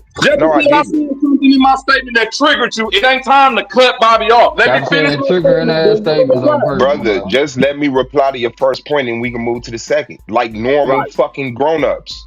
Bro, that ain't Like that who ain't comes normal up to me, here? bro. Who That ain't has the normal. That right ain't to? normal for a nigga Okay, to be all right, talking and a okay. nigga say, So like I stop. said, Now let me say so something like to I that. said, Now you yes, This ain't continue. the that Now let me third say happens. something panel, to the next Bobby. thing. So like Now I said, continue. Dr. Sebi, regardless of where Dr. Sebi got his information from, it don't matter on no motherfucking race. I don't give a damn. Was the information correct? And did he utilize it in a way that benefited people? Did he recognize what was incorrect and also leave that shit out? Like that's it's simple as that. You're not gonna shock me into being fucking race hurt because he got information from white people. He also got information from Honduran people. He also got Bro, it information ain't from about race. Mexicans. The nigga just got up here and spit a whole psychobabble about the black man, and then say he Yeah, got his because shit the from the black white man man. did it. Because he did it. Oh no, a white man did that, brother. No, That's black man did extensive it. research. A Multiple white people man did it. did that. Multiple people did Everything it, but that's in Dr. Dr. Sabi did Sabi it, and that's teachings the come latest from information. the mucusless diet from that white German motherfucker, and he never proved he cured nobody with that shit. So stop it. But Dr. Sabi did. So what's your second point? Yeah. No, he Sabi didn't gave it prove to that he black cured people. nobody. No, he didn't. He What's gave your it to second black. He point? gave the information to black people, bro. No, Sabi Dr. gave it. Sabi never cured nobody. You keep What's asking your what. second All right, point? so if What's you your second asking what's point? my point and you not triggered, let me say everything I need to say. Then you mute the fuck out. Then reply after I'm done. How about that? Did you? You ready? Okay. He got all his teachers from a white man. One, he beat his case on the technicality. Two, he beat his case because of the legal definition of medicine. That's why he beat his case. Two, all the diseases, hold on, all the diseases that he claimed he could cure were sexually transmitted diseases because he was a freak boy. Three, he couldn't get his dick hard, which is why he even went on a mission to find that white man information. Four, ain't none of you niggas up here use no Dr. Sabi shit to cure fucking thing, but y'all sitting up here quiet. You gonna laugh through my whole shit, or you gonna, what's up? Oh, my fault, Bobby. I thought I was on mute. Go ahead. Oh, that's my nigga. Nah, Willie. you What can up, laugh Willie? if I you can't want stand to. you, Willie, motherfucker. But anyway, he used all of that information to only cure sexually transmitted diseases. He was damn near running a brothel out that motherfucker with all the young girls he was fucking on. Nobody talk Right. about his weirdo activity. And Dr. Sabi ain't lived longer than my fucking granny who eat hog moss and still drink Miller Highlights, nigga. That nigga got murdered. What are you talking about? Oh, Okay, now he are you got done? murdered. Are Oh, you y'all done? niggas Are you pseudo done? than the Are you done? motherfucker Are up you here. done with this? Are you Hey, I done with thought your you done rhetoric? went to pseudo shit, psycho. Y'all niggas just got a different. See, y'all not Are pseudo you in the done? way Are that you done, y'all bro? Preach Are it. you other done? Stop niggas. Are preaching. you Y'all done? just Are got you y'all done, Stop own bro? pseudo preaching. shit that y'all follow. You got it. Hold on, bro. You went back to Listen, your stop. pseudo heaven over with bro Sanchez. Don't try to act like you above reproach. Stop. Nigga, I challenge everything. Nah, man, Stop you went Anytime back. you preaching. bring Cap. up bro You Now we went know Sanchez back that's on name, that, cap. bring my man. name We up know and that's say Bro, you cap. I'm like a challenging box full of shit. pit bull Stop it. puppies, bro. Let's have a conversation. What the fuck? I'm Are you talking to the done other nigga. carpet Don't get bombing? offended. Are you No, done? no, Are you don't get done? offended because Are I'm you, coming up here. Because I'm coming brother? up here with my own point of view. Now you niggas mad talking about some. Oh, y'all cut me off first. Now you butt hurt, nigga. Shut up, Listen, brother. I'm the one trying to have the conversation, brother. bro. I don't want to have the conversation with just you. 50 niggas jumped in. Okay. Now you trying to be the nigga that's like, no, come on, Bobby, don't do it. Like, fuck all that. No, I'm Now not it's time to begging you to shoot do your block shit. up, nigga. No, I'm trying to give you what you claim that your ass wanted, but you rather deal with the people who just throw Nah, rhetoric nigga, Man, because at you. everybody said Yeah, you that's should what have it sounds told like. them to. So tell them to shut the fuck up and not me. Man, Tell them to talk to them like you trying to talk to me right I now. already asked them to mute out so I could have a conversation with you. I've been said that. Nah, You brother, missed that? I ain't here with the same energy. I know. Because I mean, that's just how your brain You gotta fails you keep the sometimes. same energy. You gotta say it how you Okay. said it to me, So brother. like Your so energy like wasn't I the so same. like I said, I'm giving you the same energy. I just asked you, are you done, brother? I didn't get rude with you. For some reason, you seeing demons that ain't here, brother. You hearing voices that ain't nigga being spoke, came brother. in on bullshit. So like I'm Then get mad saying, when niggas did to to him. your carpet bombs of points, I don't give a fuck if he got it from the white man that hung my daddy. If it healed people with motherfucking AIDS, cool. And him being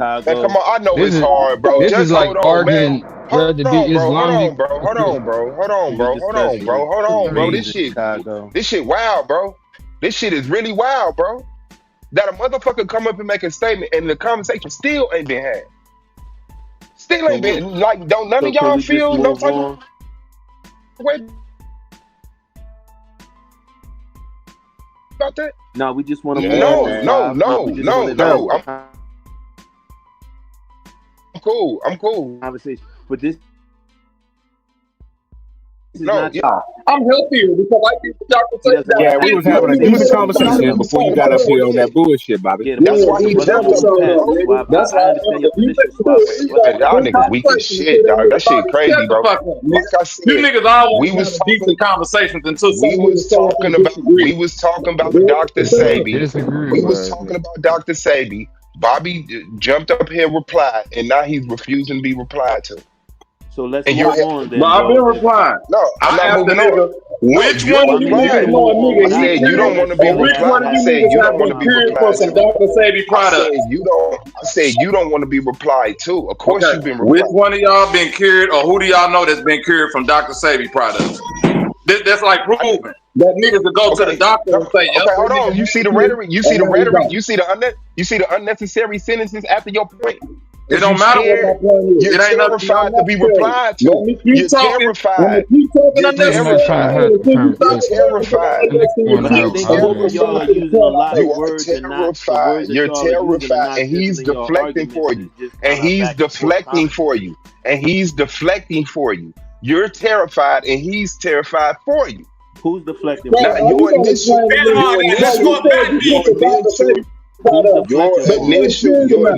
initial fucking question was, has anybody been on the Dr. Sebi diet? Yes, I have. It wasn't to cure nothing. It was just to be healthier. I didn't have a disease or an ailment or nothing like that. How did you know you got healthier? Because I took the products, bro. What do you mean? What you mean? Because I lost weight. I was breathing better. You lost weight? Yeah. What the fuck that got to do with a Dr. Sebi product? That don't make you healthier, Bobby? No, how do you prove that you lost weight? Because losing weight do not make you fucking healthier, nigga. You could be anemic. You could be just purging yourself and not gaining nothing, no minerals. Bobby, you just want to argue. I'd rather talk about the raids, bro. Like losing weight do not just make you healthy. We're gonna argue about something else. We're gonna argue about something else. Okay, Bobby, y'all don't be up on y'all suit on man. Y'all ain't the first niggas that got mad on Dr. Sebi like this, bro. Nobody mad, you the bro. only nigga that go from panel to panel pissed the fuck off. Like, what is wrong with you, bro? Get some help for that shit. I like being crazy, cuz same way y'all like crazy. Go around crazy. Everybody want to play crazy till they get around some crazy niggas though.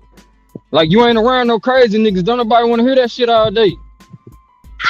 But like I just said, who the fuck got cured from y'all Dr. Sebi product? Crazy niggas. Don't run from it. Don't run from it now, nigga, because you don't like the way a nigga talk. So what's going on with the riots in Chicago? That's something you should be able to talk about.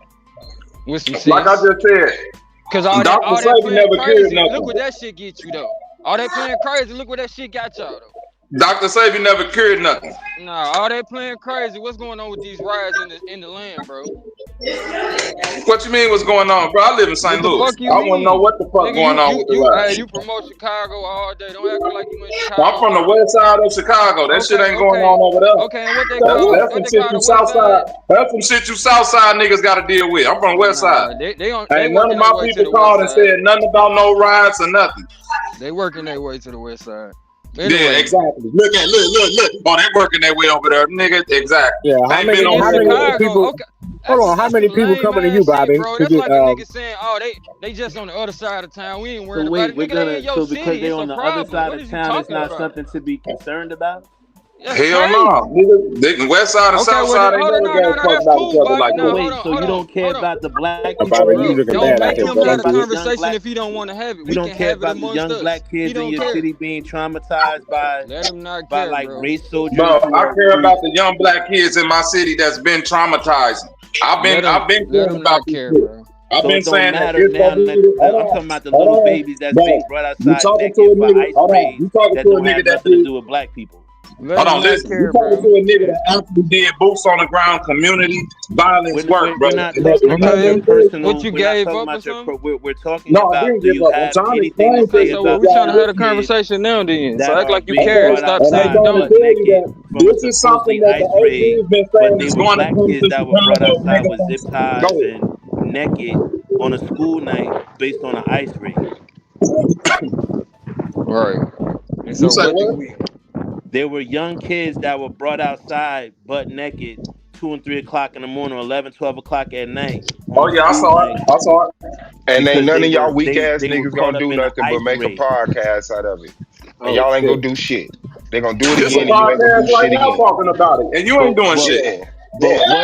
what Wait a I wanna but talk minute. about what? it. How this nigga gonna talk So about it's himself? This okay is a that it podcast happened. we I wanna on talk right now about it. I talking don't about wanna it, and talk you're not doing nothing. I don't So wanna it's talk okay about that it. it happened. I don't wanna talk about it. I'm Look how lost. So dumb what do you y'all do sound. about Ain't none of anything? y'all gonna do nothing. Is you talking about But what do yourself, y'all nigga? do about anything? Like Yep, I'm talking about what are myself. y'all so because we're not gonna do anything, that means we shouldn't discuss it? Man, all I'm saying is don't act like that shit was that goddamn important. That a Oh, motherfucker so said, it's look, not look at him, look important. at him, look at him, It's look not at him, look at him. important Niggas that can't get a little point off. kids are Niggas being can't. No, brought I don't talk to outside y'all niggas, man. butt Y'all niggas naked weak, bro. from ice Y'all don't raids know how to construct that don't have conversations, nothing to bro. do with That's ice what I raids. want. I want to talk about how do grown men get on a panel and act like little kids that can't construct the conversation. That's But what I how want to did we know. get over here in the first place? Like what? Like The why do we nigga, keep allowing this what is dude to over talk, here? y'all? What is Like over what? here? Like why can't we just What is over ostracize this here, dude? sir? What is over here, Like sir? why do we have to put up with this dude? I'm lost. What is over here, I'm sir? lost, so we just can't be like, bro, Why you don't you want to? really So y'all bring nothing terrified to to the get table replied but to. just nonsense. So y'all nigga, I'm in the debate league. I'm bringing But something that to the has table. nothing. This is not the debate league. This is part of the This debate is league. It's part of the debate league. It's affiliated with the debate league. It got something to do with the debate league. It got more to do with the motherfucking debate league than you do, nigga. The fuck is wrong with you? Talking about I don't contribute nothing, nigga. Y'all motherfuckers sit up here and let a motherfucker call Dr. Sebi goddamn snake oil salesman. And because you feel that way in your heart with no goddamn evidence, now you don't want to have a conversation. Now you terrified to have a conversation. You don't want to get replied to. I just want to carpet bomb a whole bunch of points like a fag and then motherfucking run off to talk about shit I ain't gonna do about in Chicago. Had a conversation. But you're not gonna do anything about Dr. Sebi either because he's dead. Yes, I am. I'm gonna defend him in the debate. I know, but this is not a debate. This is not the debate stage. This is the Wake and Bake Man, show. that's all we do over here is have debates and But arguments. you just got over here. I mean, we don't have debates every Who show. just got over here? Why do a nigga get so fucking offended because we talking, and when I come up and disagree with what you talking about, a nigga want to say, "Oh, all y'all doing is just talking, nigga." That's what y'all been doing for the past since the show started. This podcast. You're lying. You're lying. All you doing is this is a talk podcast, stupid ass nigga. All you doing is talk. I clearly have a problem with you not allowing me to reply. Not that you disagree with me. Family, you didn't reply 50 times and said what you don't like about Dr. No, I Say. didn't. What you don't like about me saying what I say. Go ahead. Say what you got to say then, brother. Because y'all want to switch it to Chicago. Say what you got to say. I didn't want to switch it to Chicago. Who is y'all? Okay. All right, then let's have this Dr. Sabi conversation. Go ahead. Okay. Why do you say he's a snake oil salesman? Bro, you see how... Bro, if you going to give me the mic as soon as I tell you that you got it, are you not going to cut me off when I start to reply? Why do you say Sabi was a snake oil salesman? Because all of his claims of a cure are purely anecdotal, meaning that it's word of mouth from the people that claim they cured, but nobody can go to a doctor or anything to verify this scientifically. The shit that I thought you niggas was about, peer review. So no, it's snake oil. It's snake oil shit. Dr. Sabi because don't nobody never bring up all the products that had niggas hearts fucking up, had niggas hair falling out, none of that. We only run to the good reviews, for one. And the reason why I say he's a pure snake oil salesman, not only because he got that shit from Arnold Eric, is because he literally cornered off a market by saying you need to eat this African-centered diet that you can only get from these products that I've outsourced from Cuba. From Honduras. And if you don't get it from me, this ain't real. Cauliflower ain't real. Broccoli ain't real. This ain't real. This. He's naming a bunch of shit without no scientific back, and he just saying, look, I ate it, and this how it made me feel. All right. Now this is where I expect to be able to reply. He never said that he had the only shit that did this only thing. He said you can do it yourself. You can get the ingredients yourself. Here's the list. He's public saying that. He's recorded saying that to the day he died. He never tried to corner the market on it. He just had his on. And like I said, it don't matter who the motherfucking information came from. If the shit worked. I'm not race hurt, and I'm not spooked by a white person having some type of intelligence and passing it down, and Dr. Sebi finding it and implementing it in the time when black people was ignorant of it and needed it. That's what's amazing about it. So shout out to him and you. The claims about hair falling out, show me. Show me a claim about somebody saying they hard heard it off of Dr. Sebi's products. Show me. You're making claims with no cases. There was one case of the one dude, Jamel Brown, who said that his head swelled up, his face swelled up because of Dr. Sebi's scalp treatment. That was disproven. And that was just a Facebook viral moment. The dude was manipulating the situation. They tested the batch they pulled the product from the shelf, tested the batch according to the serial number that it came from, and it found scientifically all herbs, no chemicals. It wasn't on them, and they put the shit back out on the shelf. That's the only fucking case. You're not getting a bunch of people saying, you're not getting 2 people saying, I took Dr. Sebi product and my hair fell out. That's just ridiculous. These are ridiculous claims that at this point people, here's my rhetoric, that people want to be true without doing the goddamn study because the white man said so.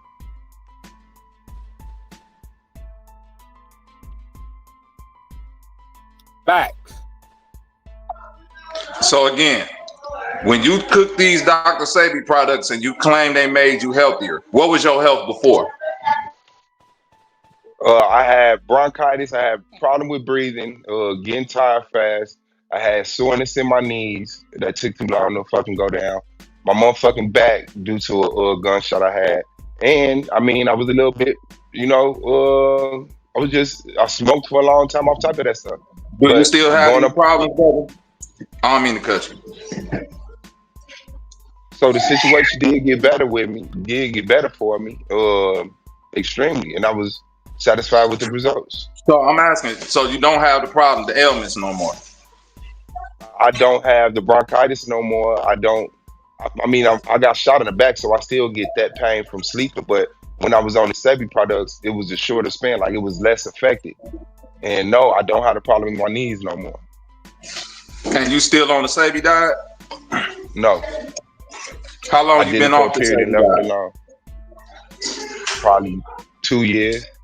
And how long was you on the Sebi diet? Like 3 months.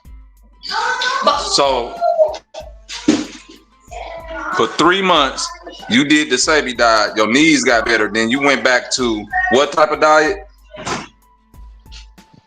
At the time, I was like no beef, no pork. It was chicken. And do you eat beef and pork now? Or beef, pork, beef, chicken? Yeah. You eat chicken, fish? Yeah. Yes. So you eat completely against Dr. Sebi diet right now, but you still don't have those effects in your knees and stuff, correct? Yes. It's like I said, my pain in my back, my knees. Neither, correct? Yes. So could it be that it was something else that changed that? Do you exercise? At the time, yeah. Oh, okay. So you exercise as well. So do you think exercise? Yes, that's part of his regimen. That's part of what they told me I should do. Increase my workout. Oh, the doctor told you that? No, the Sebi team. Sebi team told you that? Yeah. Then you continuing to work out? Man, brother, come on, man. No, I'm asking, do you work out today? Bro, this is real. I'm not asking Not like I did then. No, I left my waist a little bit, but like at that time I was like jogging and like it was more. But you still keep physically fit. You still work out today, right? Not like I did then, but yeah, I guess you could say that. I'm saying, if you saying not like you did then. No, I don't go to the gym. Like I was actually like, I don't run anymore. I just lift my bars every now and then. Okay, but you lift your bar and you do some type of physical exertion, right? Mm-hmm. Okay, but you're not on the Sebi diet no more, right? No, but the effects of it still help me to this day. The effects of a 3-month diet are still with you today. And that was how many years ago that you did that? Just like the stuff that I ate that was bad for me was with me years after I stopped eating it. Like once I went vegan, like I cut out meat altogether, but I still had to deal with the ailments that came from when I was eating meat. What ailments was it? Like I said, being overweight, motherfucking soreness in my knees, shit. Okay, but I'm saying now that you exercise, are you not the same weight? Oh man. If you're not the same weight, I'm just, don't you know weight contributes to soreness in your knees? No, I gained my my weight back. But your knees not sore no more. No. Are you as physically active as you were? See, this is shit doctors will go through with you. Man, hold on. Before you start going with your rhetoric, yes. I still work. My job is a very physical job, other than the introduction to the exercise routines I had. Yeah. I don't just lay around. Were you as physically active before you did the Dr. Sebi diet? Yeah. I basically had the same, walking and, having physical job. Yeah, the whole time.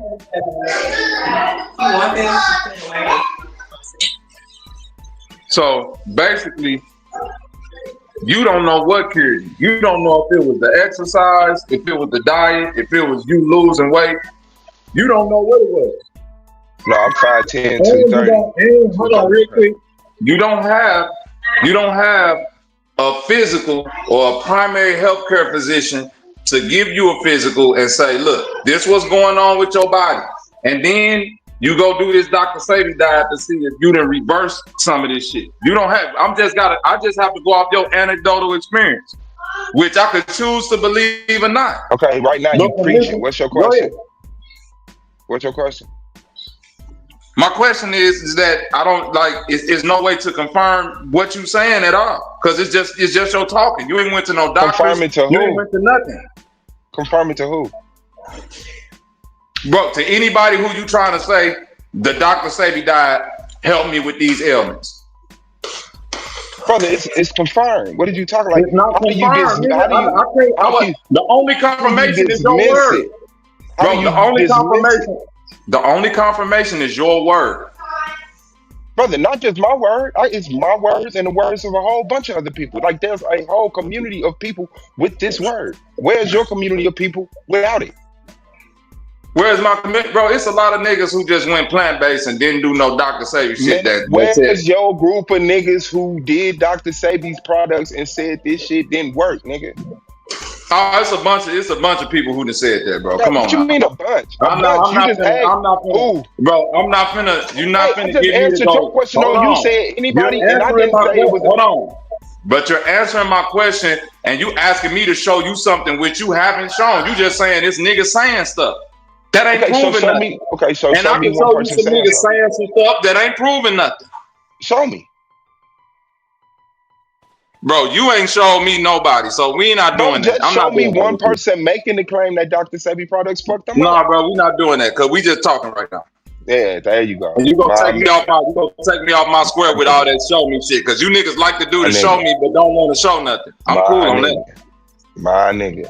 We not doing that. But at the end of the day, anybody who you can show me ain't doing nothing but showing their testimony, just like church. And that's how shit works. Bro, that ain't how shit work. That's like ain't a bunch of niggas that said they talked to Jesus. Okay, bet. Is that true or false? Is it a bunch of niggas that said they talked to Jesus, God, Allah, and all that? So it's true then, because it's a bunch of people that said it. I can imagine some people lie, but I can't dismiss every case that nobody talked to what they would consider. Oh my God, here we go. And I've been on testimony saying this, and I don't believe in Jesus, but I heard a voice when I was a child told me hold on to the bed. I held on to the bed, and the bed collapsed. So that I actually heard a voice outside my head, not the voice that's in my head. Do y'all hear this shit, bro? That nigga said he heard a voice outside his head. Yes. Where was the voice? Hold on to the bed. It whispered in your ear. No, it seemed like it came from the doorway of my room. It said, "Hold on to the bed." I said, "Hold on, goddamn." That's what I'm saying, bro. Was your OG doing drugs when she was pregnant with you? Because if you from the 80s, nigga, your people might have been on their own. if you need all that rhetoric to have a conversation, you don't need to have conversations, bro. So like I said, Nah, y'all niggas went low blow. So I'm gonna go low blow, bro. That sound like dope, man. That's dope. That was ain't laying on the top. Damn, bro. I was laying on the top bed. I heard him say, hold on to the bed. I said, huh? I looked that way, said, huh? I didn't see nobody. He said, hold on to the bed. I held on to the bed and the bunk bed collapsed, nigga. On everything I love. That it was shit a was nigga. real. And Was that's it a how I nigga know or it's a female? Was it a male or a female It voice? was a male. I mean, we It was a can't male. dismiss wrong. that swab because I think we've all had that moment in our life where we've The had a nigga in this, conscious it was a nigga or in your something. closet, man. You should It may not have told your mama. manifested itself the way yours did with an outside voice, but all of us has had that moment where intuition or whatever we'll call it, our conscious, have given us alert about something, and a millisecond later something tragic or something, just it could No, this was different, bro. Like I know an instinct. I know when Nah, that myself get nigga a said feeling. Jesus spoke to him I behind the know, closed man. door. Hold on, bro. Because I promise you Bobby add nothing can to the poo-poo it discussion, because bro. you said Stop. the All you Jesus trying to do part, is just but I attack know me. Bobby You had the an No, information. Jesus spoke to a where nigga So like behind I the door. said, No, don't say so you know like I about said, that. so like I No nigga ever said, spoke to so me the behind the reply to the closed brother. door, bro.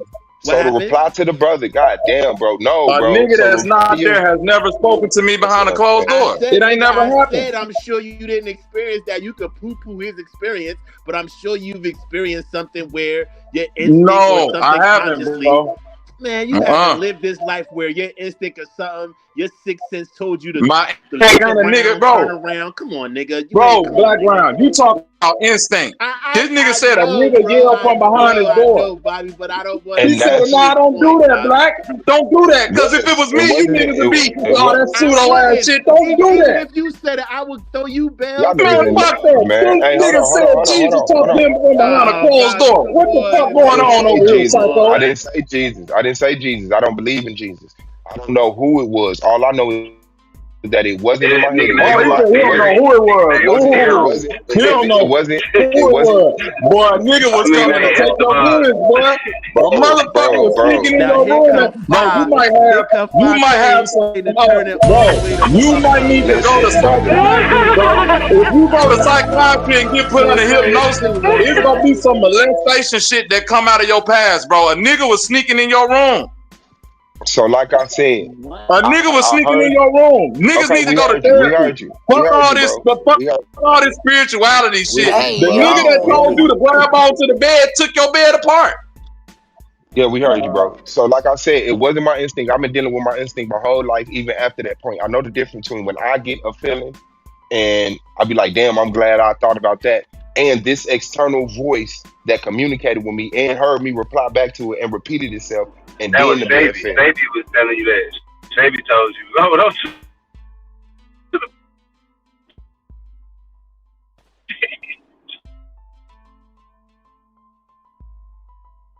No, Sabi Well, said, Sabi whisper to this Sabi didn't get no evidence. nigga, hold on to the bed, my you. Me have bigger Yeah. plans for you. No, there was no proof that it was Sabi. Man. Nigga, Sabi Oh, saying that podcast panels, nigga, how I cured you from being a fat ass and your knees having cracks and shit in it. You the angel, nigga. You goddamn right, that's funny. Hey, yo. I know my PTSD be evident. Sometimes, but I be wondering what the fuck is wrong with you niggas. Like, God, you niggas are different. Y'all a different fucking breed, man. God damn. Shout out to you. I ain't never known that to be an insult. Y'all sitting up here listening to a nigga got touched by an angel and taking it serious. Anybody else come up here, y'all go hit a nigga to a with drunk 20 Black. No, he the first nigga that's gonna hit a nigga with a 20 pseudo combo sitting up here talking about some because you know niggas do have experiences and shit. Bobby, Black, I can't stand you right now, nigga. No, fuck you, nigga. You be the first nigga say fuck that nigga, Bobby. I hate you. I want to stop to change, Bobby. That nigga just got up here and said the angel talked to him from behind the door and told him to grab on to a poorly put together bunk bed. What's going on? Just for clarification, nobody said it was an angel, but I know you being funny because that's what you're around. Bro, if you want an angel, it was a demon. No, I don't. I'm telling you, you need to go to you therapy. believe in angels and demons? No, hold on. I'm telling you what you need to do. Go to therapy because you got inner. Bro, I don't believe in nothing. Oh, okay, you got some inner shit going on with you. Angel, why did you say it was an angel or a demon then?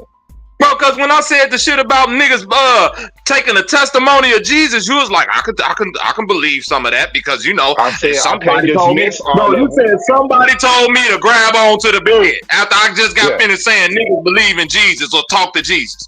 Yes, but I also said in between that I don't believe in Jesus, but if they see that voice, whatever it was, nigga, whatever it was, I'm saying if you don't believe in Jesus, then you need to go to therapy, get some hypnosis, so you could jog the memories of what that man was really doing in your room.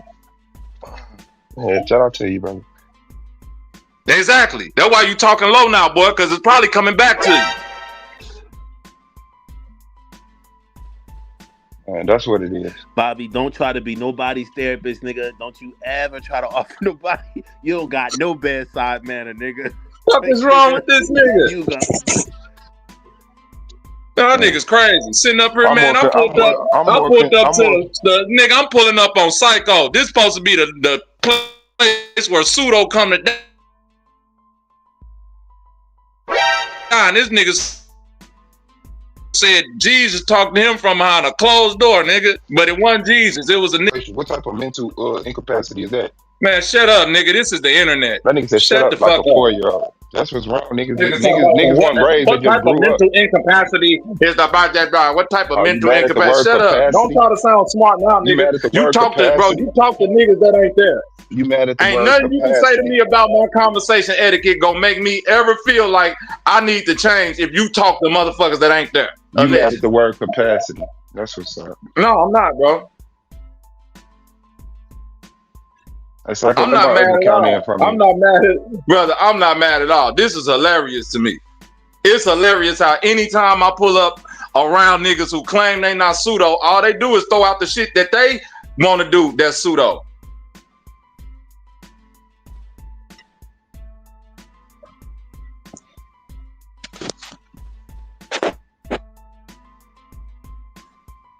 I think all you niggas. What I'm pseudo about, nigga? Name one thing you ever heard out of my mouth be pseudo. One thing, nigga. One motherfucking thing. Oh man, you Donald Trump's son, nigga. You gotta be pseudo.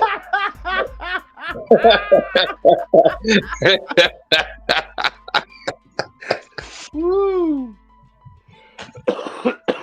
That nigga do go to NYU, Bobby, to keep it 1,000. I'm trying to tell you, yeah. I know what's going on.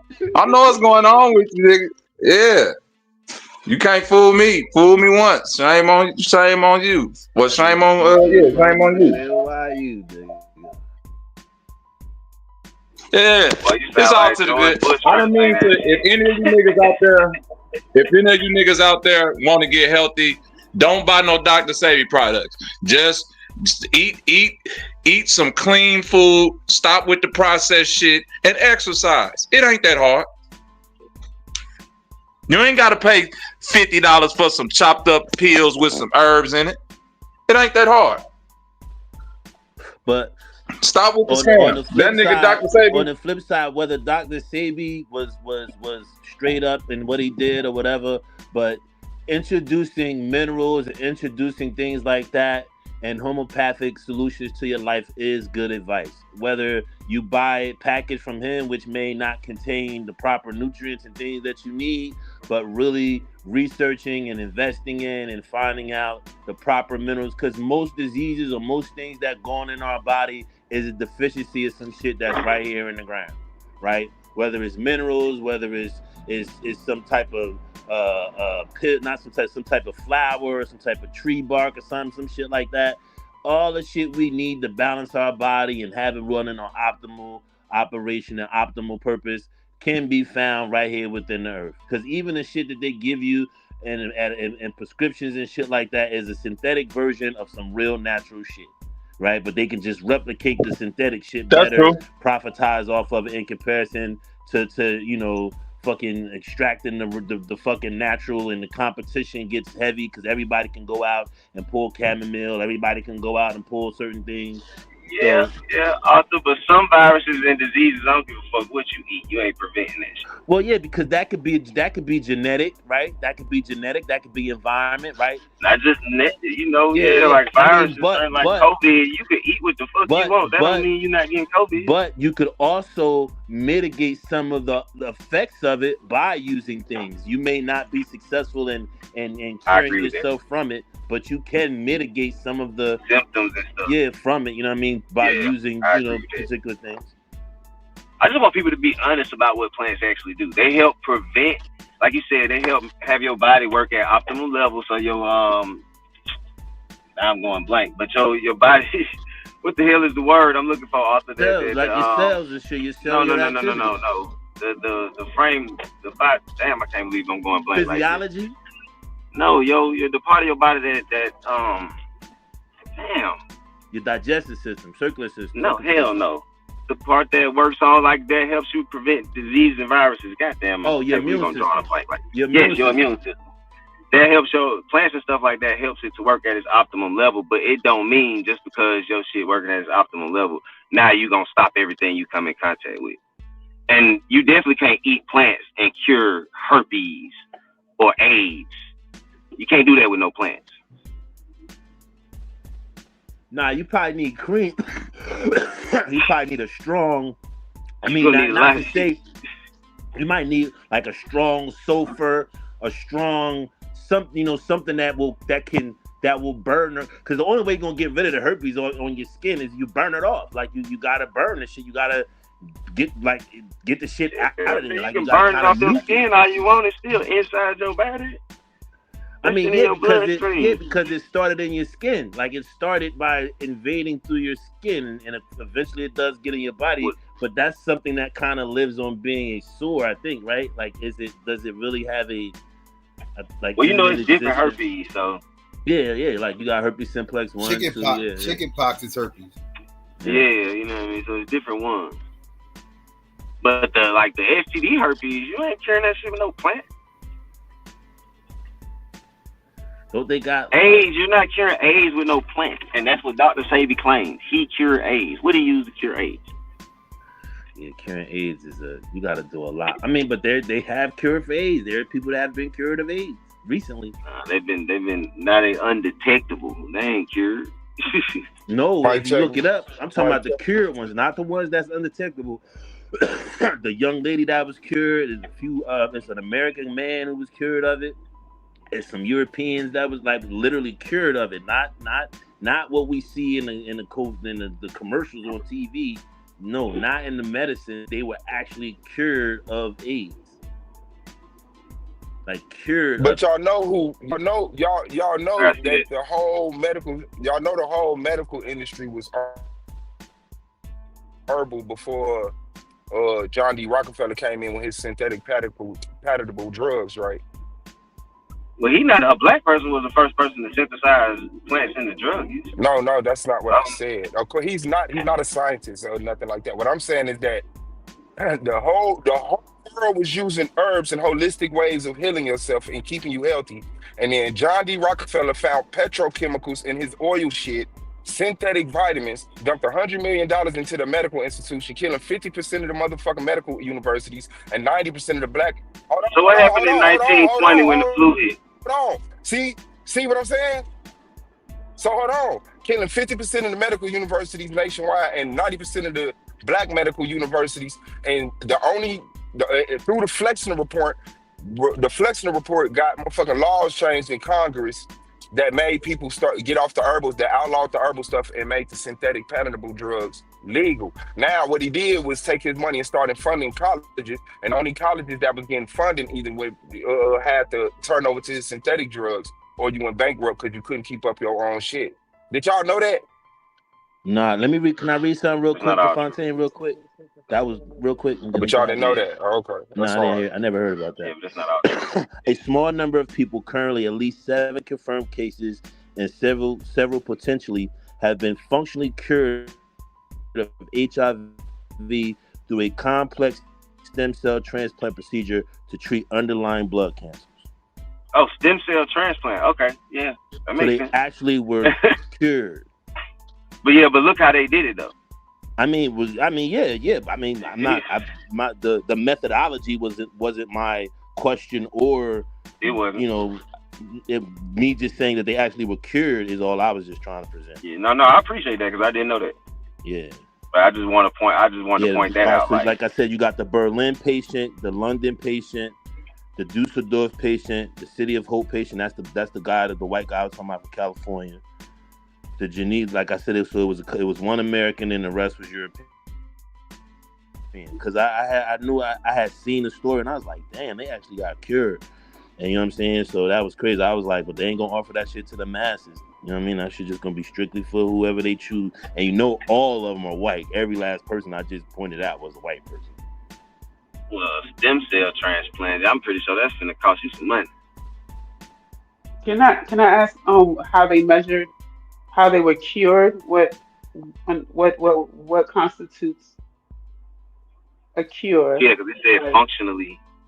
Like your test score, like your antibodies stay at a certain level, or would that be a cure? Like, what does the article say? I'm not saying like for you to tell me your own personal cure, but like to me, I think that kind of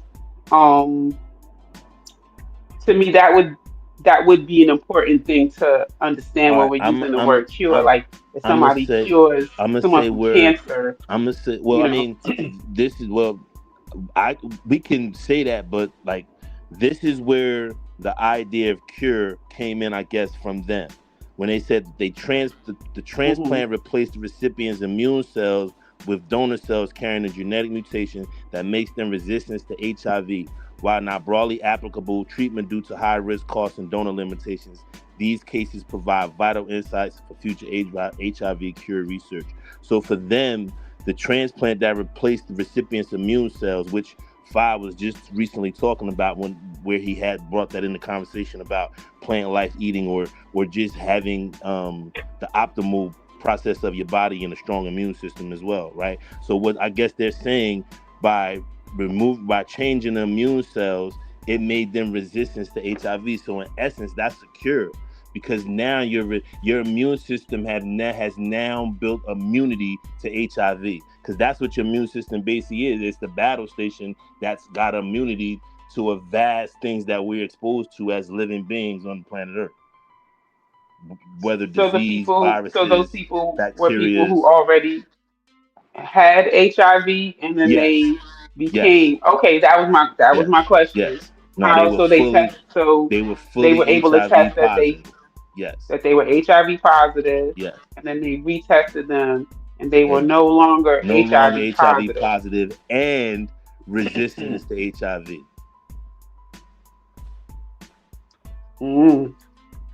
So now they built an immunity to HIV. Now, is that enough evidence for you to be convinced that the treatment reverse for HIV? Say it again. Is that enough evidence for you to believe that the treatment reversed the HIV? It didn't reverse it. I know where Swab going with this. What I was saying when you were talking about that, I think it was just brother. I'm about to answer you.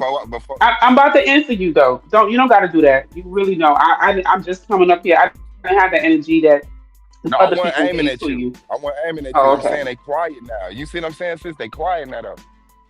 Go ahead, what I was gonna say is that when you were talking about that, I think it was yesterday or the day before on your channel, I was saying that what would make a stronger argument if your pre and your post test were the same physician.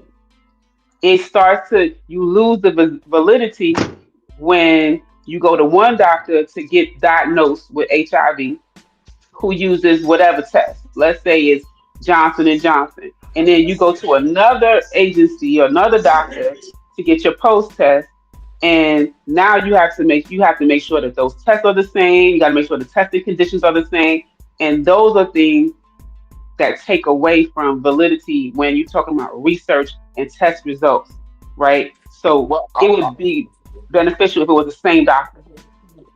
I would feel it would be more beneficial if you had two doctors that, if it was separate doctors that didn't know what the purpose of these tests was for.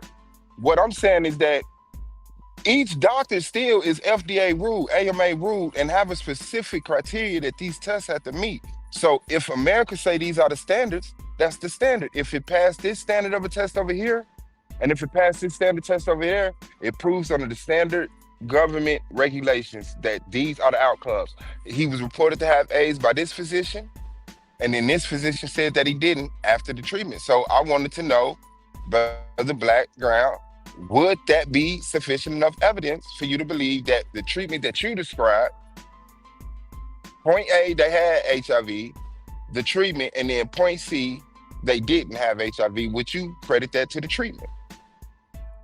Yes. Okay. And you talking about stem cell treatment, Black? Yes.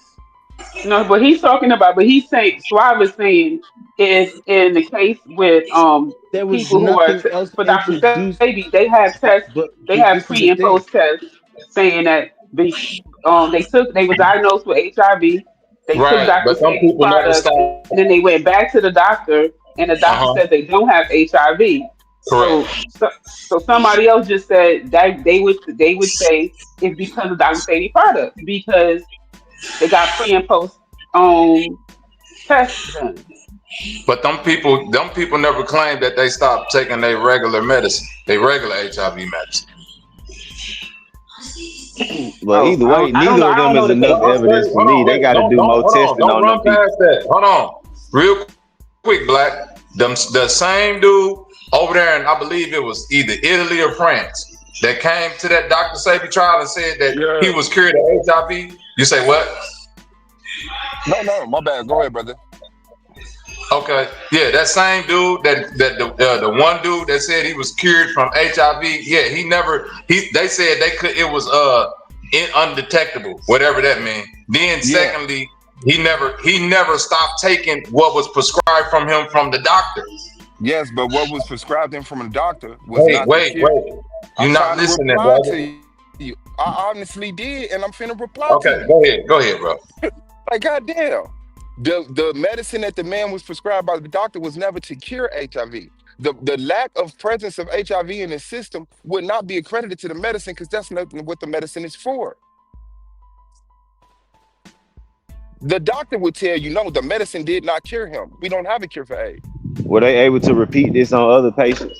That's my This shit thing. ain't been repeated ever in history. That's the point that I'm trying to make, Fontaine, because the nigga who took the Dr. Sebi products kept going to the doctor to get treatments.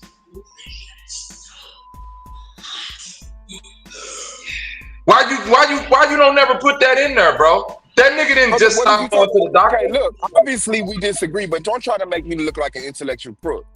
I'm putting on the table what I see. Show me the case of someone who went to HIV, who went say they got cured by HIV. Hold on, brother. Okay, go ahead. I'm gonna shut up and let you predict what I'm gonna say. Magic Johnson, you don't reply to me. Magic Johnson. Magic Johnson, what? He cured Magic Johnson saw Dr. Sebi. Magic Johnson. Did Magic Johnson go to Sebi? Yes, Magic Johnson. Did he go to Sebi? He didn't kill himself. Magic Johnson has something to do with Sebi, yeah. So Sebi cured Magic HIV too. Yeah. Does Magic Johnson report that he's cured? No. Then no. Wait a minute. But he cured HIV though. Wait. Yes. It has Who been cured reported HIV? that they don't detect any HIV in Magic anymore. Like that's been reported. Oh, see, so you misinformed. That's crazy. You this confident and you misinformed. Like, we gotta calm down at some point and be like, maybe I ain't as smart as research as I think I am. Like, real talk. So we had HIV, worked with Dr. Sebi, now HIV ain't detected, and they don't have a medicine that they're claiming. But Magic didn't. Magic never saw. Magic said the doctors cured him, man.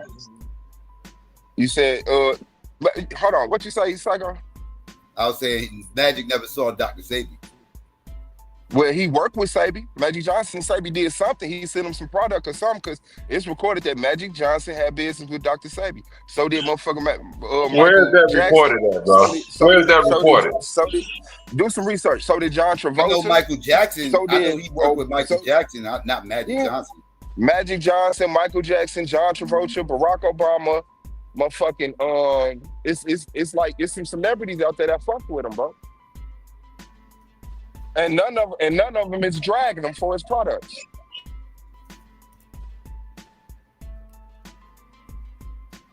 Yeah, this don't say nothing about Dr. Sabi on here. It say Magic Johnson was not cured of HIV. He has successfully managed the infection for over 30 years with advancements in modern medicine. The misconception that he was cured often arises because he has remained healthy for so long, a testament to the effectiveness of antiretroviral therapy. Okay, Magic Johnson's treatment and survival. Combination drugs. He had it. He just found some type of medicine to help him not transform it into AIDS, basically. He did have a doctor named, one of his personal doctors named David Hope, was a pioneer in developing the groundbreaking treatment. The little, they called it yeah, nothing with Dr. Sabi, right? Yeah, nothing with Dr. No, not no Dr. Sabi. Yeah, and Magic still got HIV. That's what I was trying to say, Psycho. He still got HIV. Yeah, but somebody made I guess it wasn't Magic, but somebody made a claim that they can't detect the HIV in him anymore. Like this is from my like HIV years ago or so, team. like maybe 10 plus years or something like that. I think that's the thing. I think the viral load can be so low that it's not detectable. You know, yeah. Not that he was necessarily cured; they just couldn't detect it. Like it was something like that. I'm trying to find the story, but yeah, it was something along those lines. I remember hearing that.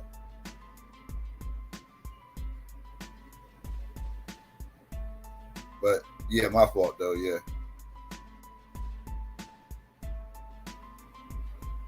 I know he never worked with Sabi though.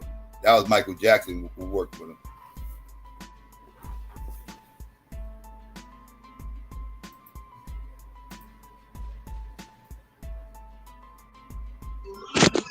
Man, if any celebrity went over there to go to chill with Sabi in Honduras, they was going over there for a freak off, man. That nigga was the Honduran Diddy. Yo, y'all be too quick to just diss anybody. God damn, y'all don't got no motherfucking what's the name? God damn, this nigga dissing Dr. Sabi. That's crazy.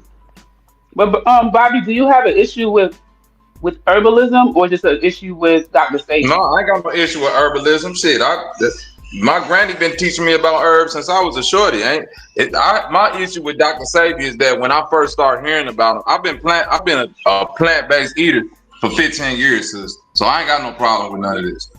My whole thing with Dr. Sabi, especially when he first came on the scene, was like the things he was saying as far as what's real food and what's not real food. I debunked that because people was trying to say, oh, cauliflower, like all these foods all of a sudden was fake because genetic modification, which is a misnomer statement when you're talking about food, because it's literally foods that you can like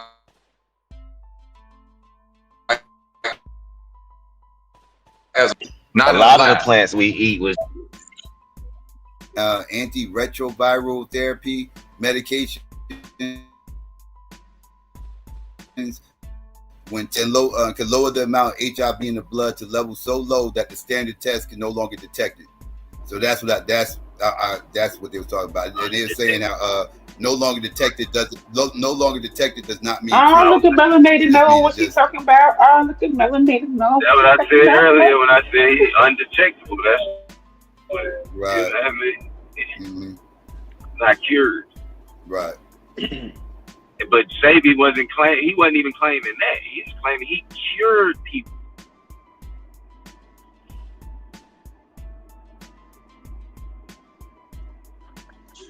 Yeah, he beat his case on the technicality around the word medicine. Y'all. But he got sued again. People don't talk about the one where he got sued and he could no longer put that stuff. He had to take that stuff out of ads and stuff. He could no longer promote that he was doing it. But yet they're still promoting it to this day. And he didn't win on the technicality. They built a case. They tried to build a case on the technicality. But what they did was try to, and it was like halfway part of Dr. Sabi's plan, because he had told them when they came and raided him, he already knew they was investigating him. His mother had told him, if you put that ad in the newspaper, they're gonna come get you. He said, I know. So when they ran up on him, this is after they had wiretapped him. This is after they had sent undercover agents in to try to criminalize him, try to, coax him into doing something illegal. And then they called him and said, just take the ass out the paper. He said, why? They said, because you can't do that. And he said, not good enough, and hung up on him. Then they came and raided him, arrested him. And he said, I've been waiting on you for 2 years. So is everything you saying right now from Dr. Sabi or something that can be clarified by somebody else? I mean, brother, it's coming from the horse's mouth. This is Dr. Sabi saying So why the fuck would I believe Dr. Sabi? I hung up on them folks. Them folks called me. It sound like Soulja Boy telling that shit. Yeah, them folks called me talking about they were gonna press me. I hung up on them folks. Call the president, nigga.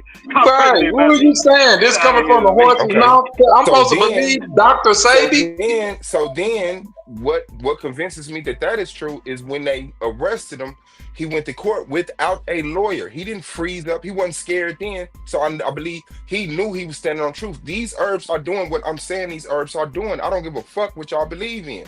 The same way you will be convinced. He didn't make the claim. Way, the reason they got over because he didn't make the claim to them. The undercovers you spoke about, he didn't make the claim to them that he could cure them of AIDS. That's what he won on. Yeah, no, they didn't get him saying that.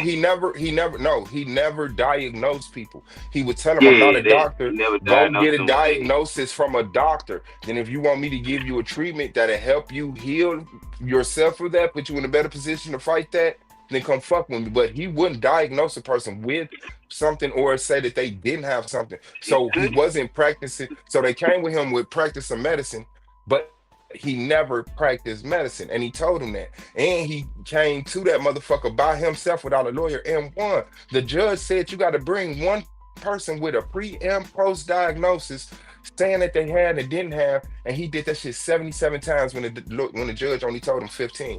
Now we talking about the Supreme Court, and we talking about a little Honduras boy. Like, come on, bro. Y'all cannot be this much up against the motherfucking truth or hate motherfucking whatever. You hate that much. You be on two different sides of it. You ain't gotta be. All I'm saying is have the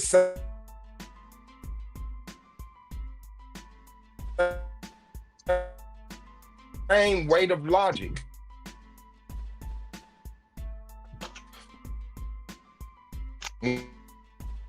When one person say something, when another they cure AIDS before I accept it. That's why they not putting it out on the market yet. That's what they know. They gotta still prove what they claim. But is stem cell therapy approved by the FDA, Fontaine? Is stem cell therapy actually approved by the FDA?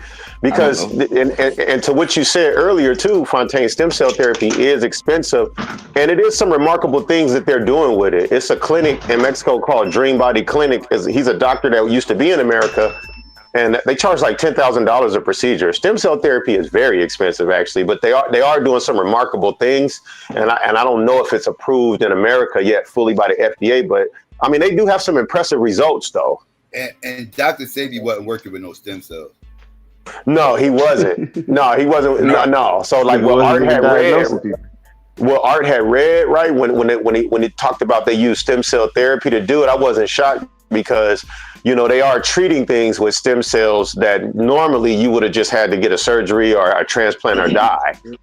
I was about to say like knee, like if you hurt your knee, you can get stem cell. If you hurt your elbow, like A lot of athletes get it. Yep. But also, there are people that are getting stem cell therapy for fatty liver, for some levels of liver disease, for some levels of kidney failure. They're doing some remarkable things with stem cell treatment, actually.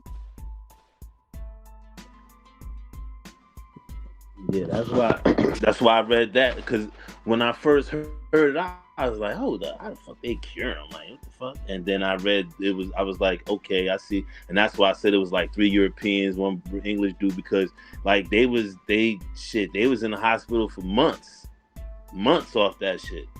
The one American dude from California, but he was in the hospital for months doing that stem cell therapy shit. I didn't know what the procedure was, but when they was telling the story, he had been in the hospital for months.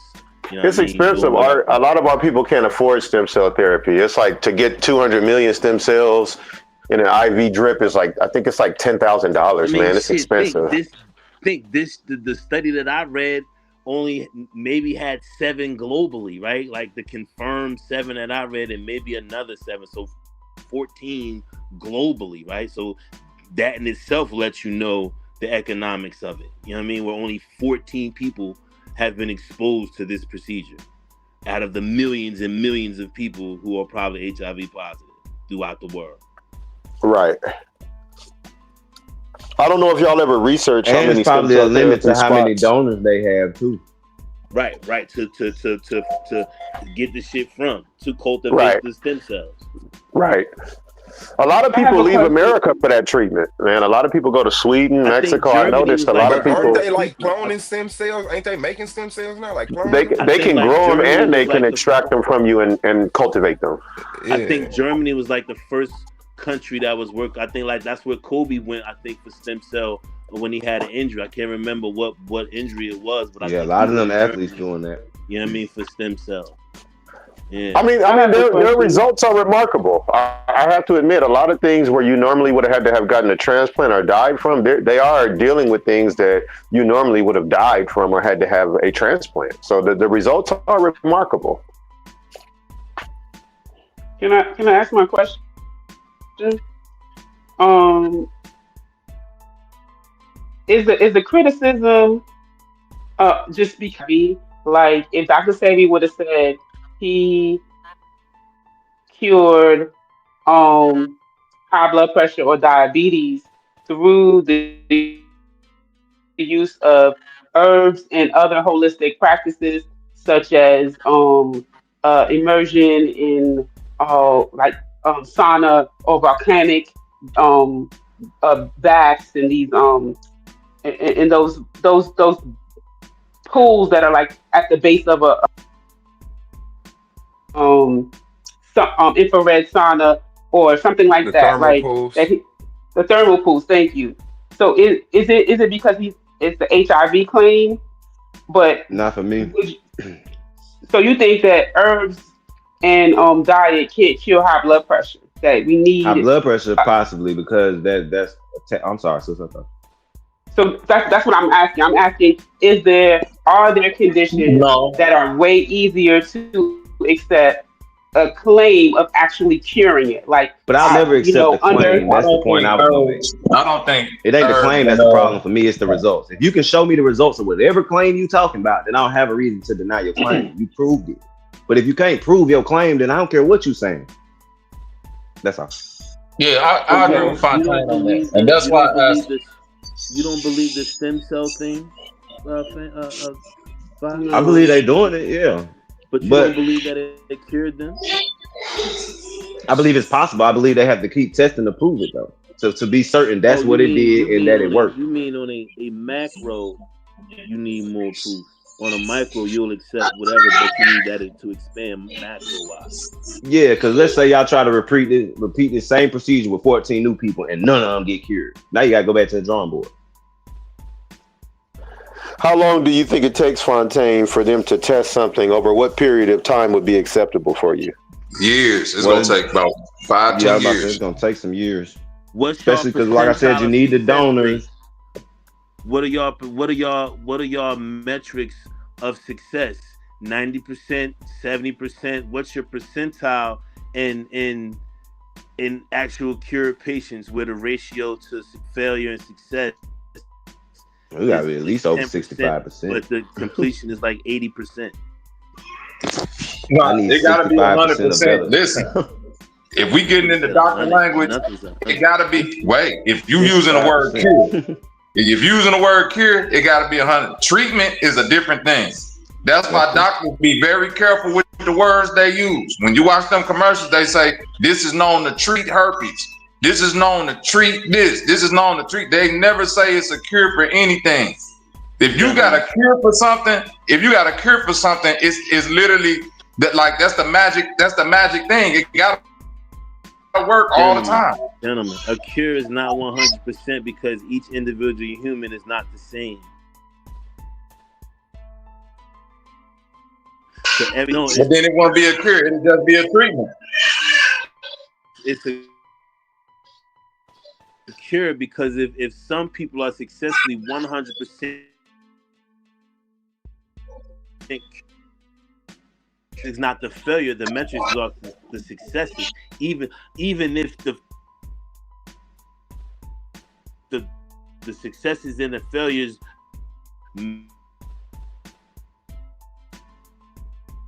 measure up or par, body no longer exists. You've eliminated from your body, and now that host can never come back because now you're resistant to it. Right. But if you claim a cure for, like, if I claim I can cure something, I have to be able to show that across all factors. If I claim, hold on, listen. Hold on. Just let me be on the panel with something, and you take it, Art, and you cure yourself, right? The disease ain't in you no more. But Fontaine get it, and it don't work on him. Then it's something with this thing that I've created, along with what's already in your body, that's allowing you to be cured from it. Do you understand what I'm saying? I can't say I can cure X, and it don't work for everybody. That doesn't take away from the word cured. Failure in others or whatever. Yeah, it make it a treatment, bro. I'm telling you. Okay. You said, bro. Excuse me, brothers. I actually looked this up because one of the reasons why I'm interested in it is because I'm going to school for this. But I looked up the definition between cure and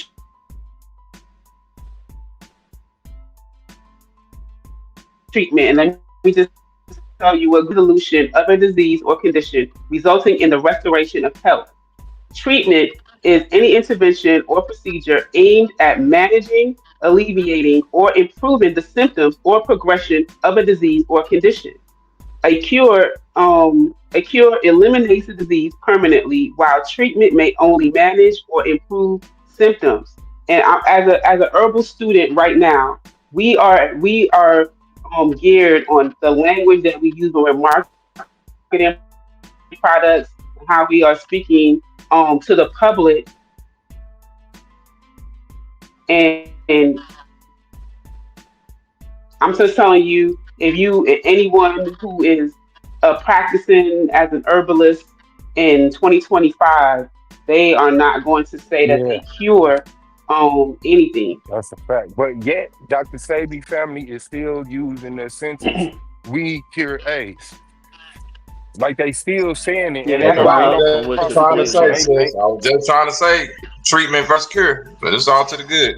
Because treatment is anything if it affects it in any way, negatively all the way to cure it. Cure is just treatment cure. Is mitigation. Treatment is just pure mitigation. It's just trying.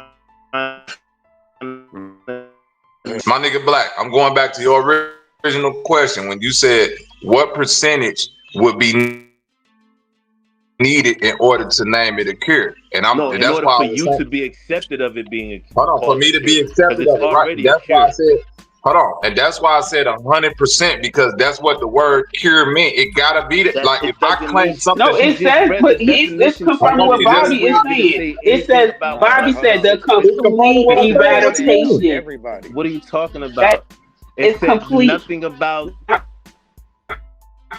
He said eradicate. It from your body and bringing you back to normal. health. And that That's individual, 100%. not for every participant in the trial. No, it gotta be for everybody if you claiming you can cure That something. definition is not Yes, a it broad do. spectrum to define a group. That definition is to define the individual act of being cured. You can't try to expand the argument and say that definition is a group phenomenon when it's an individual Bro, phenomenon if you're defining talking about the elimination of a disease within an individual person, saying that if a person had a disease and it was eradicated and they was returned to normal health and the disease had no way of coming back, they were cured. I get that the individual. I never disagreed with you on that, but that wasn't the conversation, Art. It's talking about within an individual person. All right, but that wasn't the conversation. Wasn't about an I know individual I get person. you, but I don't want you to try to diverge from the word cure. Your Brother, percentile is your can I percentile. finish? I can't argue with that. Brother, If you want I understand the word cure. that You was doesn't change asking. the word cure, and that All right, doesn't Art. change that those I people got were you, Art. individually I got cured. you, Art. Can I finish? Art, I didn't disagree on you about the individual level. Your question was specific. You asked me and Fontaine, what type of thing? I give you that. I got you. I give you that. Right. You said over what period of time and what type of trials. That means we encompassing many more people in. Fontaine said if 14 people don't find the same results, you can't call it a cure. I agree with that. Then you said, okay, what result would you accept to call it a cure? I said it would have to be 100% across everybody who take it for it to be defined as a cure or something. Other than that, it's just a treatment, meaning it'll work for you a certain way, it'll work for me a certain type of way. That's why when you hear it say some symptoms you may get might be this. Bro, it's not a treatment, it's a cure. If your body rejects it because your body rejects it, that doesn't take away from it being a cure because some individuals don't take to it for whatever physiology or biological because need. you can't That doesn't take away from its overall efficacy as a cure because it works on other people where it eradicates the disease and everything that goes along with it defines what a because cure it's not a is. treatment if it ain't treating your symptoms. You listen to me. Y'all are kind of saying similar things, Listen, we said real quick. If it cure you, real quick. If it cure you, it's a cure for you. But if it can't cure everybody, it is not a cure. Do you understand what I'm saying? Right, but it's that don't still make it a cure. treatment. What are you talking about? It's still That don't make it a don't treatment. work for you. What's a treatment? End the conversation. Hold on, bro. No, you The real thing is that the medical field won't refer to it as a cure. Doesn't work That's for it. you. My bad, bro. That's the whole point, Fontaine. They don't want to hear that. Person, they're cured.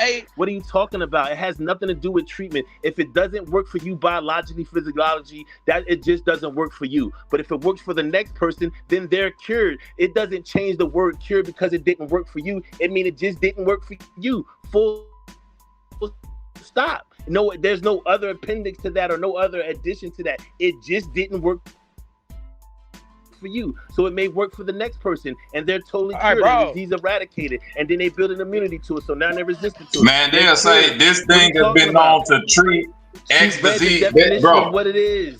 Yes, I'm telling you. Just because something just because you are cured doesn't mean you took a cure. I think we do this just because something. Because you got cured doesn't mean you took a cure. That's what y'all are arguing about. Cure somebody else and it didn't cure you. If it doesn't work on one it's person. Wait, say that again, Blue.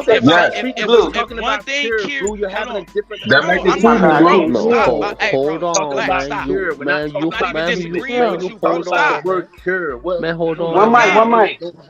Man, hold on. I'm not even disagreeing with you. You tripping. Man, hold I know on. you're not disagreeing with me.